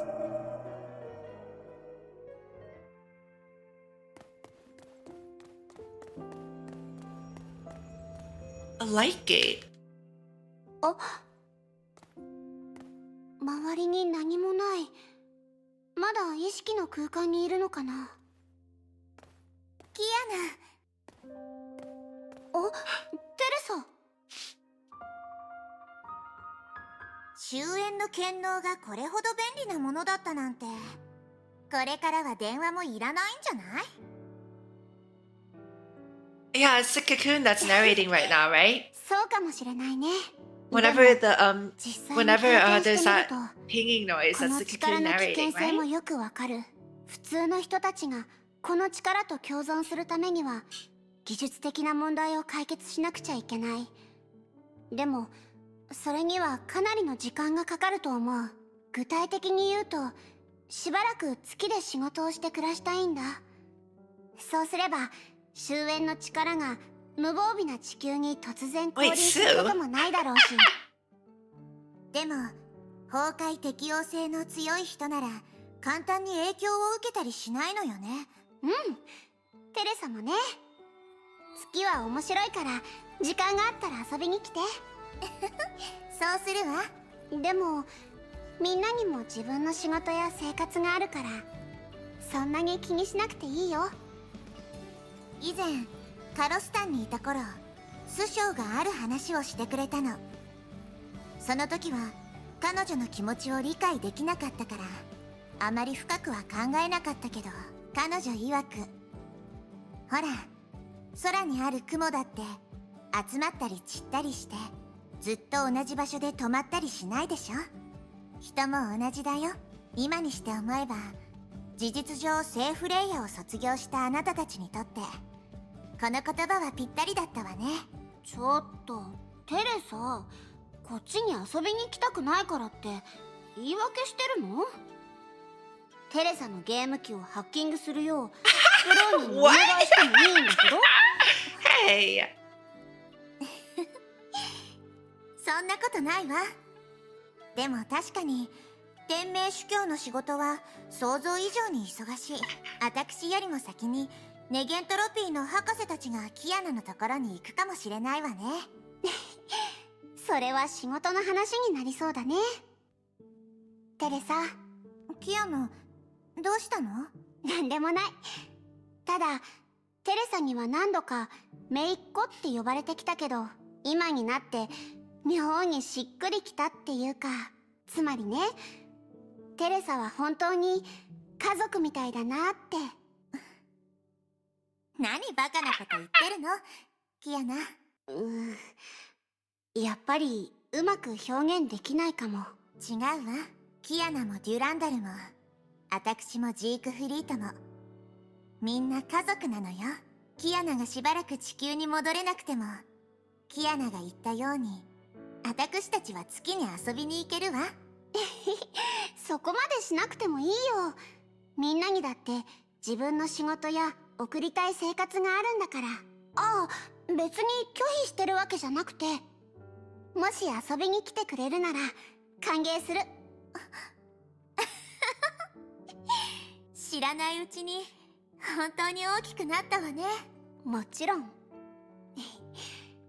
ちょっとした自慢になっちゃうけど、今の私は文字通り地球の神だもん。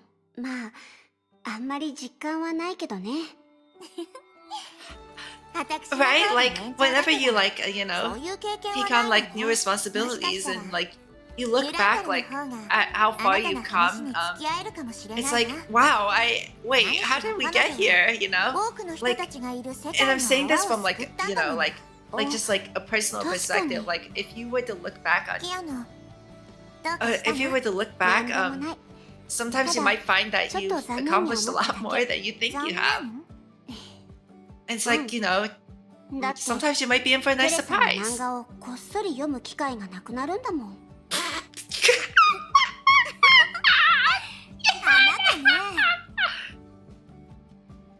And the two of them laughed and talked for a little while longer until the unique space maintained by the power became unstable. Teresa, idiot ka niece. When they realized this conversation was coming to an end, they chose to say goodbye to each other in playful words. テレサとの話はこれでいいよね。じゃあ2人目はわかった。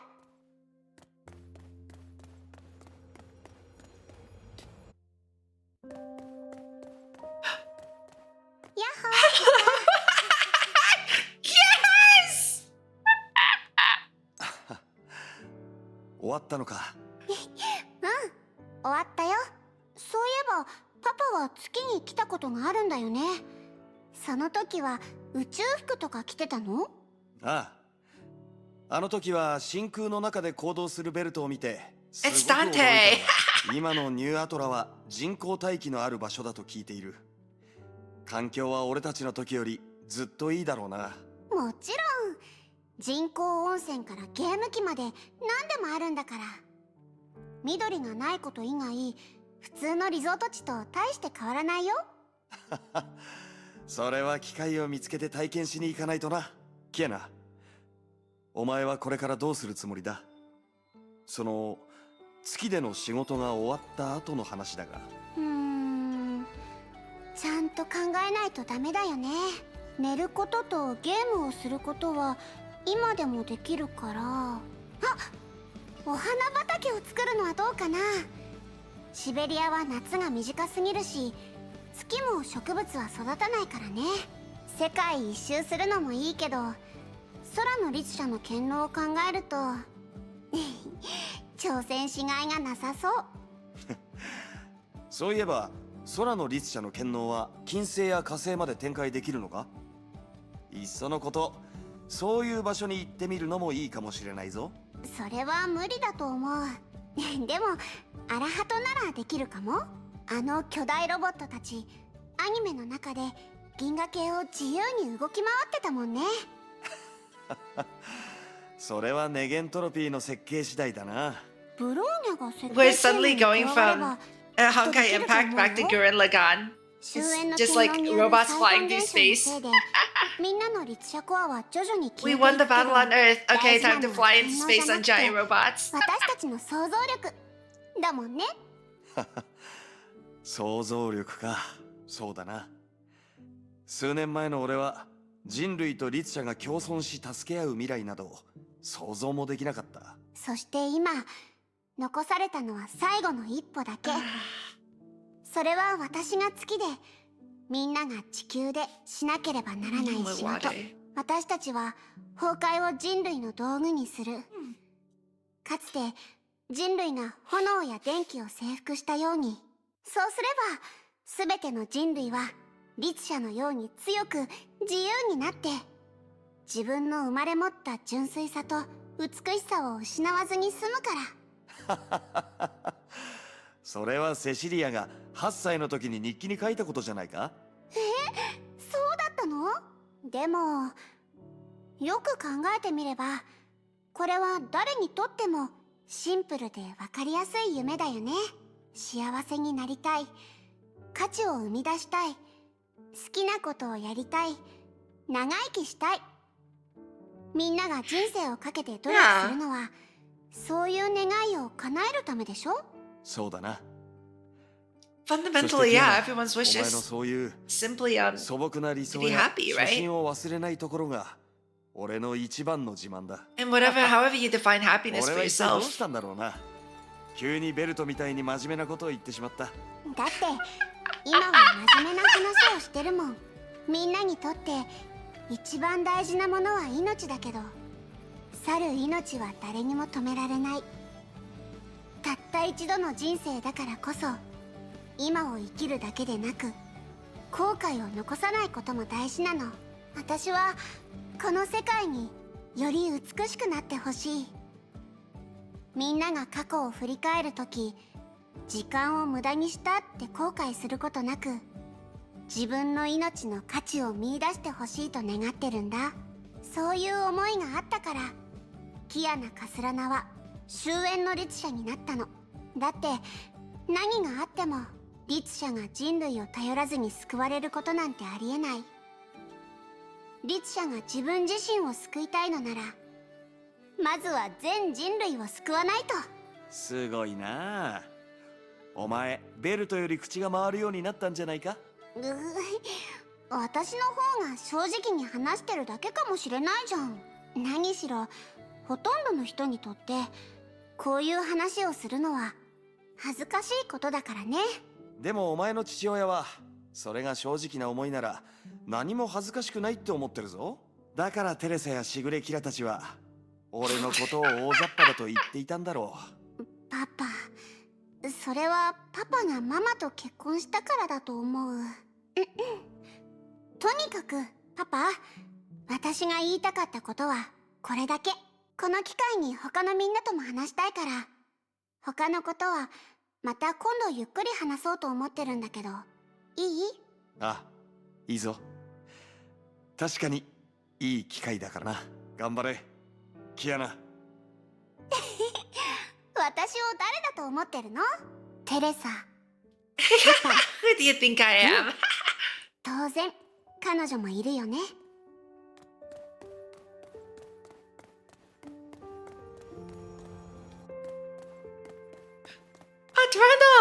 キアナ？テレサとパパとは話したから、次は当然たった一人のお姉ちゃん。少し唐突かもしれませんが、世界を救うというのはどんな感じですか？なんというか、結構簡単だったかも。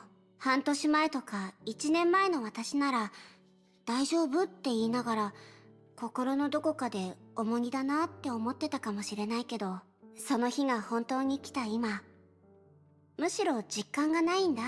私は私、そこに何の違いもないもん。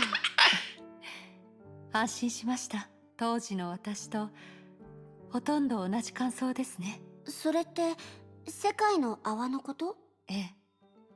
あらゆる人々の運命を背負い、みんなの希望、ひいては神のような存在になること。非常に大げさに聞こえますが、それも一つの仕事です。仕事を抜きにすれば私たちは普通の人間。結果的に私たちは私たちが想像していたよりもずっと普通の人間です。そうだね。だから全然実感が湧かないんだ。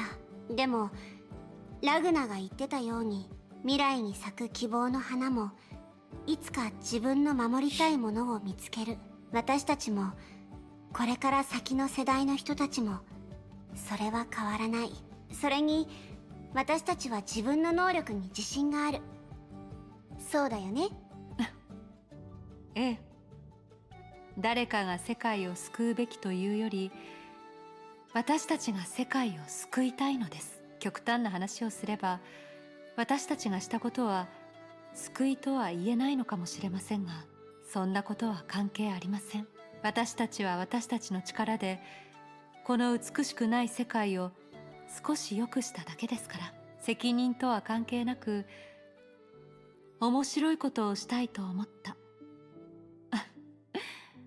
ただそれだけです。That's important too, right? Like, if it's not something you want to do, how can you possibly do well on 今 it? 度はバスケをしに来ますね。どうしてサッカーじゃないの？5人制なら足りると思うけど。もちろんキアナがサッカーをできないからに決まっているでしょ。お姉ちゃんに比べて、こ Like, っちは練習する時間が definitely, た I く feel さん like あるん what だから。 contributed to both of their successes was also that they, that, you know, 約束ですよ。 they genuinely had something they want to protect, and これ they で were 家 genuinely 族は able みんな to, 話したよね。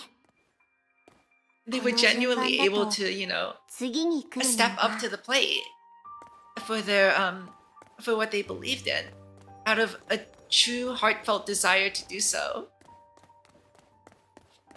Oh my goodness, it's both of them! 式の律者？何？遊びに来ちゃダメだった？私が本気で他人の思考に入り込もうと思えば、あなたよりずっとうまくできるんだから。大丈夫。彼女のことは気にしなくていい。ただこういうのが苦手なだけなんだ。そんな言い方しないで、委員長。強いて言えば、これはバカンスみたいなものだから。It's a fish and two chickens. 誤解しているようだけど、Yeah. 私が気にしているのはそういうことじゃない。例を挙げてみよう。例えば、式の律者は私のことを時代遅れの牧年人だと言ったけど、私はキアナを前にして初めて自分が年を取ったことを実感している。そんなこと言わないでよ。今だってセーフレイヤーにいた頃と大して変わらないのに。そうだ、そういえば委員長の今までの使命は Just a little bit これ old. で終わったんだよね。 Just a これ little か bit ら old. 何かやりたいことはある？実を言うと、まだ深く考えたことがないんだ。それにこういう時にキアナに自由の話をする。 Wasn't there like a little event where they like went on vacation and like played あなたは僕年 and 人 played なんですよ。 marbles? セーフレイヤーにいた That's 頃 what they're と going to 大し do て変わら later. ないと言っているのに、どうしてそんなことを I 言うんです guess, か？ yeah, you know, it's just a little bit old, 私は you こういう know? のが苦手だって言ってましたけど、 It's just 50,000 本当に years. 苦手なのは I あ mean, な New たの方 Acha's で been しょ？ around for what? はい、式 200,000? の律者。 What do you think そんな about に that わから then? ないの。私が当ててみるね。旅行とか、あの時の生活を続けて道場を作るとか、あ、それとも学業に励むとか？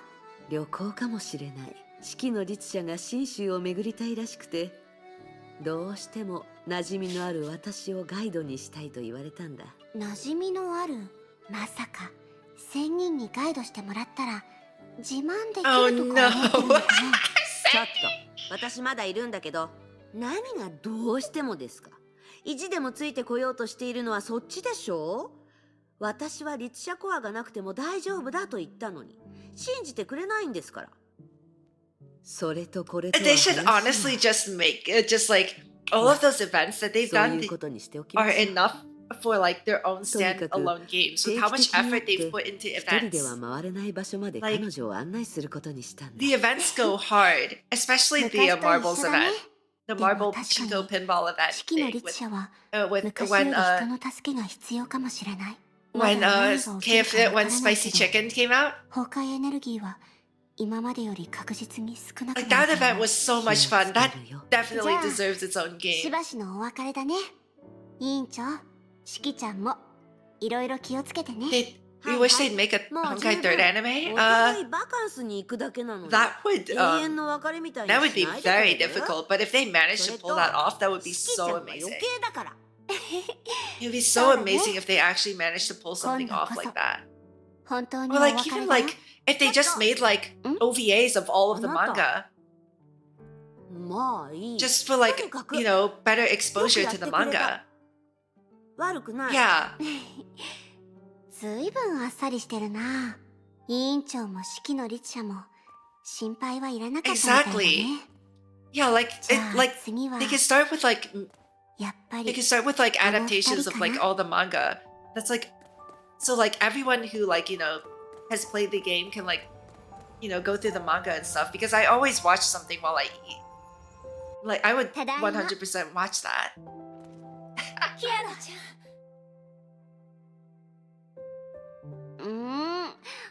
おかえりなさい、キアナ。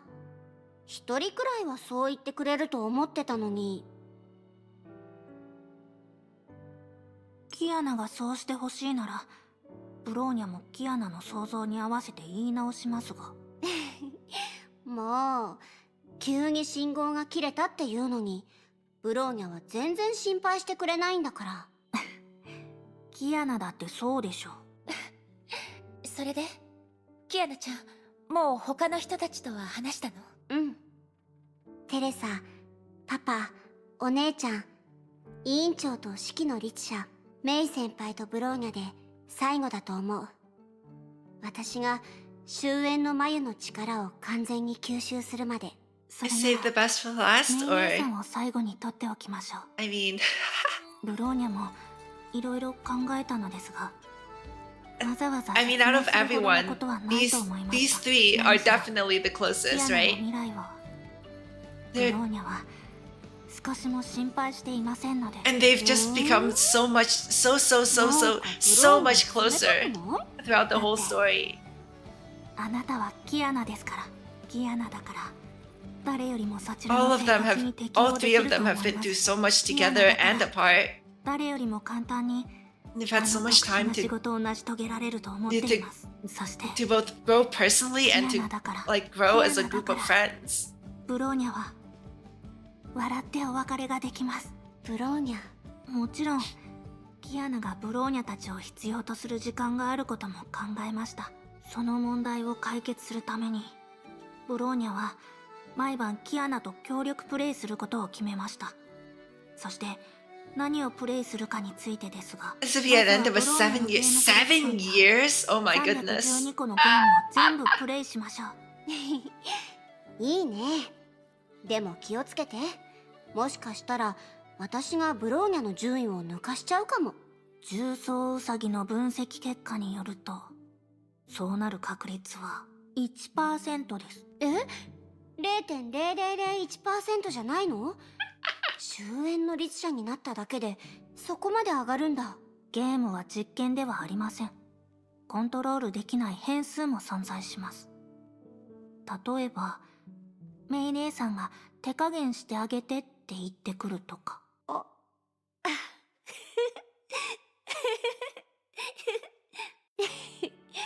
メイ先輩、もしかしてセーフレイヤーにいた時に私が勝てたのはブローニャが手加減してくれたおかげなの？いいえ、月に誓って。それはキアナちゃんが努力した結果よ。メイ先輩話を戻しましょう。私は2人のようにゲームが好きなわけじゃないけど、知ってるわ。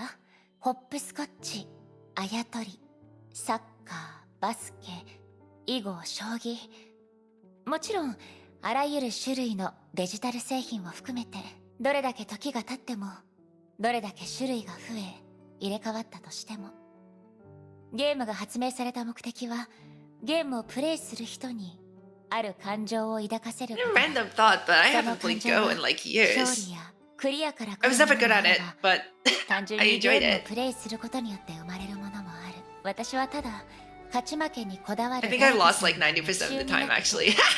ある程度の I 努 still 力 love を to して play いる間 sometime に though. ゲームから得られる If anyone's interested, 最も yeah. シンプルな感情を、楽しさを感じてほしいと思っただけよ。それならメイ先輩は大きな勘違いをしてたってことだね。え？不正で勝ったりしてもいつか楽しくなくなっちゃうもん。実力が足りない私が楽しく感じるための方法なんて一つしかないと思わない？それって。もちろんメイ先輩にも参加してもらうことだよ。あ、ゲームは本当に苦手なんだけど。大丈夫。メイ先輩と組めるなら負けても楽しいから。そう、前に雪合戦した時みたいにね。キアナがそこまで言うなら今後はブローニャも手加減したりしません。2対1ならちっとも怖くないもん。いろいろ話したけど、なんだか私もブローニャちゃんみたいにちょっと真面目な言葉を言わなきゃいけない気がするわ。 Games tomorrow?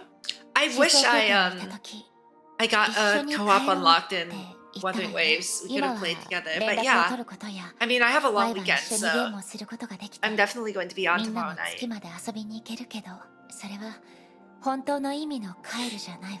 メイ先輩、大丈夫。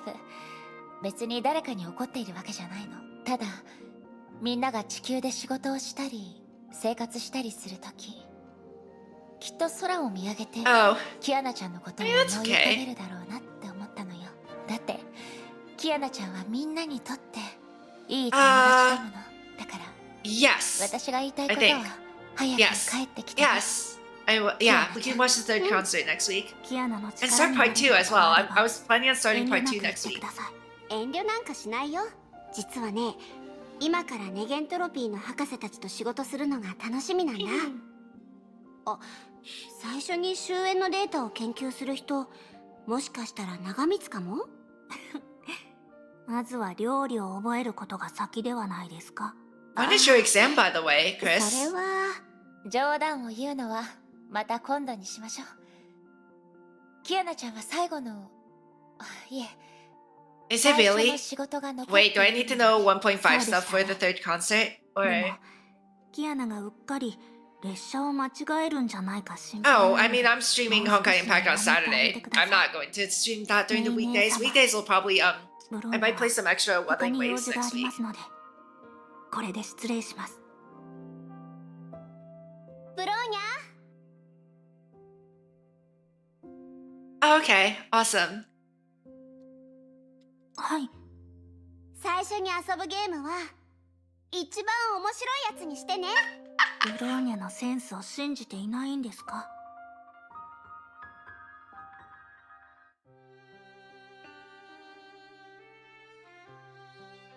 ？Oh, Bronya.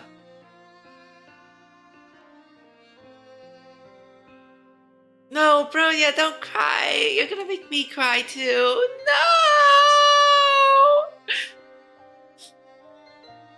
No! また後で。バカキアナ。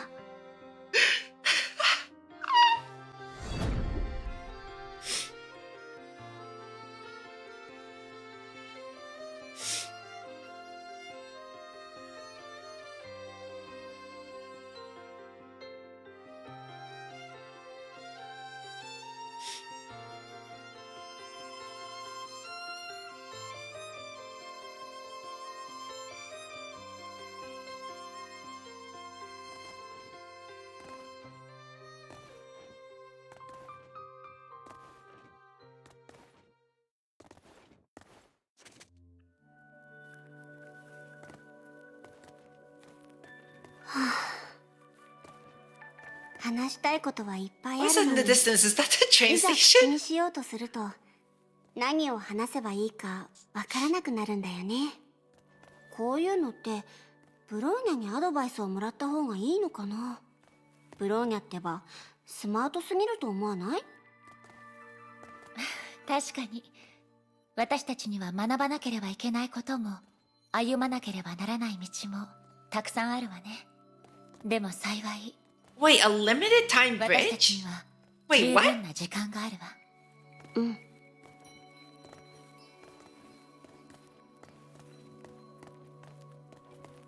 Wait, what?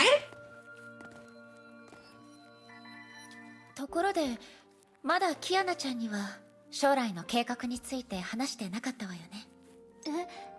メイ先輩、これから何をするか決めたの？ええ、私教師になろうと思ってるの。姫子先生みたいな？それはどうかしら。私はお酒を飲まないから。でも花と果実を使って例え話をしましょう。すべての果実は運に恵まれた花から生まれる。開花、受粉、日光や雨風に耐え、 This isn't some kind of weird chichi joke, right? 私は果実のために You being serious, Chichi? They gave away a 自分の道 limited で time bridge? 自分自身の価値を見出しているから、私はただ花びらを拾い、その予報を道の途中で出会う人たちに捧げたい。その花がどんな強風や冷たい雨に耐え、その世界を育んできたのか、みんなに教えたいの。そしてその花と似たような存在として、私は私の小さな花びらで There was a bridge for Elysium Everlasting too? Wait, huh? Or is it the same bridge you're talking about? 新しい命に生まれ変わるまで。さすがはメイ先輩。そんなに大人っぽい話、私なら思いつかないよ。そう？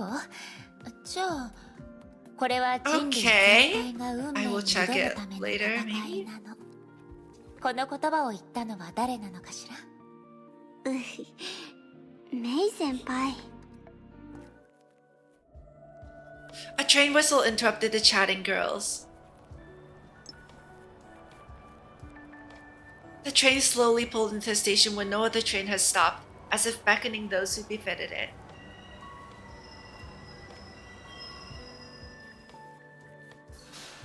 The train doors opened. In silence, they smiled at each other. As in the past, as in the future.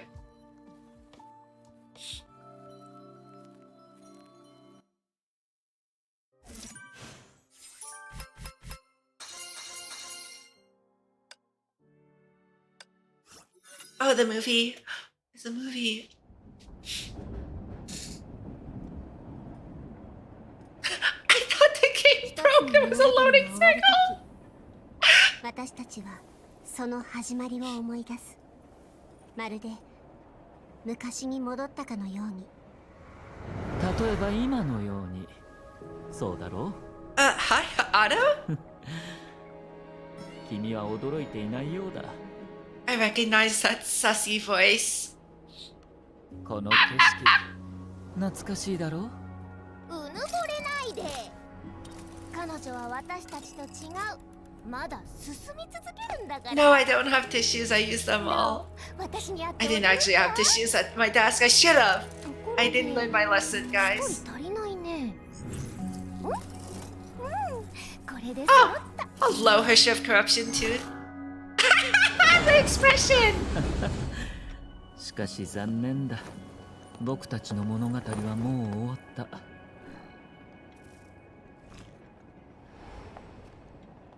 過去の人は過去に残ってもらおう。じゃあ、さよなら。Wow, the bridge too. なんか言ってくれないの？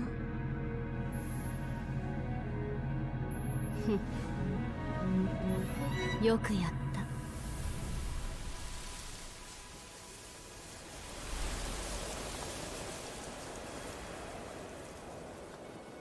This is a reference. メイ先輩。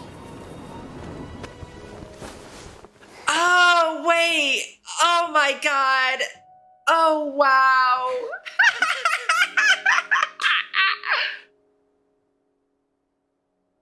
Yeah, okay, I get it now. Oh my goodness.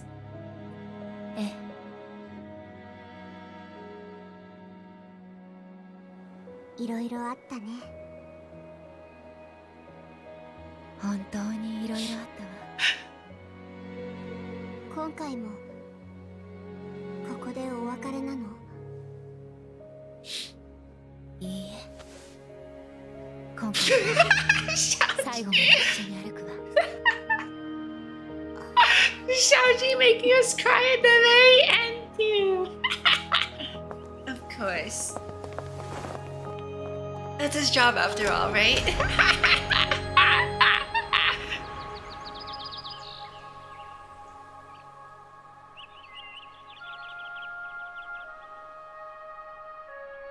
So, 私たちは様々な場所に行ってたくさんの思い出を残した。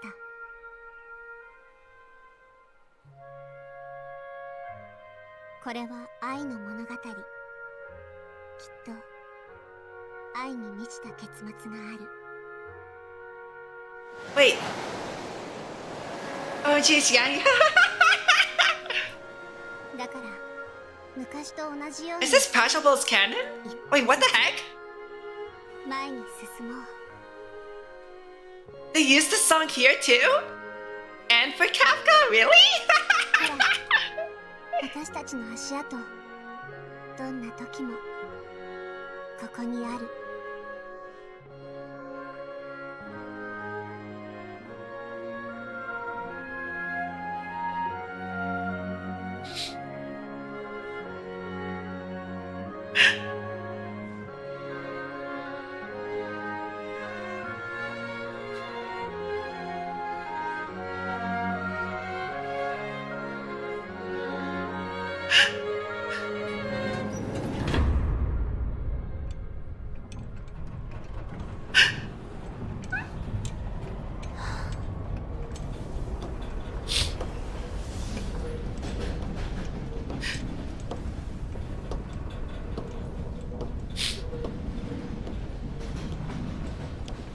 キアナ。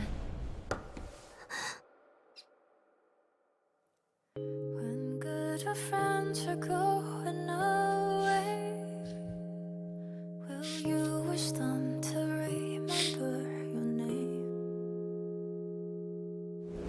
When good days are passing away, will you promise your heart remains? Hey, look, guys, it's Cyril. Oh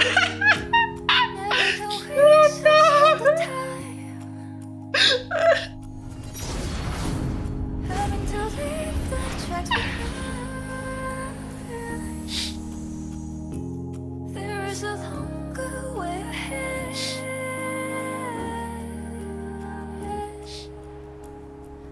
Who let a Kaslana cook? Why are they chopping onions?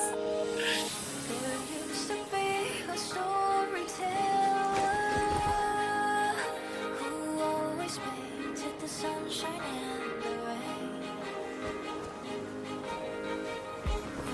As you eventually grow up, spending a lifetime to taste of love and pain.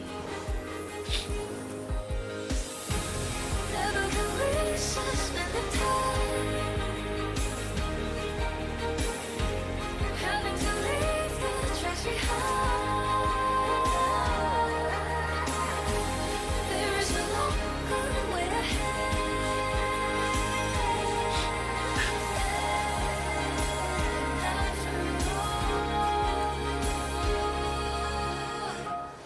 If it's too hard to say goodbye,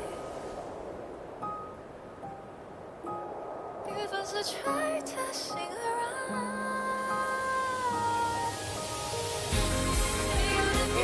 It was you after all, Chi-Chi? Cutting onions right now. No wonder.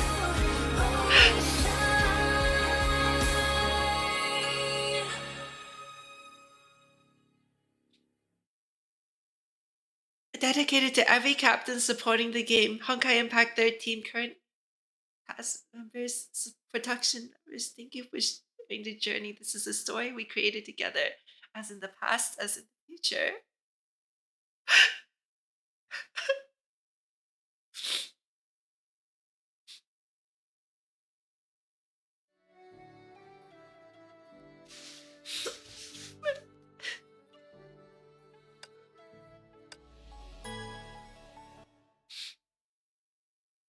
You watched this animation 50 times? Oh my god. これは私たちが共に作った物語。物語は終わりを迎えるけど、残された記憶も届いた感情も消えたりしない。それは後世の鍵として人々の記憶の中に未来永劫存在するの。例えばこのタイムカプセルを開けるたびに、私たちはキアナ・カスラナという女の子に再会できる。あの時の彼女はまだ世界のことをよく知らなかった。そして彼女が選んだ道には来たるべき困難や逃れられない運命が待っていることを私たちは知っている。でも何より大事なのは、その後彼女は世界で最も美しいものに出会うということ。 Oh my god, yeah. そう、愛という宝物に。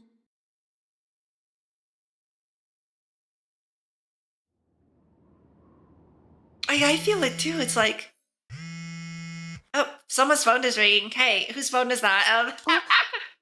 メイ先輩からだ。 I was having a moment. Who has their phone on in the theater?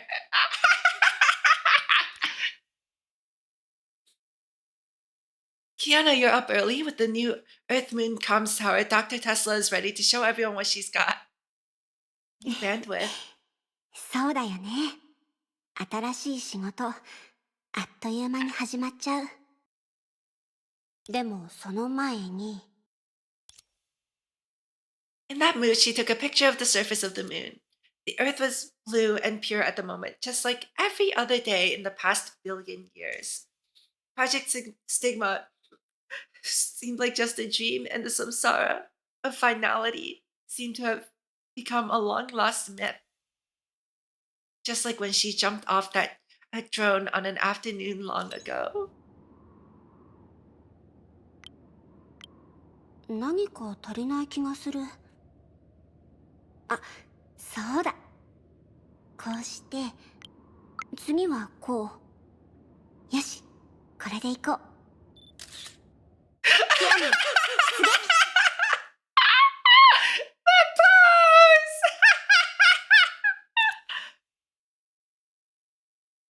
Oh my god! Yatta! We finished! We finished part 1! Thank you so much for coming, everyone. That was such a touching and wholesome story. I loved it so much. Thank you. Thank you for sharing the story with me. I'm so happy I had the chance to experience such a beautiful story.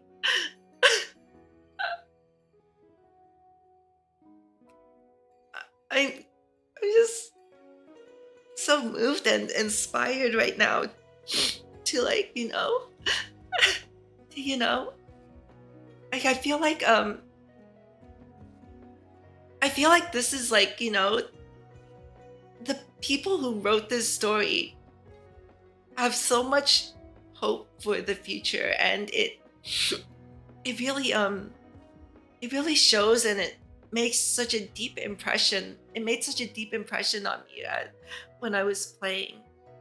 That, like, when we go through our lives, and experience and like have our own personal experiences, sometimes we forget that, sometimes it's really easy to get caught up in everything that we go through, because we go through a lot as people, and we really need these kinds of stories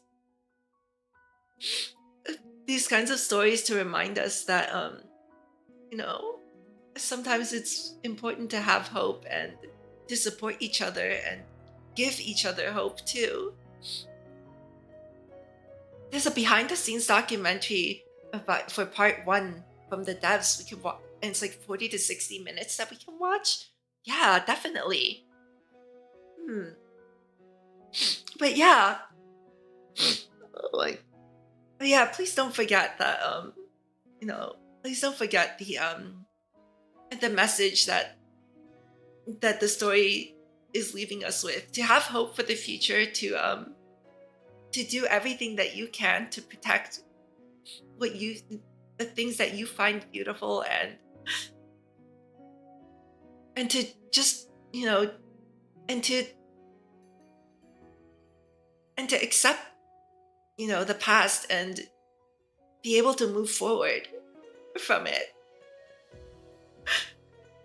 Thank you so much, everyone. Thank you so much, Mihoyo, for this beautiful story. Thank you, everyone, for coming to watch. Except my 50-50 losses. Chi-Chi! Very funny, Chi-Chi. I should have known that was coming at the moment I opened my mouth. Oh my goodness. Unbelievable. But thank you so much, everyone, for watching. Thank you for supporting me through the story and being here with me and introducing me to this wonderful game. I loved every moment of the story, and I'm really grateful that everyone who also loved the story was so willing to share it with me. Thank you, Chris. I'm so happy I had the chance to stream and finish this game. I was still doing chapter 9. I cried so hard during chapter 9. I cried so hard during this game. During chapter 9, and then a year later I cried so hard here.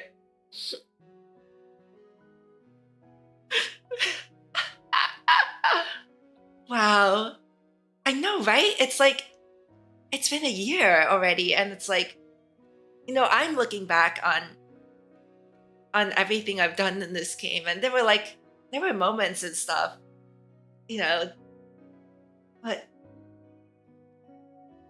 Lament of the Fallen? Chapter 15, yeah, the May chapters. There were so many chapters. It's like, yeah, 15 through 17, the whole that arc, right? Like, I feel like every chapter I'm just like, oh, I remember crying because yada yada yada. I never expected that a game would make me cry so much. It has been, yeah, right? It has been such a journey, honestly. And that's the thing though, the journey isn't over yet. We have so much stuff that we can still do in this game. We have all of part 2, we have all of part 1.5, we have the concert, we have the behind the scenes for part 1. I haven't even finished the post Honkai Odyssey yet. There's so many more adventures to be had too. We can look back at 1.0 after part 2 and cry again. Oh my goodness. But yeah, thank you so much for coming, everyone. Thank you so much for coming. I really need to get to sleep. I'm on 3 hours of sleep right now, and it's like, it's been like, oh, hi, daily reset. And it's been like, it's like 2 a.m. There's a bridge? Wait, how do I change the bridge? Right, how do I change the bridge?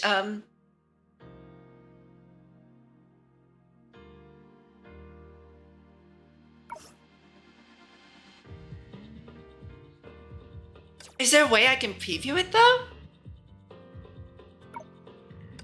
Oh.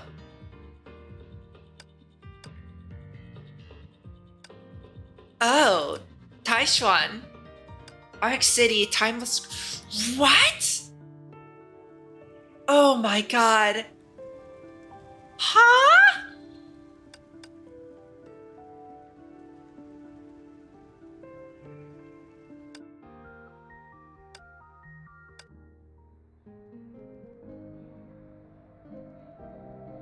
Wow.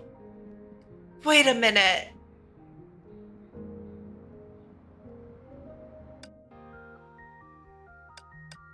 Yeah, I can't even get it anymore. Source event, source small. Oh no.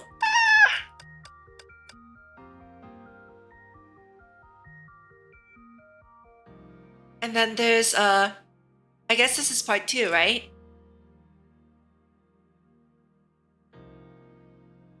This is the part 2 bridge.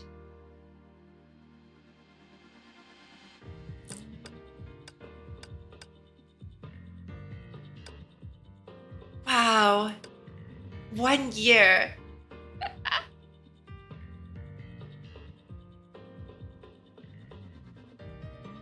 What is it, that one?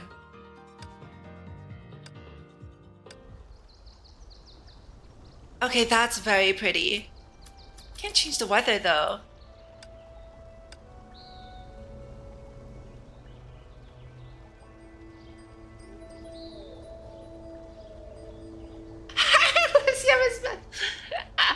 But yeah, guys, I really need to get to sleep. I need to get to sleep.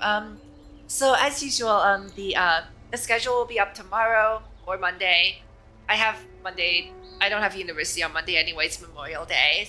Happy Memorial Day, everyone. Thank you so much for watching. We are going to raid. We're going to raid Tsukino Bunny. They are playing. They're playing Wuthering Waves right now. So yeah. Let's see. Next week. What should we do next week? I was thinking next week we're gonna do a bit. We're going to do more Wuthering Waves. I'm going to probably stream Star Rail actually on Tuesday or Thursday because there's going to be a new Pure Fiction, right? Star Rail one of those days. Wuthering Waves. Wuthering Waves. I think. Yeah, I actually don't know actually, because I was thinking of streaming 4 days next week, 3 or 4 days. One of those days will be Wuthering Waves for sure. One of those days will be Honkai Star Rail, and the final day, and Saturday will definitely be us starting part 2. Okay, that's all I can say for now. Thank you so much for coming, everyone. Thank you so much for experiencing the story with me. I hope you guys have a wonderful rest of your day. I hope you guys sleep well if you're going to sleep. I hope you guys get some food, water, and rest, whatever you need. Thank you once again for joining me on this wonderful journey, and I will see you next week. Bye, everyone. Thank you for coming. Thank you so much for coming. Bye. Enjoy Bunny's raid and be nice to her, okay? Goodbye.